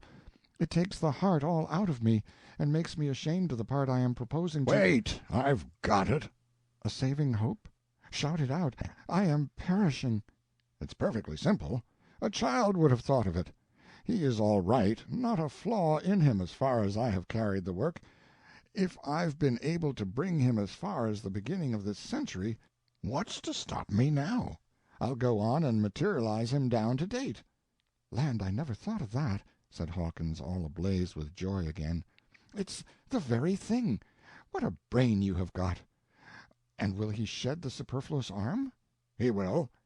"And lose his English accent?" "It will wholly disappear. He will speak Cherokee Strip, and other forms of profanity." "Colonel, maybe he'll confess." "Confess? Merely that bank robbery?" "Merely? Yes, but why merely?" The Colonel said in his most impressive manner, "Hawkins, he will be wholly under my command. I will make him confess every crime he ever committed. There must be 1,000. Do you get the idea?" "Well, not quite." "The rewards will come to us." "Prodigious conception! I never saw such a head for seeing with a lightning glance all the outlying ramifications and possibilities of a central idea." "It is nothing. It comes natural to me. When his time is out in one jail, he goes to the next, and we shall have nothing to do but collect the rewards as he goes along. It is a perfectly steady income as long as we live, Hawkins, and much better than other kinds of investments, because he is indestructible." "It really does look the way you say. It does indeed." "Look? Why, it is. It will not be denied that I have had a pretty wide and comprehensive financial experience, and I do not hesitate to say that I consider this one of the most valuable properties I have ever controlled." "Do you really think so?" "I do indeed." "Oh, Colonel, the wasting grind and grief of poverty! If we could realize immediately—I don't mean sell it all, but sell part, enough, to—" "See how you tremble with excitement. That comes of lack of experience. My boy, when you have been familiar with vast operations as long as I have, you'll be different. Look at me. Is my eye dilated? Do you notice a quiver anywhere? Feel my pulse. Plunk, plunk, plunk, same as if I were asleep. And yet, what is passing through my calm, cold mind? A procession of figures which would make a financial novice drunk just the sight of them. Now, it is by keeping cool and looking at a thing all around that a man sees what's really in it, and saves himself from the novice's unfailing mistake, the one you've just suggested, eagerness to realize. Listen to me. Your idea is to sell a part of him for ready cash. Now mine is—guess." "I haven't an idea. What is it?" "Stock him, of course." "Well, I should never have thought of that." "Because you are not a financier. Say he has committed 1,000 crimes. Certainly that's a low estimate. By the look of him, even in his unfinished condition, he has committed all of 1,000,000. But call it only 1,000 to be perfectly safe. 5,000 reward multiplied by 1,000 gives us a dead sure cash basis of what? $5,000,000. "Wait, let me get my breath." "And the property indestructible, perpetually fruitful, perpetually. for a property with his disposition will go on committing crimes and winning rewards." "You daze me. You make my head whirl." "Let it whirl. It won't do any harm. Now that matter is all fixed, leave it alone. I'll get up the company and issue the stock, all in good time. Just leave it in my hands. I judge you don't doubt my ability to work it up for all it's worth." "Indeed I don't. I can say that with truth." "All right, then. That's disposed of. Everything in its turn. We old operators go by order and system. No helter-skelter business with us. What's the next thing on the docket? The carrying on of the materialization, the bringing it down to date. I will begin on that at once. I think—" "Look here, Rossmore, you didn't lock it in. 100 to 1 it has escaped." "Calm yourself as to that. Don't give yourself any uneasiness." "But why shouldn't it escape?" "Let it, if it wants to. What of it?" "Well, I should consider it a pretty serious calamity." "Why, my dear boy, once in my power, always in my power. It may go and come freely. I can produce it here whenever I want it, just by the exercise of my will." "Well, I am truly glad to hear that, I do assure you." "Yes, I shall give it all the painting it wants to do, and we in the family will make it as comfortable and contented as we can. No occasion to restrain its movements. I hope to persuade it to remain pretty quiet, though, because a materialization which is in a state of arrested development must of necessity be pretty soft and flabby and substanceless, and— by the way, I wonder where it comes from." "How? What do you mean?" The earl pointed significantly and interrogatively toward the sky. Hawkins started, then settled into deep reflection, finally shook his head sorrowfully, and pointed downward. "What makes you think so, Washington?" "Well, I hardly know. But really, you can see yourself that he doesn't seem to be pining for his last place." "It's well thought, soundly deduced. We've done that thing a favor, but I believe I will plump it a little, in a quiet way, and find out if we are right." "How long is it going to take to finish him off and fetch him down to date, Colonel?" "I wish I knew, but I don't. I am clear knocked out by this new detail, this unforeseen necessity of working a subject down gradually from his condition of ancestor to his ultimate result as posterity. But I'll make him hump himself, anyway." "Rossmore?" "Yes, dear. We're in the laboratory. Come. Hawkins is here. Mind now, Hawkins, he's a sound, living human being to all the family. Don't forget that. Here she comes." "Keep your seats. I'm not coming in.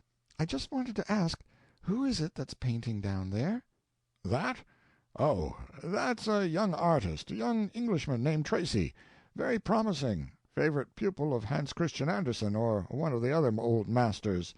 Andersen, I'm pretty sure it is. He's going to half-sole some of our old Italian masterpieces. Been talking to him?" "Well, only a word. I stumbled right in on him without expecting anybody was there. I tried to be polite to him, offered him a snack." Sellers delivered a large wink to Hawkins from behind his hand. "But he declined, and said he wasn't hungry." Another sarcastic wink. "So I brought some apples." Double wink. "And he ate a couple of—" "What?" And the colonel sprang some yards toward the ceiling and came down quaking with astonishment. Lady Rossmore was smitten dumb with amazement. She gazed at the sheepish relic of Cherokee Strip, then at her husband, and then at the guest again. Finally she said, "What is the matter with you, Mulberry?" He did not answer immediately. His back was turned. He was bending over his chair, feeling the seat of it. But he answered next moment and said, There it is. It was a tack." The lady contemplated him doubtfully a moment, then said pretty snappishly, "All that for a tack? Praise goodness it wasn't a shingle-nail. It would have landed you in the Milky Way. I do hate to have my nerves shook up so." And she turned on her heel and went her way. As soon as she was safely out, the colonel said in a suppressed voice, "Come, we must see for ourselves. It must be a mistake." They hurried softly down and peeped in.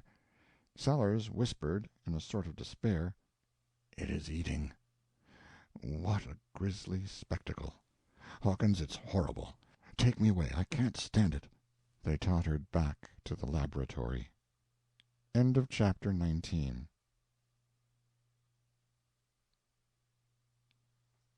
The American Claimant by Mark Twain, Chapter 20. Tracy made slow progress with his work, for his mind wandered a good deal.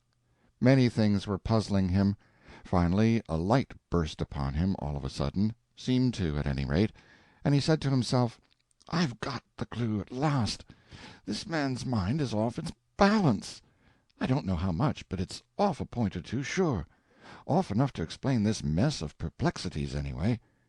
These dreadful chromos which he takes for old masters, these villainous portraits which to his frantic mind represent Rossmore's, the hatchments, the pompous name of this ramshackle old crib, Rossmore Towers, and that odd assertion of his that I was expected. How could I be expected? That is, Lord Berkeley.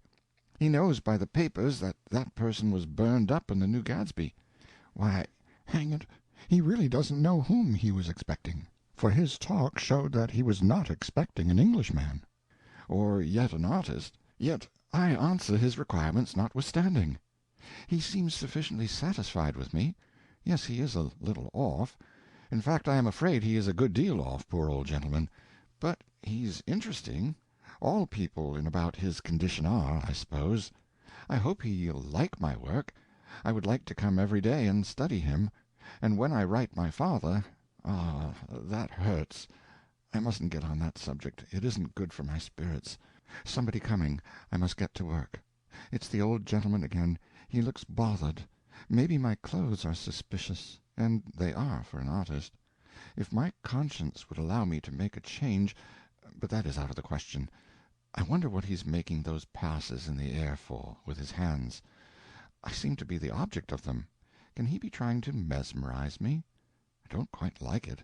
There's something uncanny about it. The colonel muttered to himself, "It has an effect on him. I can see it myself. That's enough for one time, I reckon. He's not very solid yet, I suppose, and I might disintegrate him.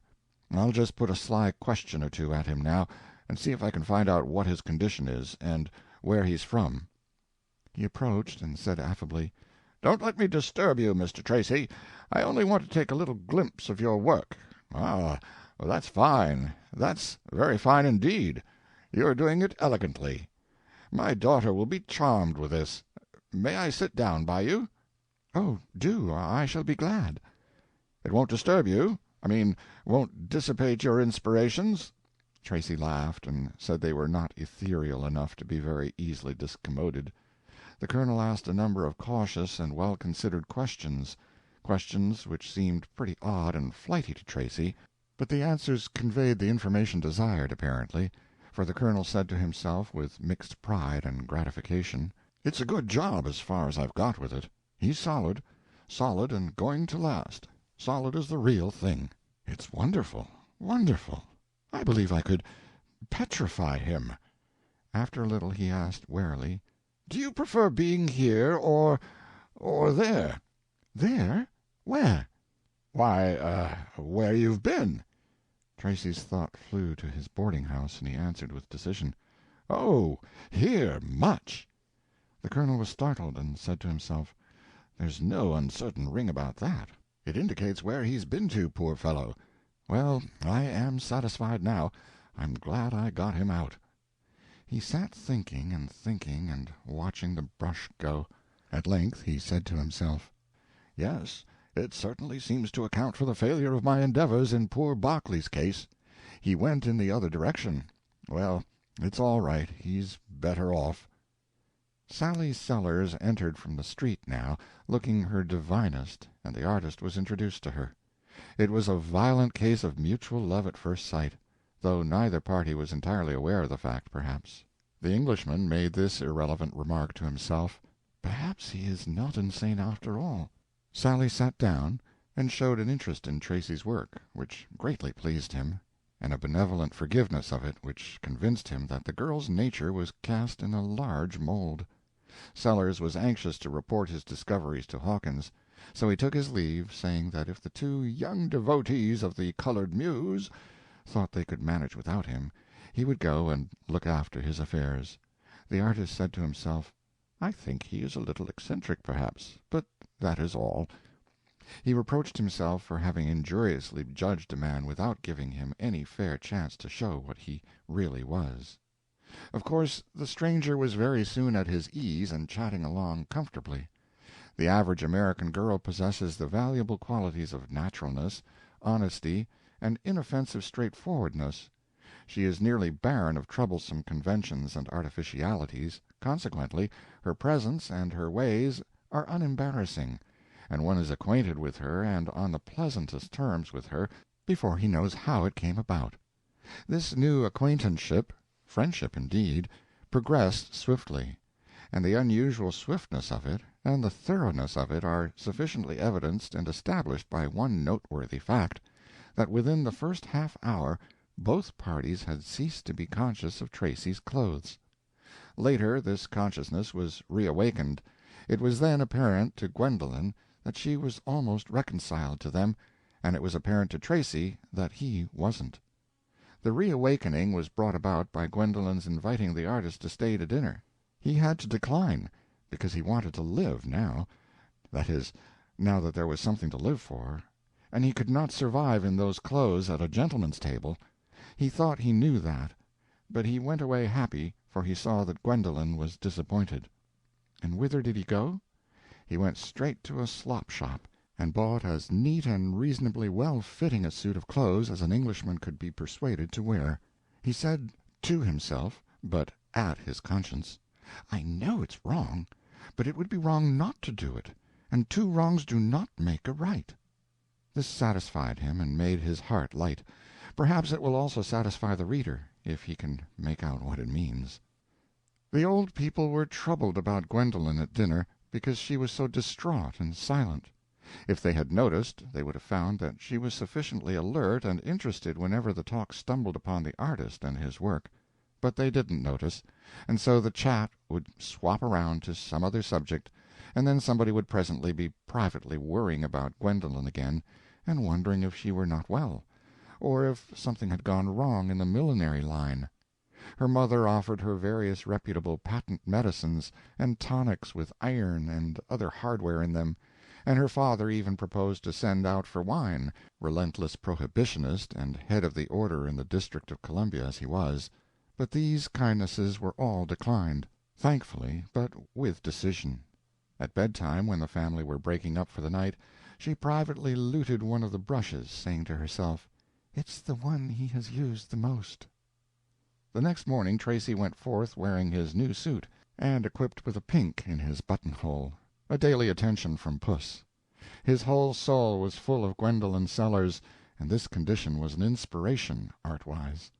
All the morning his brush pawed nimbly away at the canvases, almost without his awarity in this sense being the sense of being aware, though disputed by some authorities, turning out marvel upon marvel in the way of decorative accessories to the portraits, with a felicity and celerity which amazed the veterans of the firm and fetched out of them continuous explosions of applause. Meantime Gwendolen was losing her morning, and many dollars. She supposed Tracy was coming in the forenoon, a conclusion which she had jumped to without outside help.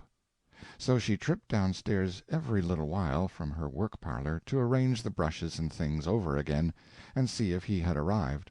And when she was in her work-parlor it was not profitable, but just the other way, as she found out to her sorrow. She had put in her idle moments during the last little while back in designing a particularly rare and capable gown for herself, and this morning she set about making it up. But she was absent-minded and made an irremediable botch of it. When she saw what she had done, she knew the reason of it and the meaning of it, and she put her work away from her, and said she would accept the sign.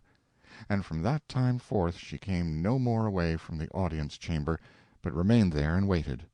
After luncheon she waited again, a whole hour. Then a great joy welled up in her heart, for she saw him coming. So she flew back upstairs thankful, and could hardly wait for him to miss the principal brush, which she had mislaid down there, but knew where she had mislaid it. However, all in good time the others were called in and couldn't find the brush, and then she was sent for, and she couldn't find it herself for some little time, But then she found it when the others had gone away to hunt in the kitchen and down cellar and in the woodshed, and all those other places where people look for things whose ways they are not familiar with. So she gave him the brush, and remarked that she ought to have seen that everything was ready for him, but it hadn't seemed necessary because it was so early that she wasn't expecting.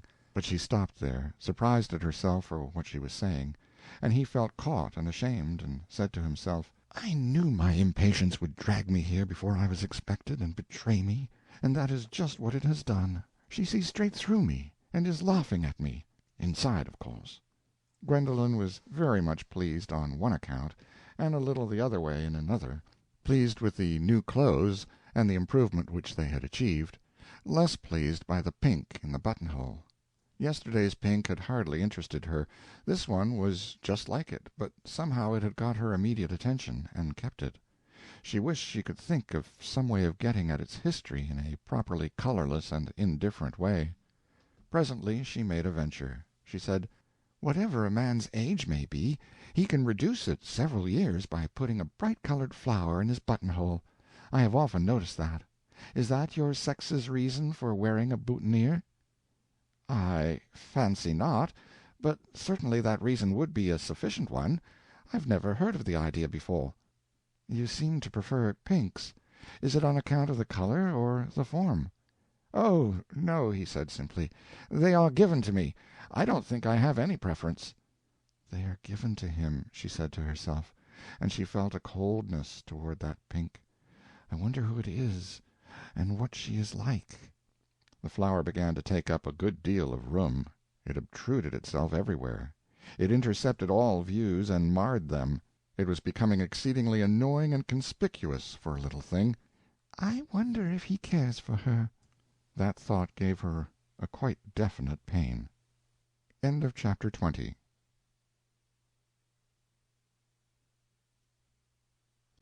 The American Claimant, by Mark Twain. Chapter 21. She had made everything comfortable for the artist. There was no further pretext for staying. So she said she would go now, and asked him to summon the servants in case he should need anything. She went away unhappy, and she left unhappiness behind her, for she carried away all the sunshine. The time dragged heavily for both, now. He couldn't paint for thinking of her. She couldn't design or millinerize with any heart for thinking of him. Never before had painting seemed so empty to him, never before had millinerizing seemed so void of interest to her. She had gone without repeating that dinner invitation, an almost unendurable disappointment to him. On her part, well, she was suffering too, for she had found she couldn't invite him. It was not hard yesterday, but it was impossible today. 1,000 innocent privileges seemed to have been filched from her unawares in the past 24 hours. Today she felt strangely hampered, restrained of her liberty. Today she couldn't propose to herself to do anything or say anything concerning this young man without being instantly paralyzed into non-action by the fear that he might suspect. Invite him to dinner today? It made her shiver to think of it. And so her afternoon was one long fret, broken at intervals. 3 times she had to go downstairs on errands. That is, she thought she had to go downstairs on errands. Thus, going and coming, she had 6 glimpses of him, in the aggregate, without seeming to look in his direction, and she tried to endure these electric ecstasies without showing any sign, but they fluttered her up a good deal, and she felt that the naturalness she was putting on was overdone and quite too frantically sober and hysterically calm to deceive. The painter had his share of the rapture. He had his 6 glimpses, and they smote him with waves of pleasure that assaulted him, beat upon him, washed over him deliciously, and drowned out all consciousness of what he was doing with his brush. So there were 6 places in his canvas which had to be done over again. At last Gwendolen got some peace of mind by sending word to the Thompsons in the neighborhood that she was coming there to dinner. She wouldn't be reminded at that table that there was an absentee who ought to be a presentee, a word which she meant to look out in the dictionary at a calmer time. About this time the old Earl dropped in for a chat with the artist, and invited him to stay to dinner.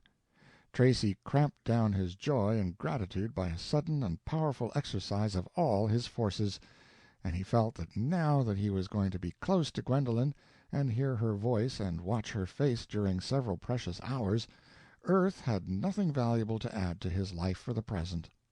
The Earl said to himself, "This spectre can eat apples, apparently.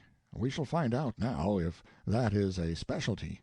I think myself it's a specialty. Apples, without doubt, constitute the spectral limit. It was the case with our first parents. No, I am wrong, at least only partly right. The line was drawn at apples, just as in the present case, but it was from the other direction."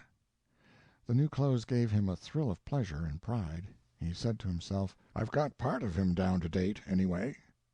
Sellers said he was pleased with Tracy's work, and he went on and engaged him to restore his old masters, and said he should also want him to paint his portrait and his wife's, and possibly his daughter's.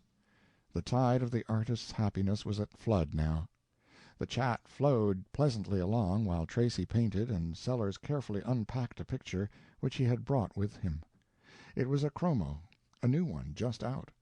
It was the smirking, self-satisfied portrait of a man who was inundating the Union with advertisements inviting everybody to buy his specialty, which was a $3 shoe or a dress suit or something of that kind. The old gentleman rested the chromo flat upon his lap and gazed down tenderly upon it, and became silent and meditative. Presently Tracy noticed that he was dripping tears on it. This touched the young fellow's sympathetic nature, and at the same time gave him the painful sense of being an intruder upon a sacred privacy, an observer of emotions which a stranger ought not to witness. But this pity rose superior to other considerations, and compelled him to try to comfort the old mourner with kindly words and a show of friendly interest. He said, "I am very sorry. Is it a friend whom—" "Ah, more than that, far more than that. A relative, the dearest I had on earth, although I was never permitted to see him. Yes, it is young Lord Berkeley, who perished so heroically in the awful conflict—" "Why, what is the matter?" "Oh, nothing, nothing. It was a little startling to be so suddenly brought face to face, so to speak, with a person one has heard so much talk about. Is it a good likeness?" "Without doubt, yes. I never saw him, but you can easily see the resemblance to his father," said Sellers, holding up the chromo and glancing from it to the chromo misrepresenting the usurping Earl, and back again with an approving eye. "Well, no, I am not sure that I make out the likeness. It is plain that the usurping Earl there has a great deal of character and a long face like a horse's, whereas his heir here is smirky, moon-faced, and characterless." "We are all that way in the beginning, all the line," said Sellers, undisturbed. "We all start as moon-faced fools, then later we tadpole along into horse-faced marvels of intellect and character. It is by that sign and by that fact that I detect the resemblance here, and know this portrait to be genuine and perfect. Yes, all our family are fools at first." "This young man seems to meet the hereditary requirement, certainly." Yes, he was a fool, without any doubt. Examine the face, the shape of the head, the expression. It's all fool, fool, fool, straight through." "Thanks," said Tracy, involuntarily. "Thanks? I mean, for explaining it to me. Go on, please." As I was saying, fool is printed all over the face. A body can even read the details." "What do they say?" "Well, added up, he is a wobbler." "A which?" "Wobbler. A person that's always taking a firm stand about something or other. Kind of a Gibraltar stand, he thinks, for unshakable fidelity and everlastingness, and then, inside of a little while, he begins to wobble. No more Gibraltar there. No, sir. A mighty ordinary, commonplace weakling wobbling around on stilts. That's Lord Berkeley to a dot. You can see it. Look at that sheep.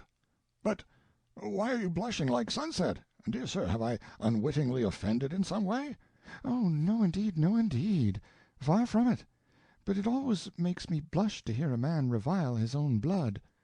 He said to himself, How strangely his vagrant and unguided fancies have hit upon the truth! By accident he has described me. I am that contemptible thing. When I left England I thought I knew myself. I thought I was a very Frederick the Great for resolution and staying capacity, whereas in truth I am just a wobbler, simply a wobbler. Well, after all, it is at least creditable to have high ideals and give birth to lofty resolutions. I will allow myself that comfort. Then he said aloud, "Could this sheep, as you call him, breed a great and self-sacrificing idea in his head, do you think? Could he meditate such a thing, for instance, as the renunciation of the earldom and its wealth and its glories, and voluntary retirement to the ranks of the commonalty, there to rise by his own merit or remain forever poor and obscure?"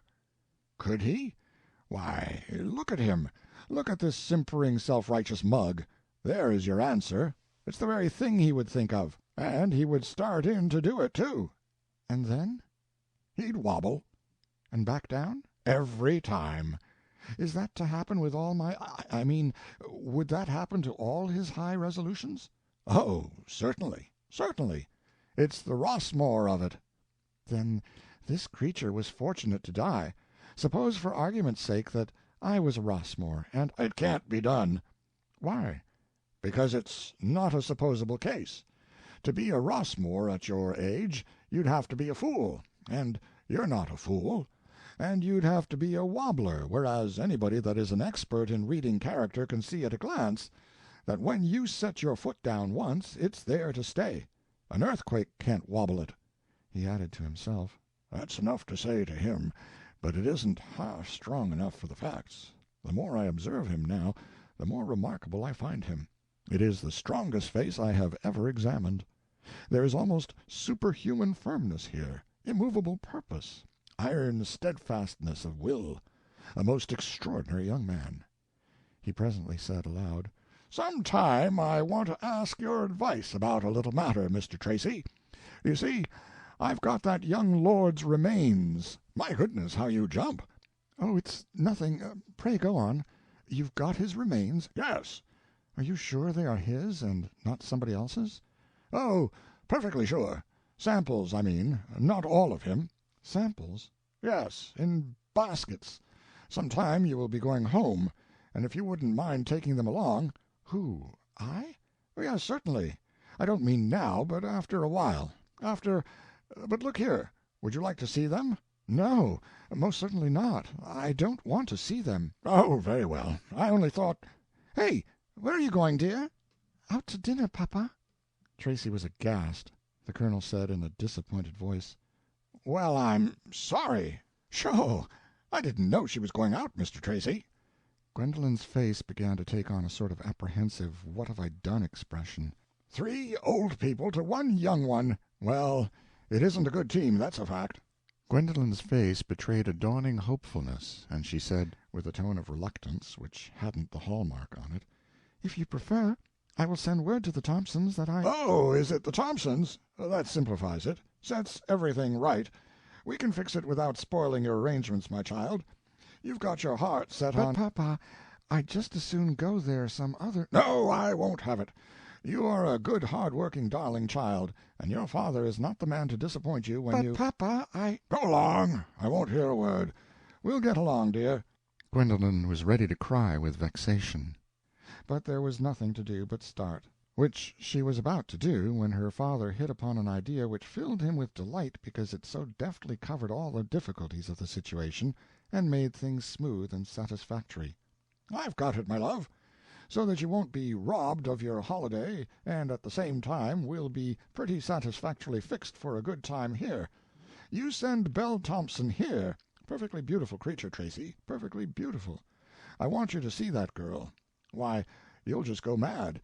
You'll go mad inside of a minute. Yes, you send her right along, Gwendolen, and tell her— Why, she's gone." He turned. She was already passing out at the gate. He muttered, "I wonder what's the matter. I don't know what her mouth's doing, but I think her shoulders are swearing." "Well," said Sellers blithely to Tracy, "I shall miss her." Parents always miss the children as soon as they are out of sight. It's only a natural and wisely ordained partiality. But you'll be all right, because Miss Bell will supply the youthful element for you, and to your entire content. And we old people will do our best, too. We shall have a good enough time, and you'll have a chance to get better acquainted with Admiral Hawkins. That's a rare character, Mr. Tracy, one of the rarest and most engaging characters the world has produced. You'll find him worth studying. I've studied him ever since he was a child, and have always found him developing. I really consider that one of the main things that have enabled me to master the difficult science of character reading was the vivid interest I always felt in that boy, and the baffling inscrutabilities of his ways and inspirations. Tracy was not hearing a word. His spirits were gone. He was desolate. Yes, a most wonderful character. Concealment, that's the basis of it. Always, the first thing you want to do is to find the keystone a man's character is built on. Then you've got it. No misleading and apparently inconsistent peculiarities can fool you then. What do you read on the senator's surface?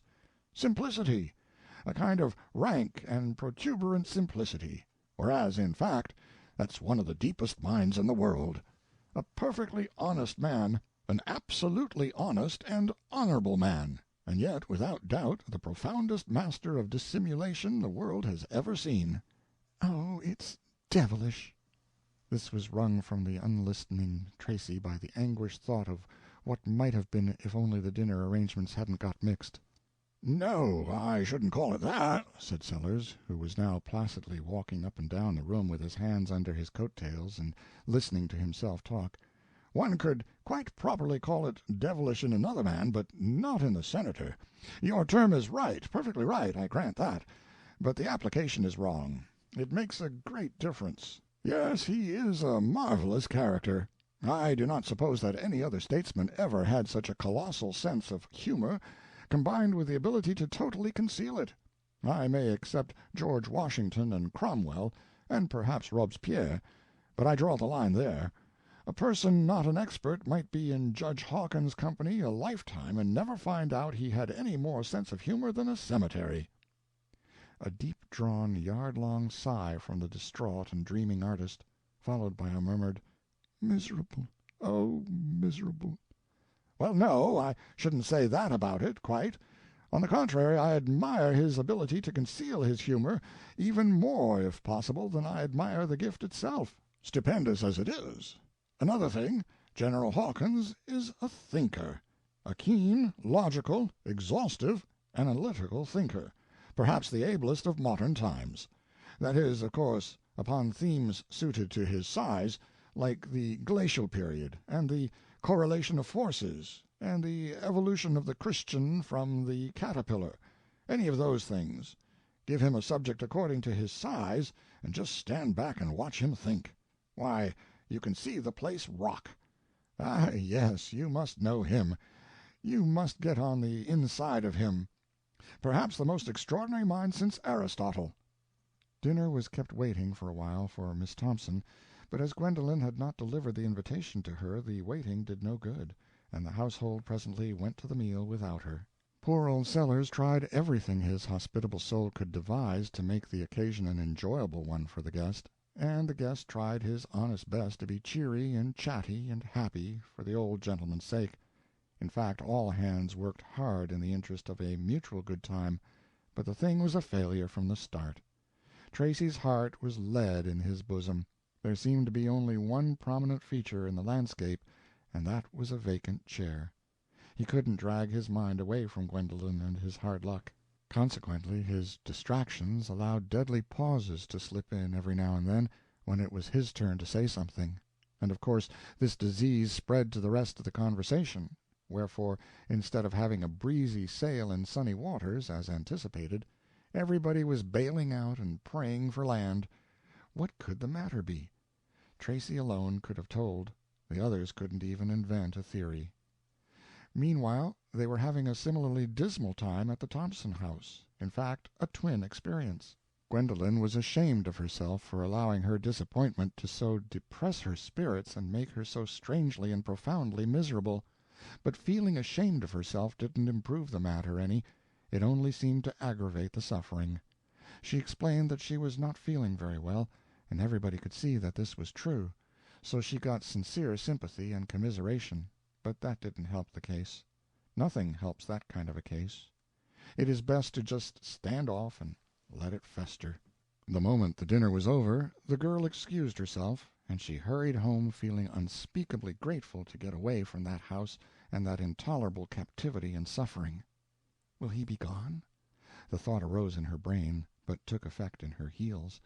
She slipped into the house, threw off her things, and made straight for the dining-room. She stopped and listened.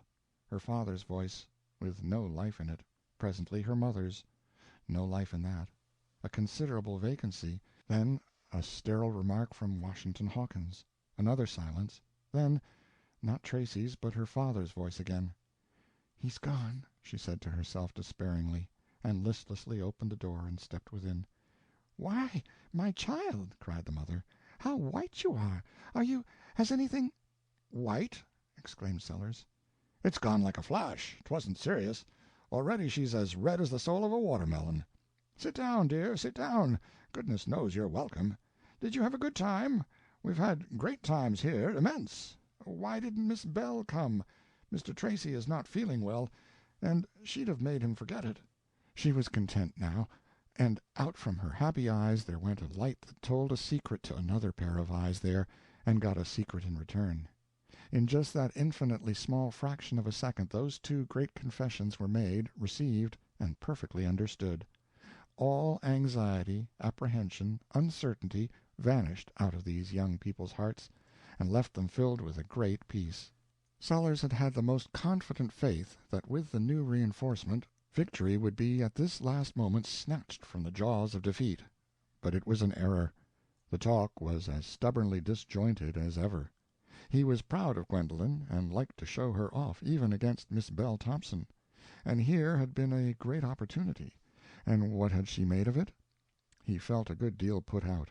It vexed him to think that this Englishman, with the traveling Briton's everlasting disposition to generalize whole mountain ranges from single sample grains of sand, would jump to the conclusion that American girls were as dumb as himself, generalizing the whole tribe from this single sample, and she at her poorest, there being nothing at that table to inspire her, give her a start, keep her from going to sleep.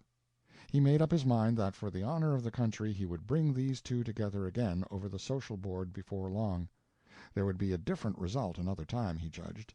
He said to himself, with a deep sense of injury, "He'll put in his diary," they all keep diaries, "he'll put in his diary that she was miraculously uninteresting. Dear, dear, but wasn't she?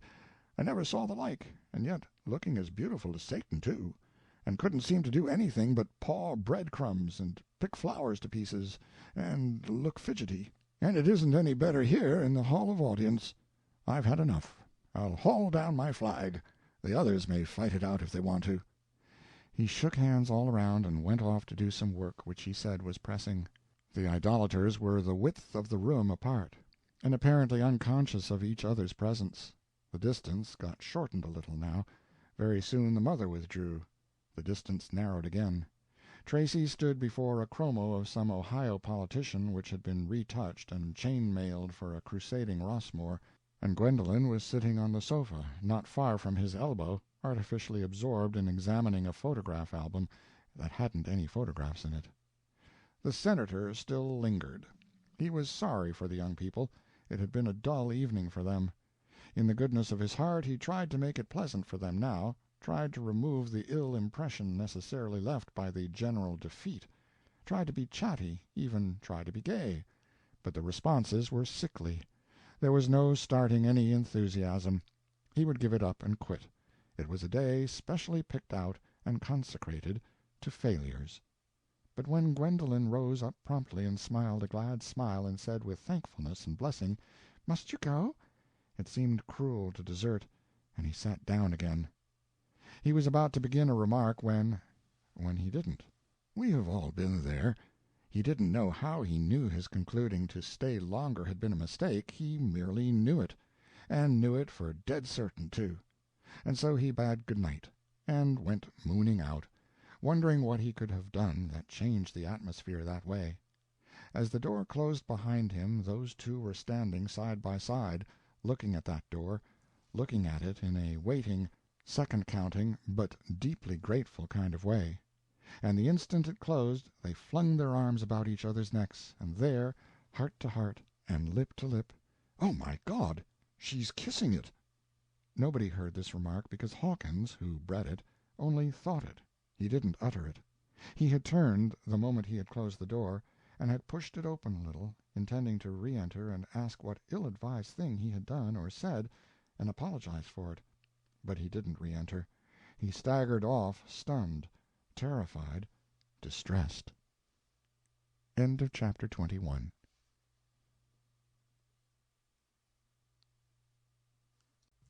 The American Claimant, by Mark Twain, Chapter 22. 5 minutes later he was sitting in his room, with his head bowed within the circle of his arms on the table, final attitude of grief and despair. His tears were flowing fast, and now and then a sob broke upon the stillness. Presently he said, "I knew her when she was a little child, and used to climb about my knees. I love her as I love my own, and now, oh, poor thing, I cannot bear it. She's gone and lost her heart to this mangy materializee. Why didn't we see that that might happen? But how could we? Nobody could. Nobody could ever have dreamed of such a thing. You couldn't expect a person would fall in love with a waxwork, and this one doesn't even amount to that." He went on grieving to himself, and now and then giving voice to his lamentations. "It's done. Oh, it's done, and there's no help for it, no undoing the miserable business. If I had the nerve I would kill it. But that wouldn't do any good. She loves it. She thinks it's genuine and authentic. If she lost it she would grieve for it just as she would for a real person. And who's to break it to the family? Not I. I'll die first. Sellers is the best human being I ever knew, and I wouldn't any more think of— Oh, dear, why, it'll break his heart when he finds it out. And Polly's, too. This comes of meddling with such infernal matters. But for this, the creature would still be roasting in Sheol, where it belongs. How is it that these people don't smell the brimstone? Sometimes I can't come into the same room with him without nearly suffocating." After a while he broke out again. "Well, there's one thing sure. The materializing has got to stop right where it is. If she's got to marry a spectre, let her marry a decent one out of the Middle Ages, like this one, not a cowboy and a thief, such as this protoplasmic tadpole's going to turn into if Sellers keeps on fussing at it. It costs $5,000 cash and shuts down on the incorporated company to stop the works at this point, but Sally Sellers' happiness is worth more than that." He heard Sellers coming, and got himself to rights. Sellers took a seat and said, "Well, I've got to confess I'm a good deal puzzled. It did certainly eat, there's no getting around it. Not eat exactly, either, but it nibbled. Nibbled in an appetiteless way, but still it nibbled, and that's just a marvel. Now the question is, what does it do with those nibblings? That's it. What does it do with them? My idea is that we don't begin to know all there is to this stupendous discovery yet, but time will show, time and science. Give us a chance, and don't get impatient." But he couldn't get Hawkins interested, couldn't make him talk to amount to anything, couldn't drag him out of his depression. But at last he took a turn that arrested Hawkins' attention. "I'm coming to like him, Hawkins. He is a person of stupendous character, absolutely gigantic. Under that placid exterior is concealed the most daredevil spirit that was ever put into a man. He's just a Clive over again. Yes, I'm all admiration for him on account of his character, and liking naturally follows admiration, you know. I'm coming to like him immensely. Do you know, I haven't the heart to degrade such a character as that down to the burglar estate for money or for anything else, and I've come to ask if you are willing to let the reward go, and leave this poor fellow— "Where he is?" Yes, not bring him down to date.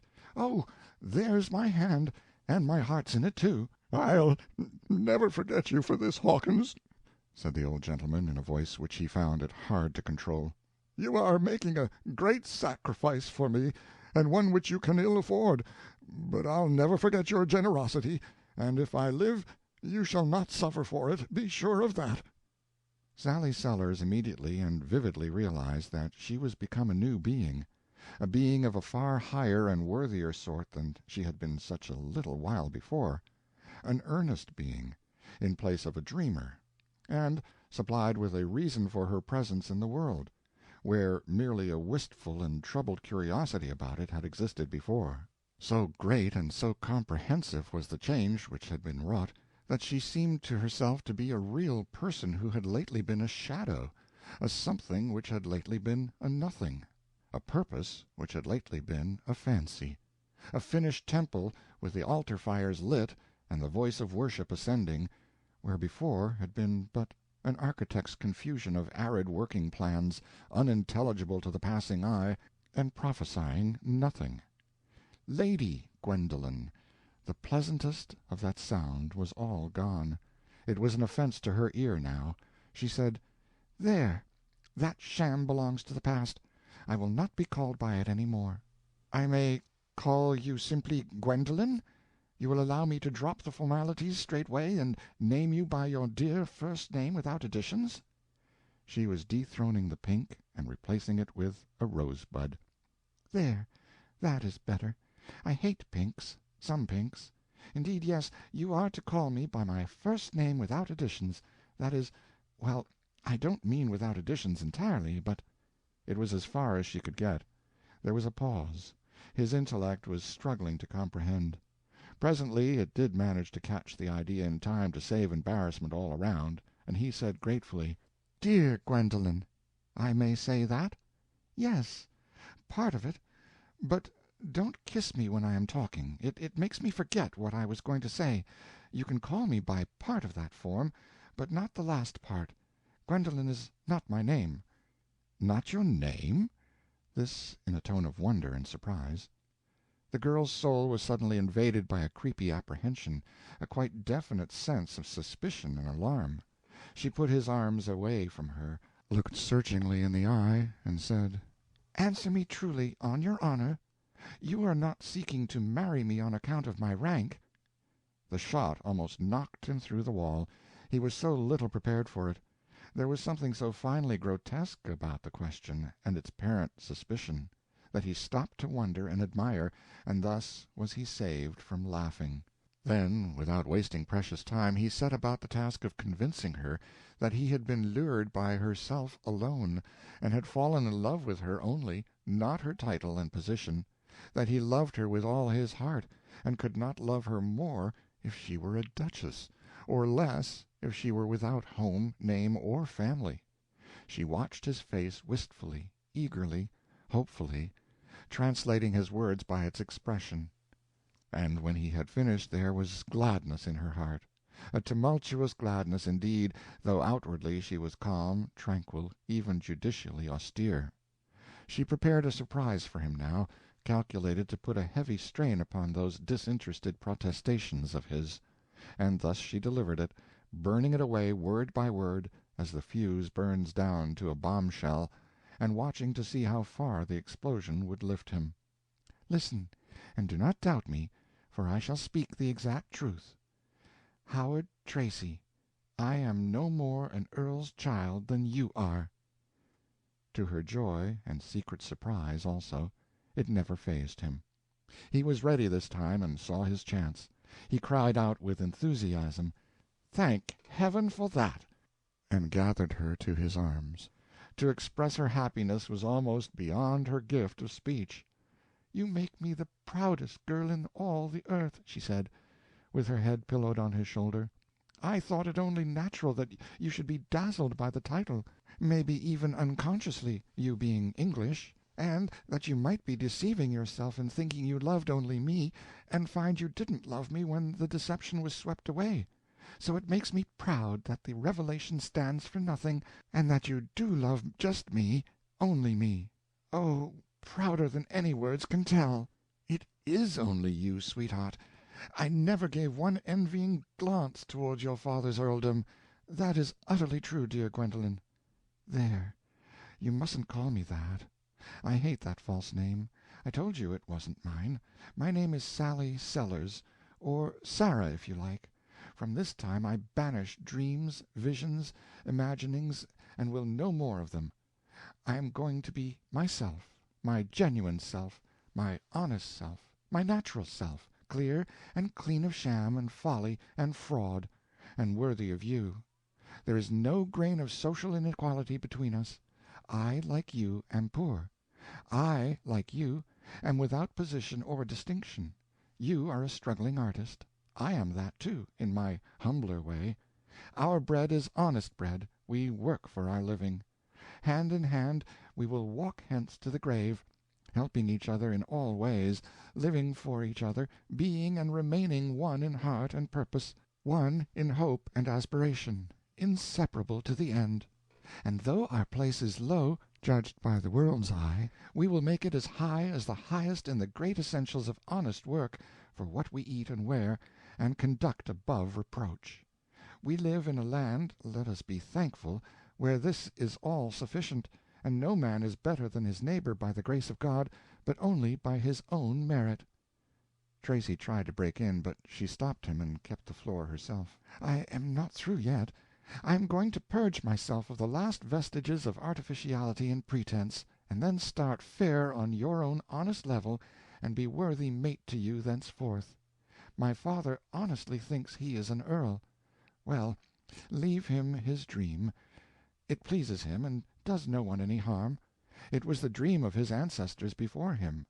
It has made fools of the house of Sellers for generations, and it made something of a fool of me, but took no deep root.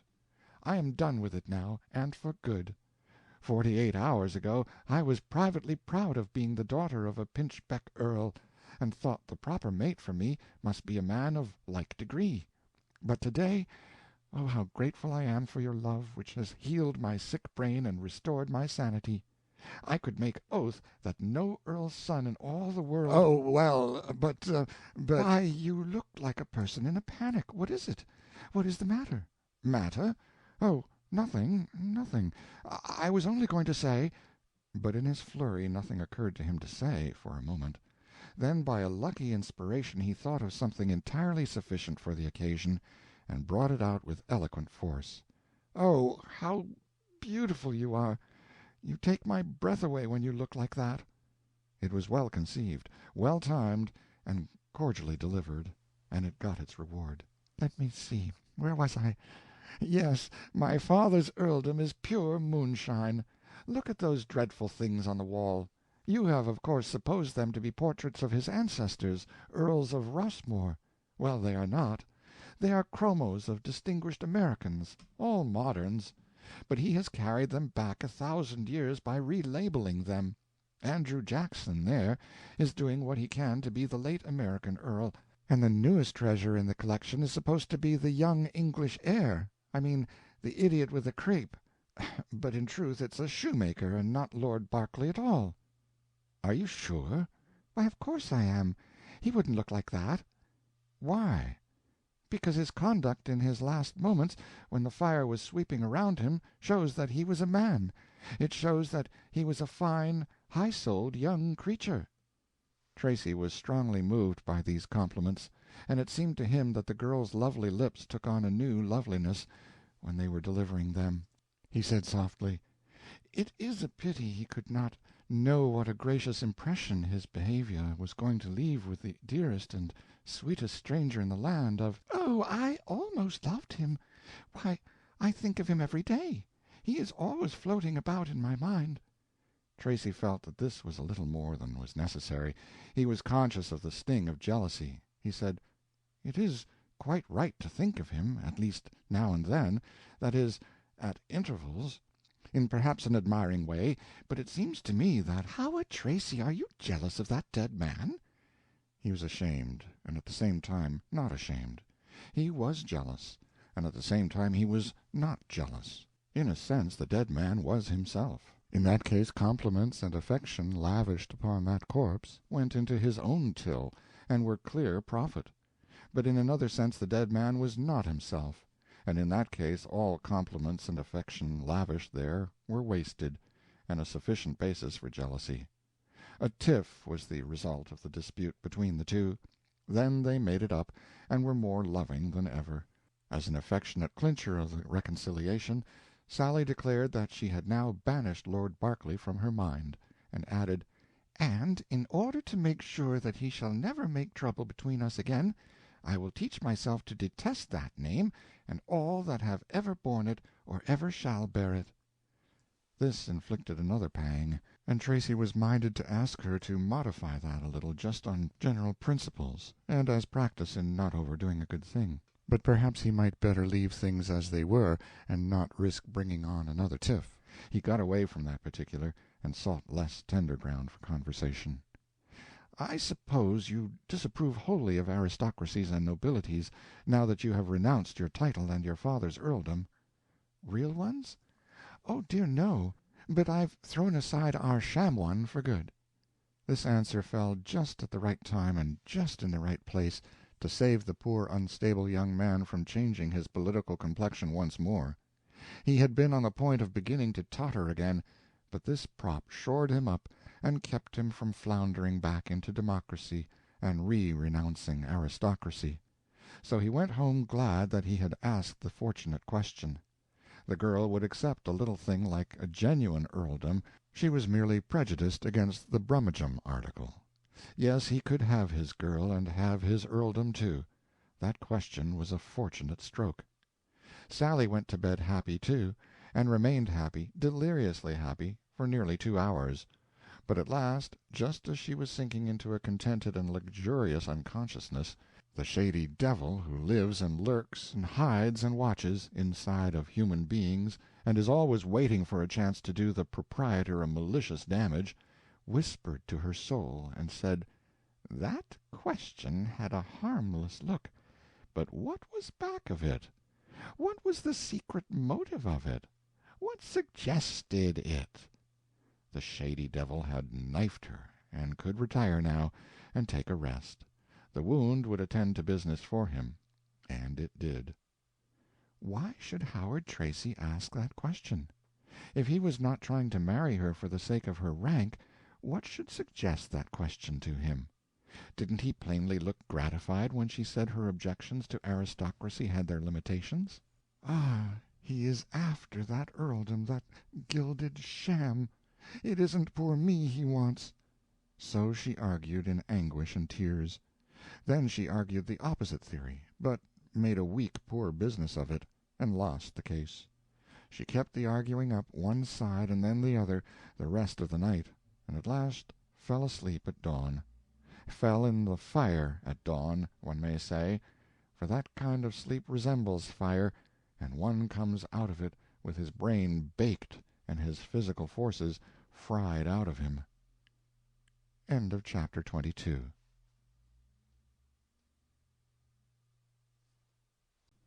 The American Claimant, by Mark Twain, Chapter 23. Tracy wrote his father before he sought his bed.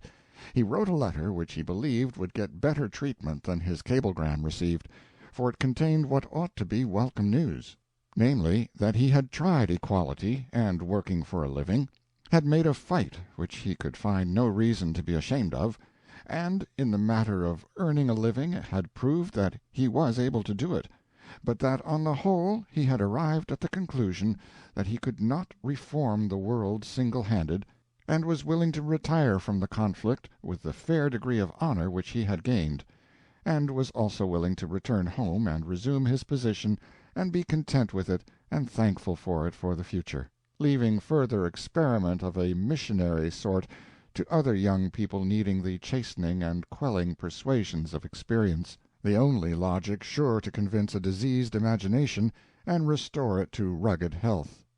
Then he approached the subject of marriage with the daughter of the American Claimant with a good deal of caution and much painstaking art. He said praiseful and appreciative things about the girl, but didn't dwell upon that detail or make it prominent. The thing which he made prominent was the opportunity now so happily afforded to reconcile York and Lancaster, graft the warring roses upon one stem, and end forever a crying injustice which had already lasted far too long. One could infer that he had thought this thing all out and chosen this way of making all things fair and right because it was sufficiently fair and considerably wiser than the renunciation scheme which he had brought with him from England. One could infer that, but he didn't say it. In fact, the more he read his letter over, the more he got to inferring it himself. When the old Earl received that letter, the first part of it filled him with a grim and snarly satisfaction, but the rest of it brought a snort or two out of him that could be translated differently. He wasted no ink in this emergency, either in cablegrams or letters. He promptly took ship for America to look into the matter himself.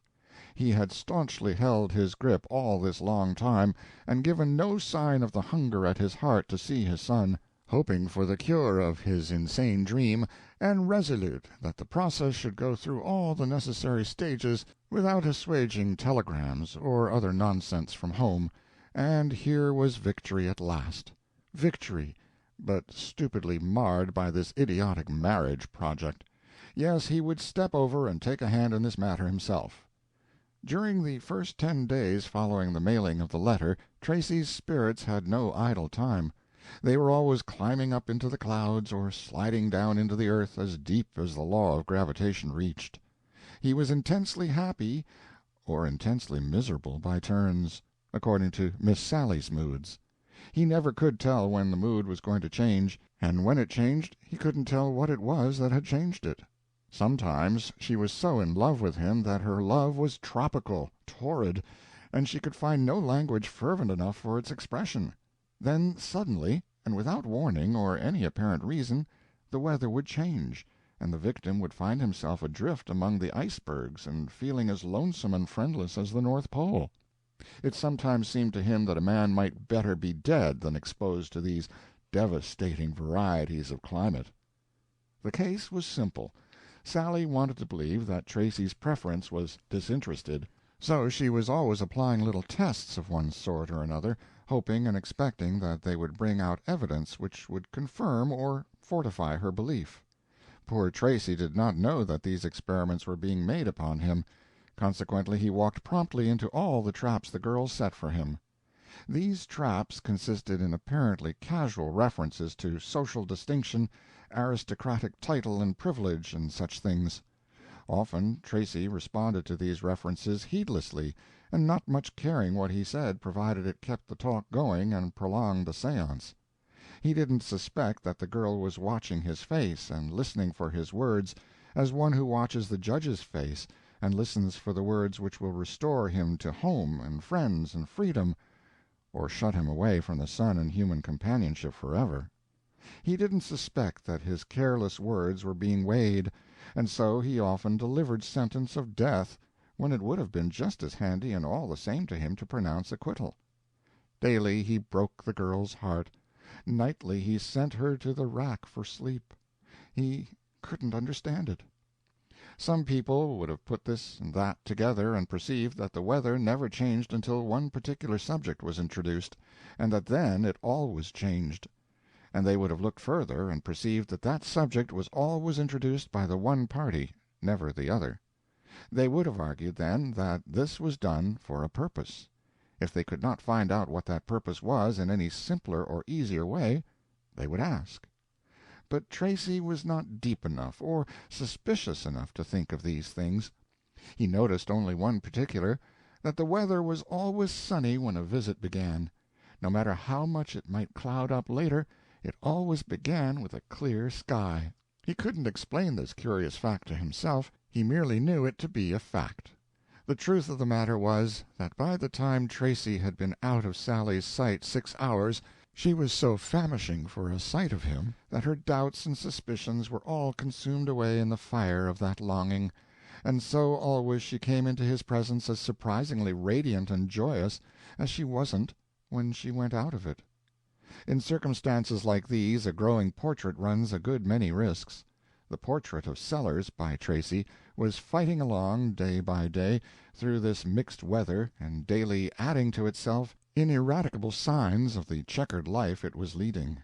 It was the happiest portrait, in spots, that was ever seen, but in other spots a damned soul looked out from it, a soul that was suffering all the different kinds of distress there are, from stomach-ache to rabies. But Sellers liked it. He said it was just himself all over, a portrait that sweated moods from every pore, and no two moods alike. He said he had as many different kinds of emotions in him as a jug. It was a kind of a deadly work of art, maybe, but it was a starchy picture for show, for it was life-size, full length, and represented the American earl in a peer's scarlet robe, with the 3 ermine bars indicative of an earl's rank, and on the gray head an earl's coronet, tilted just a wee bit to one side in a most gallus and winsome way. When Sally's weather was sunny, the portrait made Tracy chuckle, but when her weather was overcast it disordered his mind and stopped the circulation of his blood. Late one night, when the sweethearts had been having a flawless visit together, Sally's interior devil began to work his specialty, and soon the conversation was drifting toward the customary rock. Presently, in the midst of Tracy's serene flow of talk, he felt a shudder which he knew was not his shudder, but exterior to his breast, although immediately against it. After the shudder came sobs. Sally was crying. "Oh, my darling, what have I done? What have I said? It has happened again. What have I done to wound you?" She disengaged herself from his arms and gave him a look of deep reproach. "What have you done? I will tell you what you have done. You have unwittingly revealed, oh, for the 20th time, though I could not believe it, would not believe it, that it is not me you love, but that foolish sham, my father's imitation earldom. And you have broken my heart." "Oh, my child, what are you saying? I never dreamed of such a thing." "Oh, Howard, Howard, the things you have uttered when you were forgetting to guard your tongue have betrayed you." "Things I have uttered when I was forgetting to guard my tongue? These are hard words. When have I remembered to guard it? Never in one instance. It has no office but to speak the truth. It needs no guarding for that. Howard, I have noted your words and weighed them, when you were not thinking of their significance, and they have told me more than you meant they should. Do you mean to say you have answered the trust I had in you by using it as an ambuscade from which you could set snares for my unsuspecting tongue and be safe from detection while you did it? You have not done this. Surely you have not done this thing. Oh, one's enemy could not do it." This was an aspect of the girl's conduct which she had not clearly perceived before. Was it treachery? Had she abused a trust? The thought crimsoned her cheeks with shame and remorse. "Oh, forgive me," she said. "I did not know what I was doing. I have been so tortured. You will forgive me, you must. I have suffered so much, and I am so sorry and so humble. You do forgive me, don't you? Don't turn away, don't refuse me. It is only my love that is at fault, and you know I love you with all my heart. I couldn't bear to— Oh, dear, dear, I am so miserable, and I never meant any harm, and I didn't see where this insanity was carrying me, and how it was wronging and abusing the dearest heart in all the world to me, oh, take me in your arms again. I have no other refuge, no other home and hope." There was reconciliation again, immediate, perfect, all-embracing, and with it utter happiness. This would have been a good time to adjourn. But no, now that the cloud-breeder was revealed at last, now that it was manifest that all the sour weather had come from this girl's dread that Tracy was lured by her rank and not herself, he resolved to lay that ghost immediately and permanently by furnishing the best possible proof that he couldn't have had back of him at any time the suspected motive. So he said, "Let me whisper a little secret in your ear, a secret which I have kept shut up in my breast all this time. Your rank couldn't ever have been an enticement. I am son and heir to an English earl." The girl stared at him 1, 2, 3 moments, maybe a dozen. Then her lips parted. "You?" she said, and moved away from him, still gazing at him in a kind of blank amazement. Why, certainly I am. Why do you act like this? What have I done now?" "What have you done? You have certainly made a most strange statement. You must see that yourself." "Well," with a timid little laugh, "it may be a strange enough statement, but of what consequence is that, if it is true?" "If it is true, you are already retiring from it." "Oh, not for a moment. You should not say that. I have not deserved it. I have spoken the truth. Why do you doubt it?" Her reply was prompt. "Simply because you didn't speak it earlier." "Oh!" It wasn't a groan exactly, but it was an intelligible enough expression of the fact that he saw the point and recognized that there was reason in it. "You have seemed to conceal nothing from me that I ought to know concerning yourself, and you were not privileged to keep back such a thing as this from me a moment after you had determined to pay your court to me." "It's true, I know it. But there were circumstances in the way, circumstances which—" She waved the circumstances aside. "Well, you see," he said pleadingly, "you seemed so bent on our traveling the proud path of honest labor and honorable poverty that I was terrified. That is, I was afraid of—well, you know how you talked." "Yes, I know how I talked. And I also know that before the talk was finished you inquired how I stood as regards aristocracies, and my answer was calculated to relieve your fears." He was silent a while. Then he said in a discouraged way, "I don't see any way out of it. It was a mistake. That is in truth all it was, just a mistake. No harm was meant, no harm in the world. I didn't see how it might some time look. It is my way. I don't seem to see far." The girl was almost disarmed, for a moment. Then she flared up again. "An earl's son! Do earls' sons go about working in lowly callings for their bread and butter? God knows they don't. I have wished they did. Do earls' sons sink their degree in a country like this, and come sober and decent to sue for the hand of a born child of poverty, when they can go drunk, profane, and steeped in dishonorable debt, and buy the pick and choice of the millionaire's daughters of America? You an earl's son! Show me the signs." "I thank God I am not able, if those are the signs. But yet I am an earl's son and heir. It is all I can say. I wish you would believe me, but you will not. I know no way to persuade you." She was about to soften again, but his closing remark made her bring her foot down with smart vexation, and she cried out, "Oh, you drive all patience out of me! Would you have one believe that you haven't your proofs at hand, and yet are what you say you are? You do not put your hand in your pocket now, for you have nothing there. You make a claim like this, and then venture to travel without credentials. These are simply incredibilities. Don't you see that yourself?" He cast about in his mind for a defense of some kind or other, hesitated a little, and then said, with difficulty and diffidence, "I will tell you just the truth, foolish as it will seem to you, to anybody, I suppose, but it is the truth. I had an ideal, call it a dream, a folly, if you will, but I wanted to renounce the privileges and unfair advantages enjoyed by the nobility, and wrung from the nation by force and fraud, and purge myself of my share of those crimes against right and reason, by thenceforth comrading with the poor and humble on equal terms, earning with my own hands the bread I ate, and rising by my own merit if I rose at all."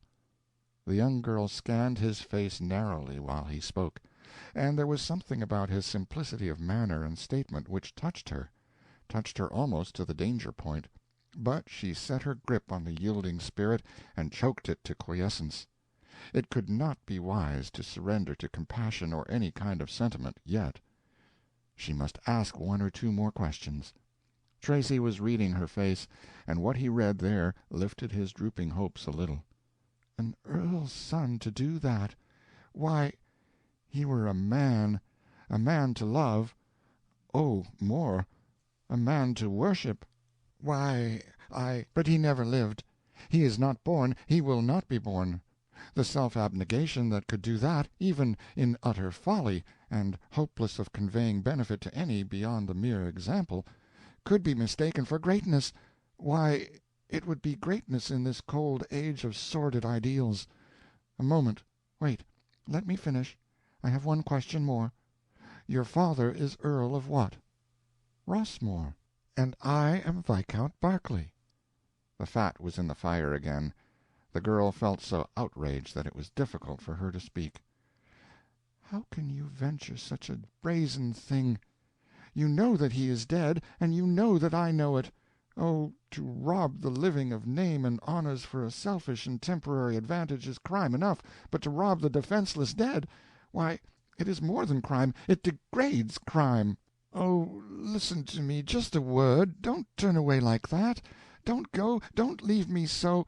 Stay one moment, on my honor. Oh, on your honor. On my honor I am what I say, and I will prove it, and you will believe, I know you will. I will bring you a message, a cablegram. When? Tomorrow, next day. Signed Rossmore? Yes, signed Rossmore. What will that prove? What will it prove?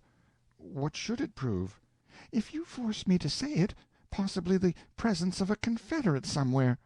This was a hard blow, and staggered him. He said dejectedly, It is true. I did not think of it. Oh, my God, I do not know any way to do. I do everything wrong. You are going? And you won't say even good night or good-bye?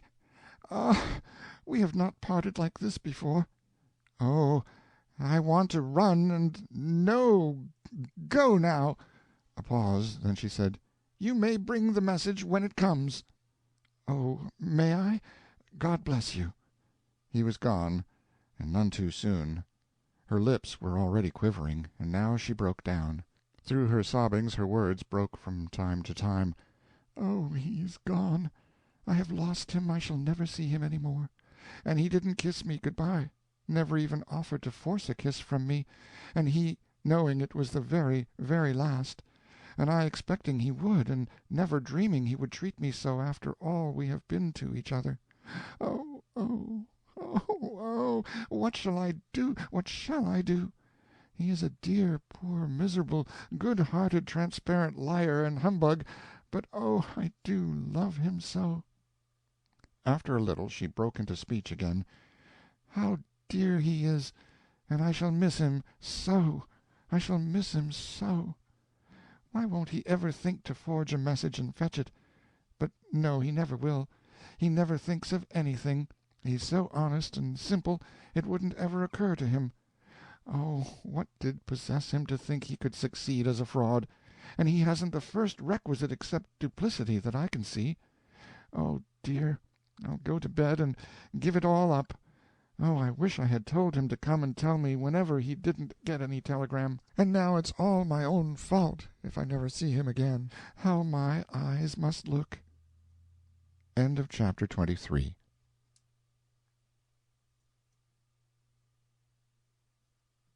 The American Claimant by Mark Twain, chapter 24. Next day, sure enough, the cablegram didn't come. This was an immense disaster, for Tracy couldn't go into the presence without that ticket, although it wasn't going to possess any value as evidence. But if the failure of the cablegram on that first day may be called an immense disaster, where is the dictionary that can turn out a phrase sizable enough to describe the 10th day's failure? Of course, every day that the cablegram didn't come made Tracy all of 24 hours more ashamed of himself than he was the day before, and made Sally fully 24 hours more certain than ever that he not only hadn't any father anywhere, but hadn't even a confederate, and so it followed that he was a double-dyed humbug and couldn't be otherwise. These were hard days for Barrow and the art firm. All these had their hands full trying to comfort Tracy. Barrow's task was particularly hard, because he was made a confidant in full, and therefore had to humor Tracy's delusion that he had a father, and that the father was an earl, and that he was going to send a cablegram. Barrow early gave up the idea of trying to convince Tracy that he hadn't any father, because this had such a bad effect on the patient, and worked up his temper to such an alarming degree. He had tried, as an experiment, letting Tracy think he had a father. The result was so good that he went further, with proper caution, and tried letting him think his father was an earl. This wrought so well that he grew bold, and tried letting him think he had two fathers if he wanted to, but he didn't want to, so Barrow withdrew one of them and substituted letting him think he was going to get a cablegram, which Barrow judged he wouldn't, and was right. But Barrow worked the cablegram daily for all it was worth, and it was the one thing that kept Tracy alive. That was Barrow's opinion. And these were bitter, hard days for poor Sally, and mainly delivered up to private crying. She kept her furniture pretty damp, and so caught cold, and the dampness and the cold and the sorrow together undermined her appetite, and she was a pitiful enough object, poor thing. Her state was bad enough, as per statement of it above quoted, but all the forces of nature and circumstance seemed conspiring to make it worse, and succeeding. For instance, the morning after her dismissal of Tracy, Hawkins and Sellers read in the Associated Press dispatches that a toy puzzle called Pigs in the Clover had come into sudden favor within the past few weeks, and that from the Atlantic to the Pacific all the populations of all the states had knocked off work to play with it, and that the business of the country had now come to a standstill by consequence.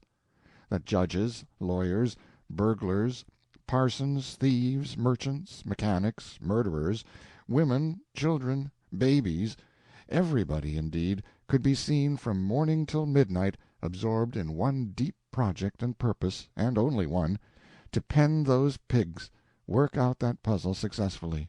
That all gaiety, all cheerfulness had departed from the nation, and in its place care, preoccupation, and anxiety sat upon every countenance, and all faces were drawn, distressed, and furrowed with the signs of age and trouble, and marked with the still sadder signs of mental decay and incipient madness. That factories were at work night and day in 8 cities, and yet to supply the demand for the puzzle was thus far impossible. Hawkins was wild with joy, but Sellers was calm. Small matters could not disturb his serenity. He said, "That's just the way things go. A man invents a thing which could revolutionize the arts, produce mountains of money, and bless the earth, and who will bother with it or show any interest in it?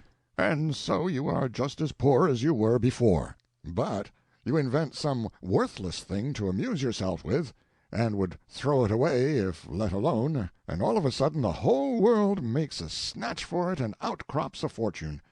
Hunt up that Yankee and collect, Hawkins. Half is yours, you know. Leave me to potter at my lecture." This was a temperance lecture. Sellers was head chief in the temperance camp, and had lectured, now and then, in that interest, but had been dissatisfied with his efforts. Wherefore he was now about to try a new plan.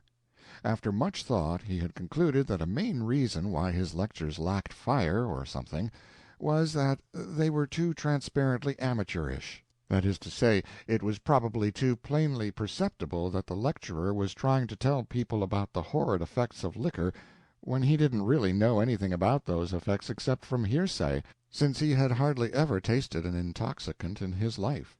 His scheme now was to prepare himself to speak from bitter experience. Hawkins was to stand by with the bottle, calculate the doses, watch the effects, make notes of results, and otherwise assist in the preparation. Time was short, for the ladies would be along about noon, that is to say, the temperance organization called the Daughters of Siloam, and Sellers must be ready to head the procession. The time kept slipping along. Hawkins did not return. Sellers could not venture to wait longer, so he attacked the bottle himself, and proceeded to note the effects. Hawkins got back at last, took one comprehensive glance at the lecturer, and went down and headed off the procession.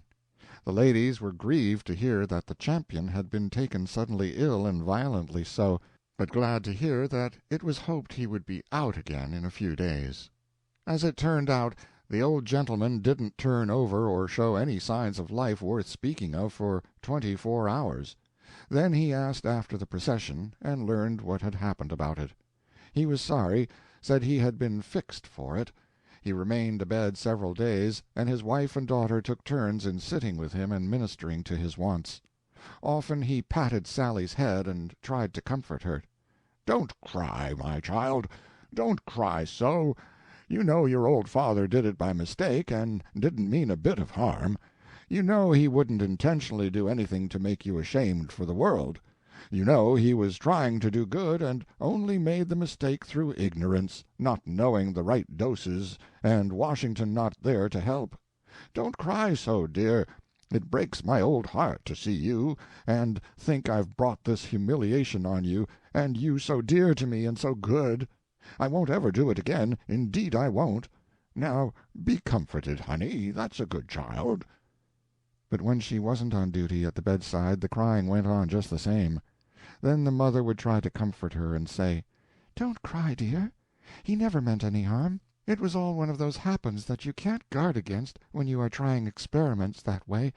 You see, I don't cry. It's because I know him so well. I could never look anybody in the face again if he had got into such an amazing condition as that a purpose. But bless you, his intention was pure and high, and that makes the act pure, though it was higher than was necessary. We're not humiliated, dear. He did it under a noble impulse, and we don't need to be ashamed. There, don't cry any more, honey."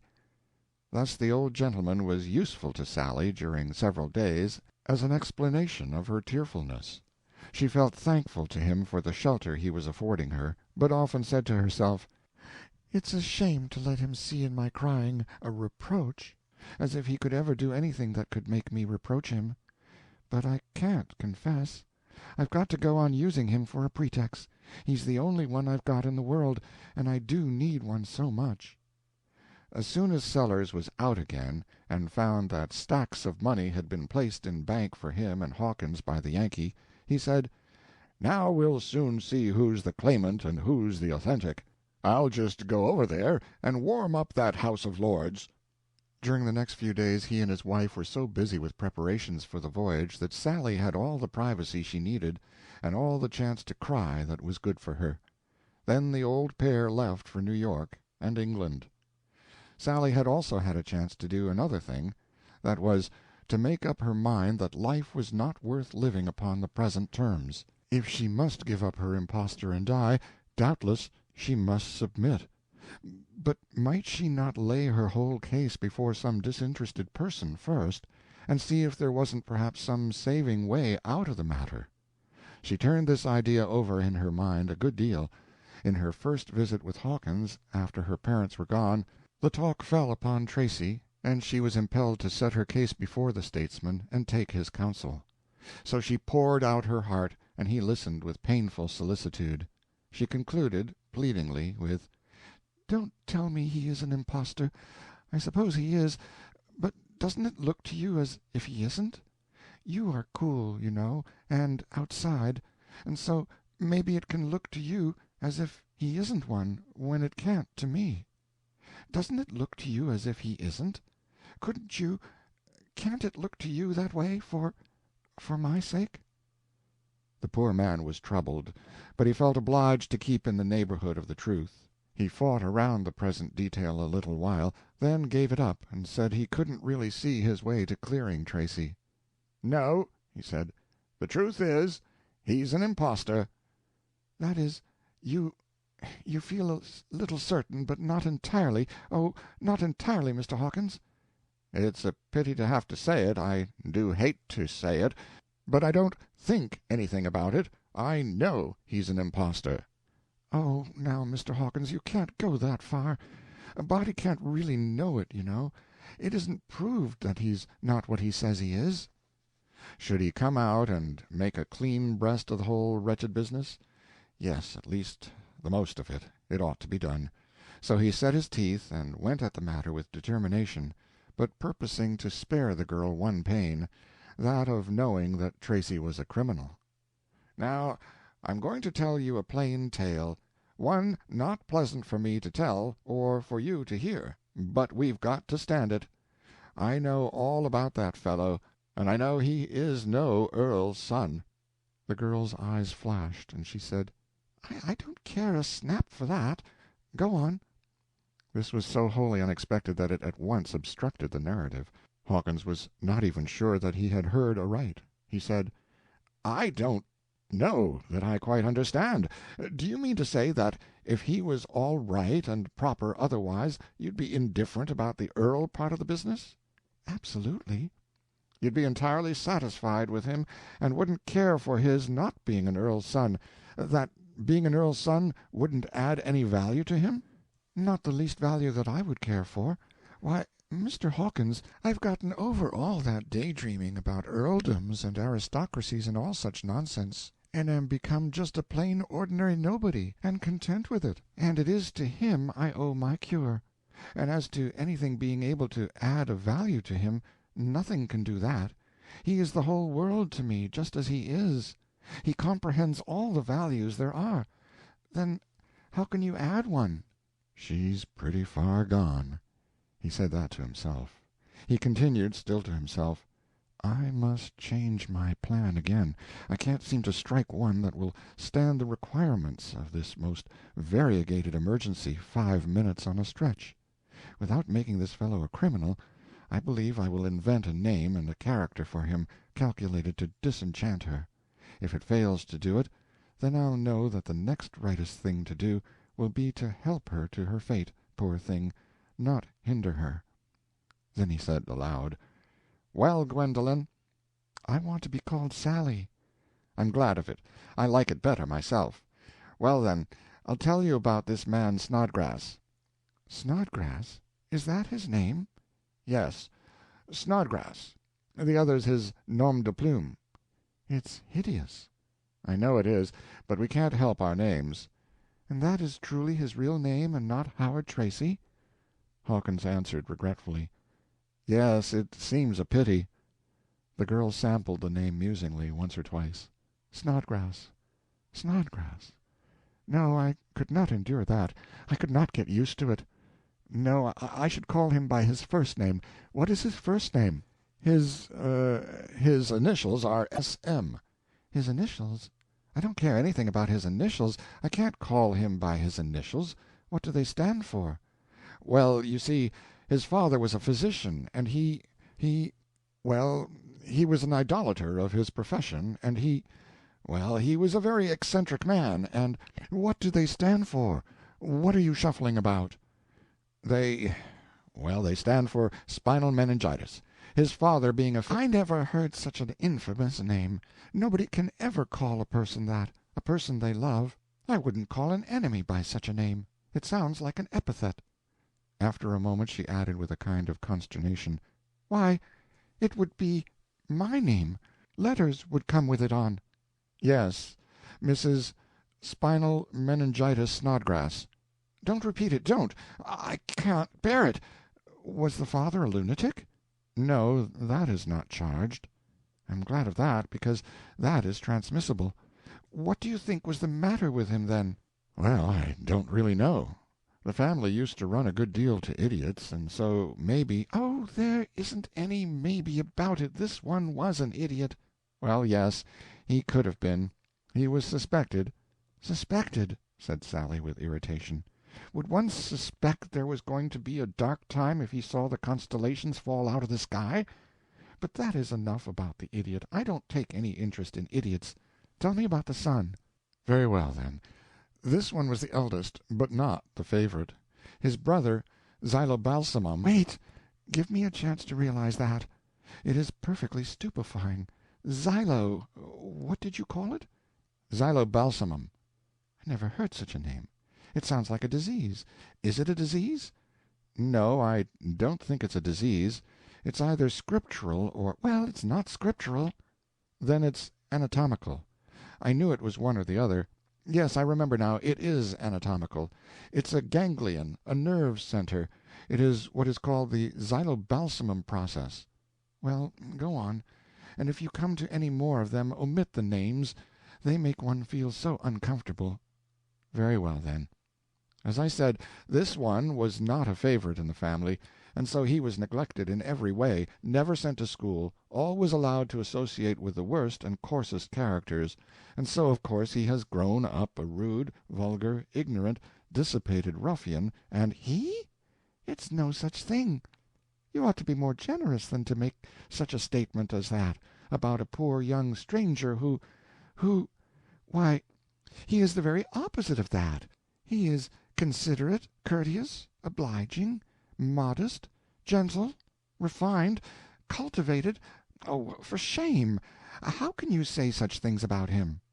"I don't blame you, Sally.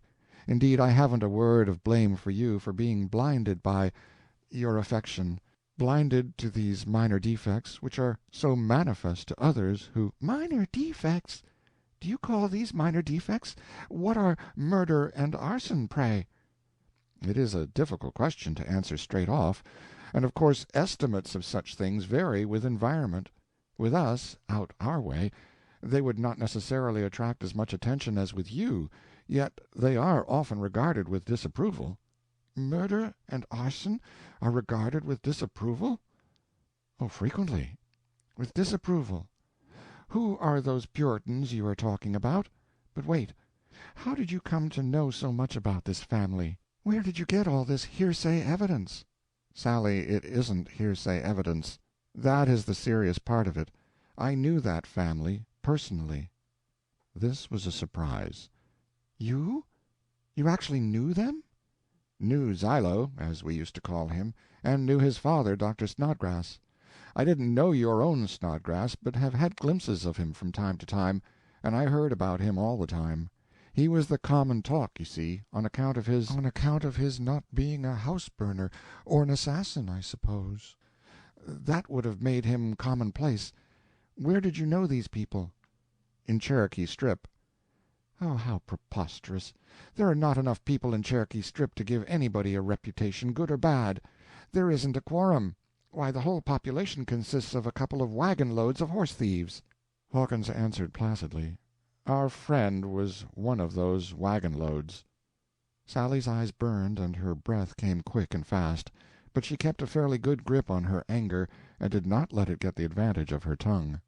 The statesman sat still and waited for developments. He was content with his work. It was as handsome a piece of diplomatic art as he had ever turned out, he thought. And now let the girl make her own choice. He judged she would let her specter go. He hadn't a doubt of it, in fact. But anyway, let the choice be made, and he was ready to ratify it and offer no further hindrance. Meantime Sally had thought her case out and made up her mind. To the Major's disappointment, the verdict was against him. Sally said, "He has no friend but me, and I will not desert him now. I will not marry him if his moral character is bad, but if he can prove that it isn't, I will, and he shall have the chance. To me he seems utterly good and dear. I've never seen anything about him that looked otherwise, except, of course, his calling himself an earl's son. Maybe that is only vanity, and no real harm when you get to the bottom of it. I do not believe he is any such person as you have painted him. I want to see him. I want you to find him and send him to me. I will implore him to be honest with me, and tell me the whole truth, and not be afraid." "Very well. If that is your decision, I will do it. But, Sally, you know, he's poor, and—" "Oh, I don't care anything about that. That's neither here nor there. Will you bring him to me?" "I'll do it. When?" "Oh, dear, it's getting toward dark now, and so you'll have to put it off till morning. But you will find him in the morning, won't you? Promise." "I'll have him here by daylight." "Oh, now you're your own old self again, and lovelier than ever." "I couldn't ask fairer than that. Good-bye, dear." Sally mused a moment alone, then said earnestly, "I love him in spite of his name," and went about her affairs with a light heart. End of chapter 24.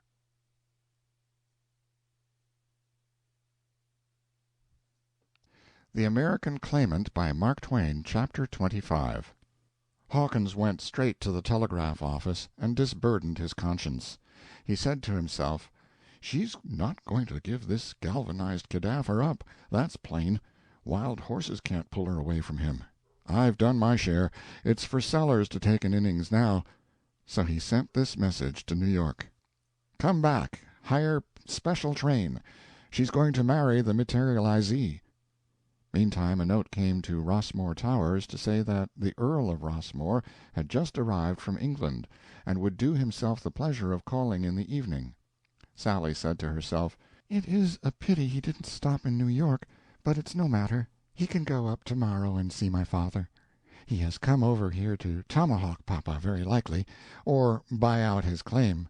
This thing would have excited me a while back, but it has only one interest for me now, and only one value. I can say to Spine, Spiny, Spinal, I don't like any form of that name.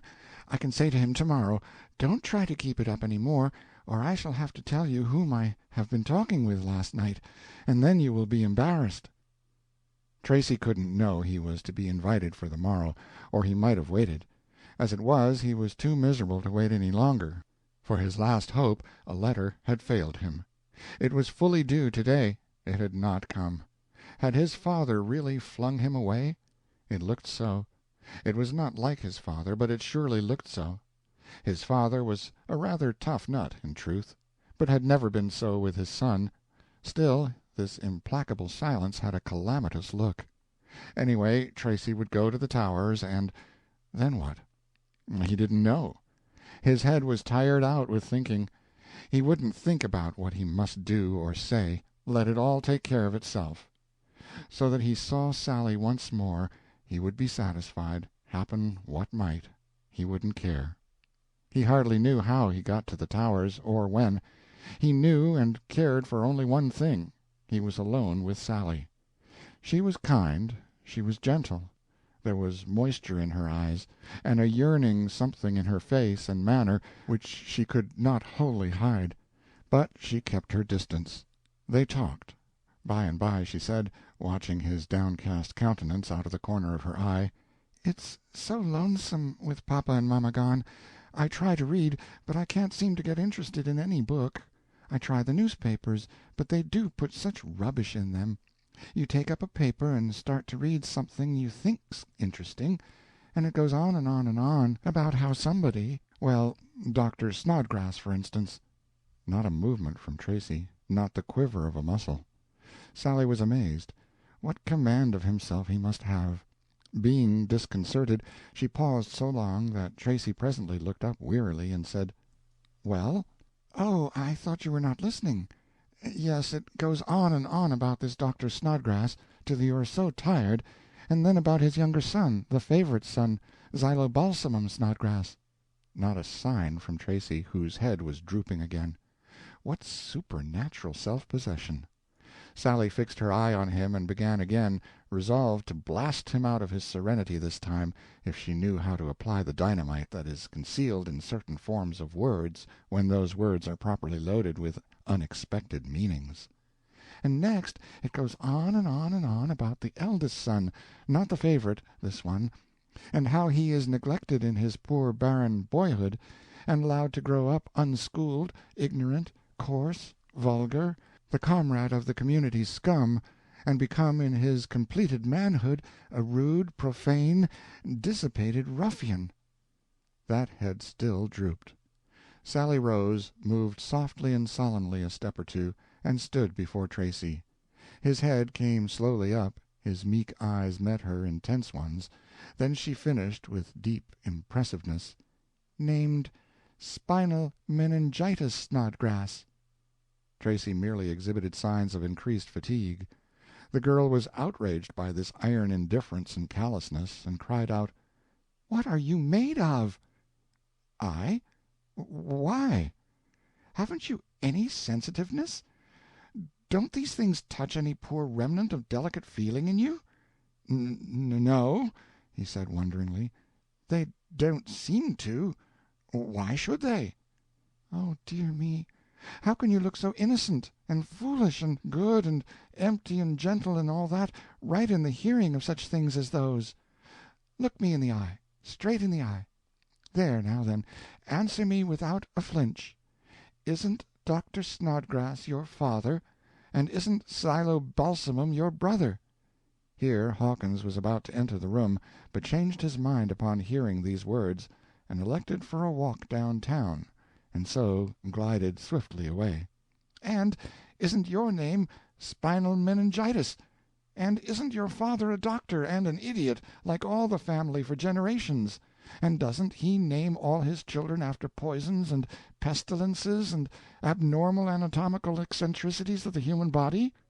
Answer me, some way or somehow, and quick. Why do you sit there looking like an envelope without any address on it, and see me going mad before your face with suspense?" "Oh, I wish I could I wish I could do something, anything that would give you peace again and make you happy. But I know of nothing. I know of no way. I have never heard of these awful people before." "What? Say it again." "I have never in my life till now." "Oh, you do look so honest when you say that. It must be true.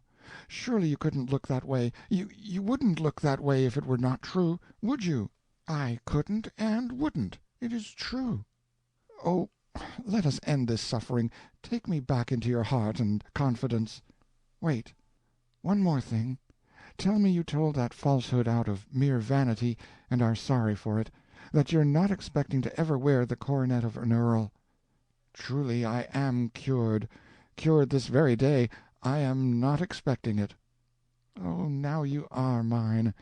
I've got you back in the beauty and glory of your unsmirched poverty and your honorable obscurity, and nobody shall ever take you from me again but the grave, and if—" "The Earl of Rossmore, from England. My father!" The young man released the girl and hung his head. The old gentleman stood surveying the couple, the one with a strongly complimentary right eye, the other with a mixed expression done with the left. This is difficult, and not often resorted to. Presently his face relaxed into a kind of constructive gentleness, and he said to his son, "Don't you think you could embrace me, too?" The young man did it with alacrity. "Then you are the son of an earl, after all," said Sally, reproachfully. "Yes, then I won't have you. Oh, but you know—" "No, I will not. You've told me another fib." "She's right. Go away and leave us. I want to talk with her."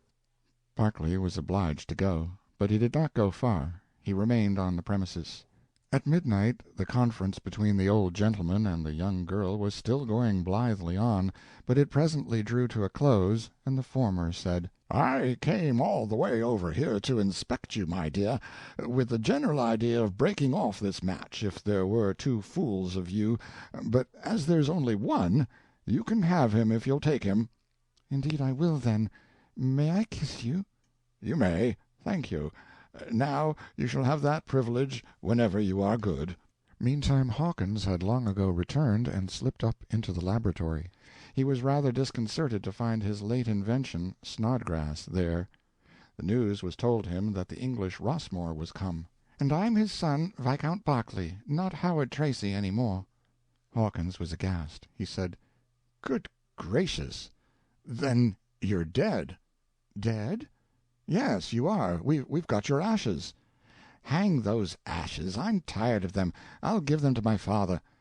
Slowly and painfully the statesman worked the truth into his head that this was really a flesh-and-blood young man, and not the insubstantial resurrection he and Sellers had so long supposed him to be.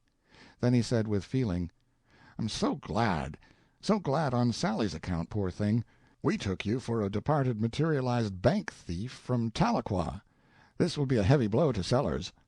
Then he explained the whole matter to Berkeley, who said, "Well, the Claimant must manage to stand the blow, severe as it is, but he'll get over the disappointment." "Who, the Colonel? He'll get over it the minute he invents a new miracle to take its place, and he's already at it by this time. But look here, what do you suppose became of the man you've been representing all this time?" "I don't know. I saved his clothes. It was all I could do. I'm afraid he lost his life." "Well, you must have found $20,000 or $30,000 in those clothes, in money or certificates of deposit." "No, I found only 500 and a trifle. I borrowed the trifle and banked the 500. "What'll we do about it?" "Return it to the owner." "It's easy said, but not easy to manage. Let's leave it alone till we get Sellers' advice. And that reminds me, I've got to run and meet Sellers and explain who you are not and who you are, or he'll come thundering in here to stop his daughter from marrying a phantom. But suppose your father came over here to break off the match?" "Well, isn't he downstairs getting acquainted with Sally? That's all safe." So Hawkins departed to meet and prepare the Sellerses. Rossmore Towers saw great times and late hours during the succeeding week. The two earls were such opposites in nature that they fraternized at once. Sellers said privately that Rossmore was the most extraordinary character he had ever met, a man just made out of the condensed milk of human kindness, yet with the ability to totally hide the fact from any but the most practiced character reader. A man whose whole being was sweetness, patience, and charity, yet with a cunning so profound, an ability so marvelous in the acting of a double part, that many a person of considerable intelligence might live with him for centuries and never suspect the presence in him of these characteristics. Finally, there was a quiet wedding at the Towers, instead of a big one at the British Embassy, with the militia and the fire brigades and the temperance organizations on hand in torchlight procession, as at first proposed by one of the earls. The art firm and Barrow were present at the wedding, and the tinner and Puss had been invited, but the tinner was ill, and Puss was nursing him, for they were engaged. The Sellerses were to go to England with their new allies for a brief visit, but when it was time to take the train from Washington, the Colonel was missing. Hawkins was going as far as New York with the party, and said he would explain the matter on the road. The explanation was in a letter left by the Colonel in Hawkins's hands. In it he promised to join Mrs. Sellers later, in England, and then went on to say, "The truth is, my dear Hawkins, a mighty idea has been born to me within the hour, and I must not even stop to say good-bye to my dear ones. A man's highest duty takes precedence of all minor ones, and must be attended to with his best promptness and energy, at whatsoever cost to his affections or his convenience. And first of all a man's duties is his duty to his own honor. He must keep that spotless. Mine is threatened. When I was feeling sure of my imminent future solidity, I forwarded to the Czar of Russia, perhaps prematurely, an offer for the purchase of Siberia, naming a vast sum. Since then an episode has warned me that the method by which I was expecting to acquire this money, materialization upon a scale of limitless magnitude, is marred by a taint of temporary uncertainty. His Imperial Majesty may accept my offer at any moment. If this should occur now, I should find myself painfully embarrassed, in fact, financially inadequate. I could not take Siberia. This would become known, and my credit would suffer. Recently my private hours have been dark indeed, but the sun shines again now. I see my way. I shall be able to meet my obligation, and without having to ask an extension of the stipulated time, I think. This grand new idea of mine, the sublimest I have ever conceived, will save me whole, I am sure. I am leaving for San Francisco this moment, to test it, by the help of the great Lick telescope. Like all of my more notable discoveries and inventions, it is based upon hard, practical, scientific laws. All other bases are unsound and hence untrustworthy. In brief, then, I have conceived the stupendous idea of reorganizing the climates of the earth according to the desire of the populations interested. That is to say, I will furnish climates to order, for cash or negotiable paper, taking the old climates in part payment, of course, at a fair discount, where they are in condition to be repaired at small cost and let out for hire to poor and remote communities not able to afford a good climate and not caring for an expensive one for mere display. My studies have convinced me that the regulation of climates and the breeding of new varieties at will from the old stock is a feasible thing. Indeed, I am convinced that it has been done before, done in prehistoric times by now forgotten and unrecorded civilizations. Everywhere I find hoary evidences of artificial manipulation of climates in bygone times. Take the glacial period. Was that produced by accident? Not at all. It was done for money. I have 1,000 proofs of it, and will some day reveal them. I will confide to you an outline of my idea. It is to utilize the spots on the sun, get control of them, you understand, and apply the stupendous energies which they wield to beneficent purposes in the reorganization of our climates. At present they merely make trouble and do harm in the evoking of cyclones and other kinds of electric storms. But once under humane and intelligent control, this will cease, and they will become a boon to man. I have my plan all mapped out, whereby I hope and expect to acquire complete and perfect control of the sun-spots, also details of the method whereby I shall employ the same commercially. But I will not venture to go into particulars before the patents shall have been issued. I shall hope and expect to sell shop rights to the minor countries at a reasonable figure, and supply a good business article of climate to the great empires at special rate, together with fancy brands for coronations, battles, and other great and particular occasions. There are billions of money in this enterprise, no expensive plant is required, and I shall begin to realize in a few days, in a few weeks at furthest. I shall stand ready to pay cash for Siberia the moment it is delivered, and thus save my honor and my credit. I am confident of this. I would like you to provide a proper outfit and start north as soon as I telegraph you, be it night or be it day. I wish you to take up all the country stretching away from the North Pole on all sides for many degrees south, and buy Greenland and Iceland at the best figure you can get now while they are cheap. It is my intention to move one of the tropics up there and transfer the frigid zone to the equator. I will have the entire Arctic Circle in the market as a summer resort next year, and will use the surplusage of the old climate, over and above what can be utilized on the equator, to reduce the temperature of opposition resorts. But I have said enough to give you an idea of the prodigious nature of my scheme and the feasible and enormously profitable character of it. I shall join all you happy people in England as soon as I shall have sold out some of my principal climates and arranged with the Czar about Siberia. Meantime, watch for a sign from me. 8 days from now we shall be wide asunder, for I shall be on the border of the Pacific, and you far out on the Atlantic, approaching England. That day, if I am alive and my sublime discovery is proved and established, I will send you greeting, and my messenger shall deliver it where you are in the solitudes of the sea, for I will waft a vast sun-spot across the disk like drifting smoke, and you will know it for my love sign, and will say, "Mulberry Sellers throws us a kiss across the universe." End of chapter 25.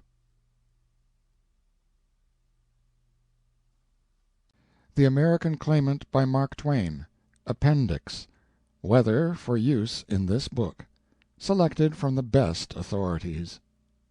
A brief though violent thunderstorm which had raged over the city was passing away.